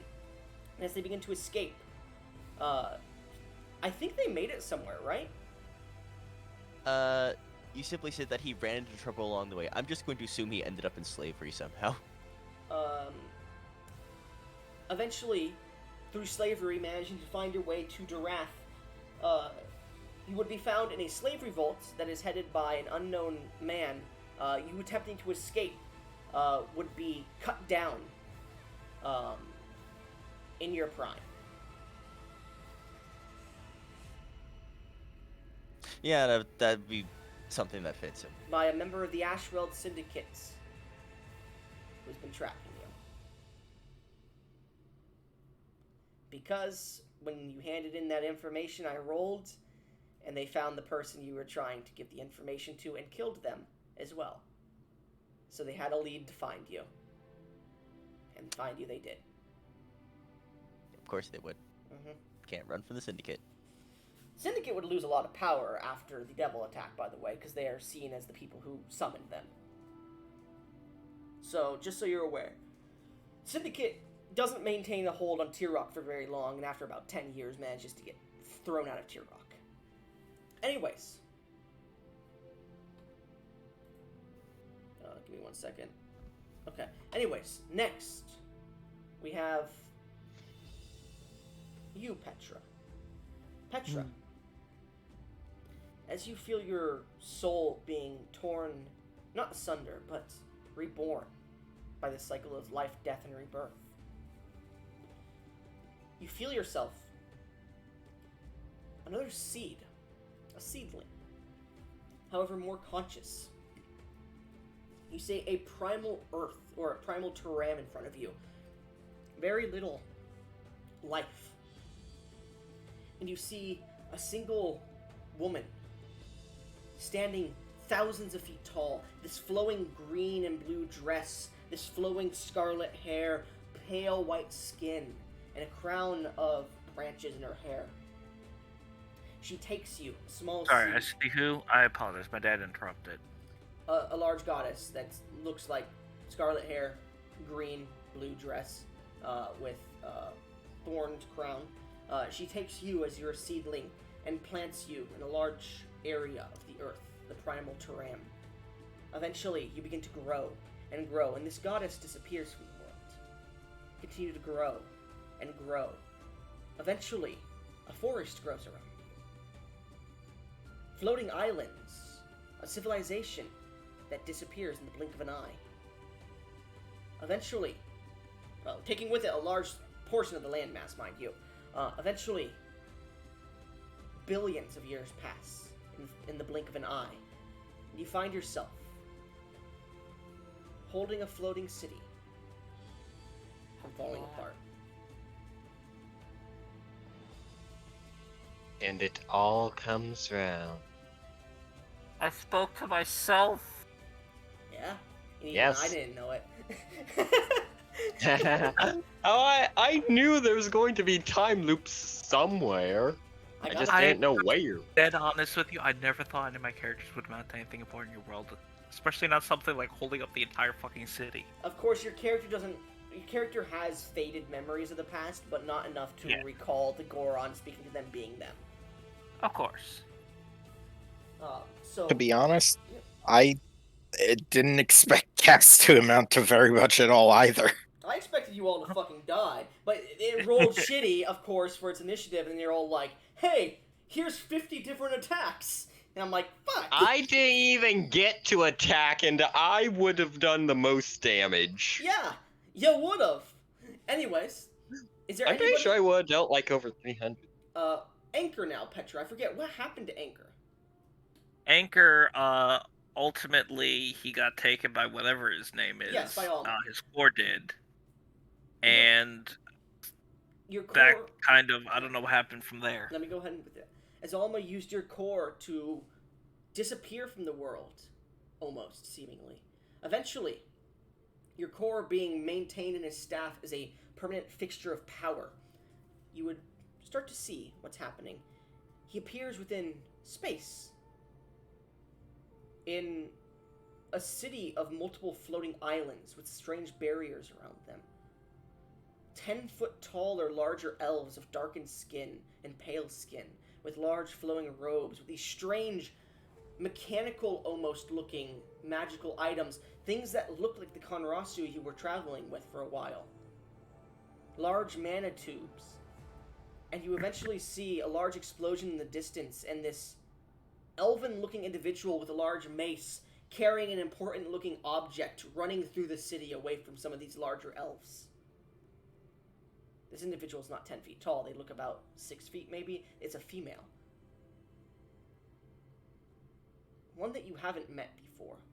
But eventually, Alma would speak to them, because they seem to be an interesting individual. And they would mention their name is... What was your other character's name? V. God damn it, I should have known. The name she normally goes by, or her actual name? Well, whatever you think your character would have mentioned to Alma. She likely would see him as more of a business partner.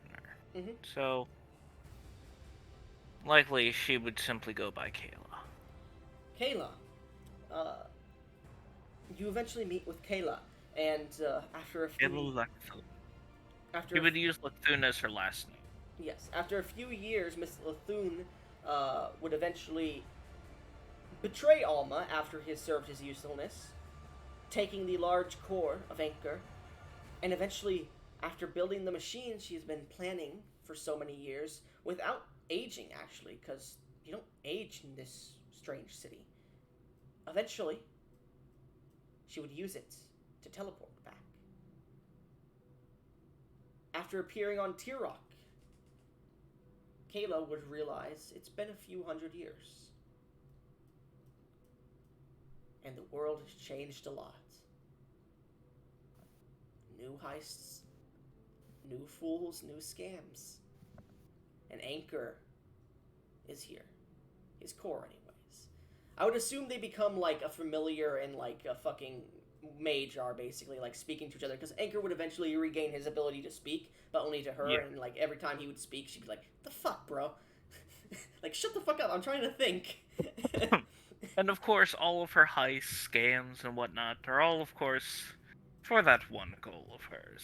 Yes, and I would assume after returning to Turam and seeing everything is different, what would she do with Anchor? Oh, His core. likely keep him around. After all, there's nothing wrong with a good little bit of company. Alright. I would assume Anchor would But- eventually convince her to bring him back to his family, correct? Yes. They would Or have whatever remains at this time. they would have removed themselves from Turam a while ago, and there's no trace of them left. To your knowledge, Anchor Now- would know that they probably still exist or something, maybe. Yeah. But he would need to find them in the world, and that is where that is left off. Well, And I is have it a right to character I ask never one even used. question about Lacthun's one interest? Sure. Would she ever find it? What's her one interest? Oh yes. What? Oh yes. Did Oh, you yes. forget about that whole Oh thing? yeah. Oh yes. What happens to her by the time you get back? Oh yes would definitely be because she was turned back into a child because of the Yeah. chronological shit. She would eventually expend a lot of her magic and return to her adult form after a few years. After a few hundred years, she is a bit older, and she would have probably left Tirok. So you were on the hunt for Tirok, the Tirok's old court mage Oyez, while Anchor is on the search for his family. Yes, and they're hoping, and each one of them is hoping that they'll find the other in the search. Yes. And I have a character that was never even introduced. We all do. Anyways, I think that's the And- end and of all the players, I- right? Believe, and Yeah. because Quan we already went over. Yeah, Quan just well, suddenly. You said Yeah. Quan's you gone. said you said we'd Vanished get from this back world. to Oyez, You said- well, yeah, I know, Ruby. We'll get back to you in a second. Oyez would have eventually just like fucking tried to chronologically shift Quan in a strange experiment. He would have disappeared. Yeah. Anyways. Well, that's a convenient explanation. Yeah. Anyways, There Ruby, you go, Shadow. That's how Quan ends up in your world. your character, Ruby Invert, would Mhm. eventually be told that the threat has passed by these strange adventurers that have divided the rift it entered in. Eventually, they would convince you to leave this strange tree. And as you do, you have gained a lot more divine energy into your body. And as you leave, you would come out into a world a few million years in the future from when you left. Ooh. The world is cold and desolate, and there are hordes of undead swathed around. Okay. Is this And- going to be brought up in a further campaign? I'll say, actually, funny enough, Soup, we're going to change a little thing about your Oracle character. As you are brought out, you feel an energy overcome you, a purple flame, and as you look at yourself, you feel you're burning before you appear in front of Soup, if you'd like to describe your character for her, or him. Folu Encourages is. Actually, I have to pull up Folu's sheet so I can give accurate description. I know their name is Folu. I remember calling her Folu. I think she's a half elf. I know she's elven in nature. Come on, hurry up. Hurry up, Path Builder. Why the fuck is you being slow? The way some of these have come full circle is just insane to me. Yeah. There we go. Folu. Okay, they're a full elf. Has this person that Folu appeared in front of met Tatriel? Oh yeah, you both know each other. Ruby, as soon as you appear, you're like, this is the fucking person who gave me this strange metal piece and sent me back in time. And you, Fulu, are like, this is that strange fucking kitsune that was weird and very horny for some reason. She's We changed a lot, proceed to do though. the Spider-Man meme. Yeah. Yeah, Invert's changed a lot in the time she was in that weird realm, though. Invert, as you appear in front of her, you look to your left and you see a clad-based iron warrior almost that seems to have flames trickling off him. You recognize this as Sir Baronet Ryan Farrow, as you would have gotten some information from some of your human friends. And you're not sure why he's still alive if it's been millions of years. But as you look towards Fulu and Ryan Farrow, Ryan looks towards the both of you. It seems we need to discuss some information. I know not where I am. I know not who you both are. But this land is cold and riddled with darkness. Come, let us find shelter and discuss our next move. I Okay. assume that the legend of Ryan Farrow has essentially spread throughout history. Yeah, bro. Like the legend is like he can move mountains and break them with a single fist. He's a man who can summon the flames and wrath of a volcano to just melt his enemies, entire armies, and scorch lands into deserts within seconds. Like, Foley would sort of just like turn towards him like, I have several questions as to why you say you're cold. First off, you died. Second off, you can summon fire, so why? unimportant. We must find shelter. At this point, Yeah. you all three begin to walk towards wherever Fulu would lead you, and that will be a future campaign. Okay. I get to play invert again. So, This time, changed. let me end this now. So, the legend of the heroes of lights of Tirok would go on to be remembered, as Elsine and Cass would be rewarded greatly and thanked greatly and kindly by the members of the city of Tirok. Eventually given knighthood by the city of Tirok if they wished. They would eventually go their separate ways, and the other members that helped defeat Harkin, their memory long forgotten throughout history, until a group of adventurers would find nods to an individual and to a strange tree left by one of the ancient heroes of light. The research. Eventually, finding their way back, they would release them. However, we've already gone over that. In the Holy time, shit. in the following days, after the attack on by Harkin, the complete celestial solstice will take effect. A time stop will happen, and many different forces will fight for their rights to use the celestial solstice and probability. Eventually, a few settling on certain objections and objectives. A new holy maiden named Garnet, a dark elf from Oakage, would be crowned, and the royal family would adopt her, and eventually, after a few years, she would succeed the throne. It would come to light in the next few years. The first daughter, the original first daughter of the Leodel family of the throne, of the royal family, was in cahoots with Horicles after her apparent death and resurrection by the Lich himself. And after the destruction, or the attempted destruction of Stonethrow, it would come to light that this was the case. Eventually, the new Empire of Darath would join in the fight against the Lich Horicles, and many battles in the future would be fought for the sake of our world, in which Horicles would be felled. That is a story for another time.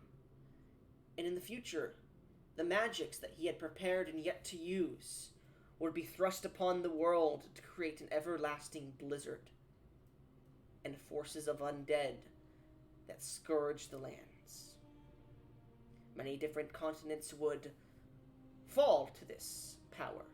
However, many would become stronger due to it, though more reclusive. And with that, many legends and tales of Tyrellian, as well as Darath, the Wastes, and every other continent, would eventually fade the heroes of light and their journey from history, not entirely, but they would become more urban legends and tales of mouth, as that is where we seclude the Tyrellian game.